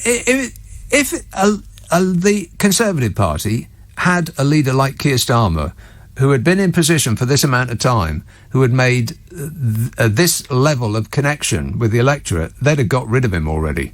You know they would. Because they don't, they are determined to cling on to power no matter what it takes. But the Labour Party, I don't know, they just seem to be not really that bothered. It's a purity contest with them. They'd much rather be considered on the right side rather than win. That's not going to get the job done. I'd say let Angela Rayner have a go. I mean, she's got some grit, and I believe that she would actually connect with younger people. In fact, I'm pretty sure that she already does. But Sir Keir, hampered by the Sir part, apart from, you know, before he even opens his mouth, not getting it done. It's not happening. Going to lose again. Tina tweets, NHS care should be reserved for those who have been vaccinated and have chosen to try to survive the pandemic. Well, that's an interesting way of looking at it. The unvaccinated are a drain on our care system and are preventing those who are vaccinated from receiving care for other things like cancer and surgeries. Well, that's an interesting road to go down, though, Tina. I mean, where do you stop? Maybe people who have got drunk and had an accident should not be treated on the NHS, or maybe people that eat too much crisps and cake. or people that didn't take enough care on the top of a ladder, or who injured themselves doing DIY. Very unadvisable. And I think that people prevented from receiving care for things like cancer and surgery is probably the COVID pandemic does have its consequences in that regard, but it's probably also down to the fact that we have the fewest number of beds per head of population, the fewest number of nurses per head of population, the fewest number of doctors per head of population than any other equivalent country in Europe. So that may have something to do with it. Carnforth. Hey up, Annie. Hey up, Nick. I agree with you totally about Angela Rayner. She would be a much better leader than Keir Starmer, but then there's plenty of other people in the Labour Party who would be too. I think he's just a puppet. He's just being controlled by Mandelson and Blair, and they're trying to turn the party back into New Labour Mark II, which they are in the process of doing. They've purged the left out of the party, and then loads of young people who voted, who joined the party and voted Labour because they like Jeremy Corbyn, they've just left in droves, including some of the older people who had been in the party in the past, like me and my partner, and then joined in 2015. We'd not bothered again this year. And it's going to be really hard to get them back, too. They're going to have to present something new and arresting, and I think Angela Rayner might just be the very person. I think she's great. But the problem is, I think Mandelson just wants to turn it back again and try and sort of appeal to maybe sort of, I don't know, Daily Mail, Sun reading. Forget it. Ain't going to happen. No, it isn't going to happen, but I think this is what they're trying to do. They're trying to get the red wall seats back. Well, they're not going to get it back with somebody like Keir Starmer. For a start, none of those people who voted for Brexit like him because he was an arch Remainer. They've got to realise that the game has changed. It's not the North versus the South anymore. It's the old versus the young. Yeah. And if they're going to get in, you're going to have to get the young excited enough to actually go and vote. That's the big problem that they've got. And the offering that they have at the moment isn't remotely close to doing that job. No, he absolutely isn't, and I don't think he inspires anybody of any age, really. I think the only reason why Labour's gone up in the polls at the moment is because the Tories are so unpopular. It's a vote against Boris Johnson, not for Keir Starmer. Correct? Yeah, definitely. And yeah. that's also the reason why the polls have now closed again, is because it was an instinctual reaction to this Partygate thing, and he's just brushed that aside by saying, I followed the ministerial guidance at all times. And people say, oh, OK, well, we don't want to hear about that because that was last week's news and we're bored about listening to that now. Now we want something else. And then they'll just slide back into he's doing his best. Oh, look at him. He's so cute. Ugh, yeah, he's funny, isn't he? No. They want to be entertained. Yeah, exactly. Oh, dear. I just despair. I'm ready to go to the foot of my stairs, Annie. I don't know about you. To be honest, I really don't know what to do. I just think, if the Labour Party doesn't... Well, I just don't think the Labour Party will pull itself together and because I don't think the people who are really in control of it at the moment, I don't think they care. I don't think Mandelson and all that lot care if they win the next election, so long as they've got the party back where they want it, and then they'll maybe work on getting rid of Keir Starmer, because obviously if he doesn't win, he'll go. They'll get somebody else in, I don't know, maybe Yvette Cooper or somebody that they really like and is on the right of the party, and then they'll say, well, it was worth it. I mean, they can afford to have another 5 years of Tory rule because they're all blooming millionaires. Well, Blair is. I think Peter Mandelson's also probably done all right, but I'm not convinced that they are pulling the strings behind the scenes. But Keir Starmer seems to be in that mould of... I just think he's too nice for the job. I mean, give him something else. Make him... I don't know, head of punishment or something. I don't know. But I don't think he is nice. He's Nick. not I really suitable don't think he for the is. position. I don't think he's nice at all. I think he's a hypocrite. He's a con man. I mean, the stuff that we had, when I was a member, during that election when we were voting for a new leader, it was, I'm a socialist and I'm this and that, and we had a big list of 20 promises, and they've just all gone out the window. And all those young people who voted for him were really conned. And now they've all just swanned off. Yeah, unsurprisingly, they won't come back. Not with him in charge. No chance. And that's probably why his speech was pointless. I mean, he's got this new contract with the British people. Who's believing that? We don't believe in politicians, but particularly politicians who talk, walk and squawk like politicians, which Angela Rayner doesn't. She's different. Like Boris Johnson's different. She cuts through. She comes through the TV at you. That's what you need. Here, Annie, I'm going to have to go because I'm past the break, but thanks. Linda texts, may I draw your attention to a saying that I heard on the sitcom Open All Hours with Ronnie Barker and David Jason. The saying was, well, I'll go to the foot of my sock. Funny, yes? No. No, Linda. I guess you had to be there.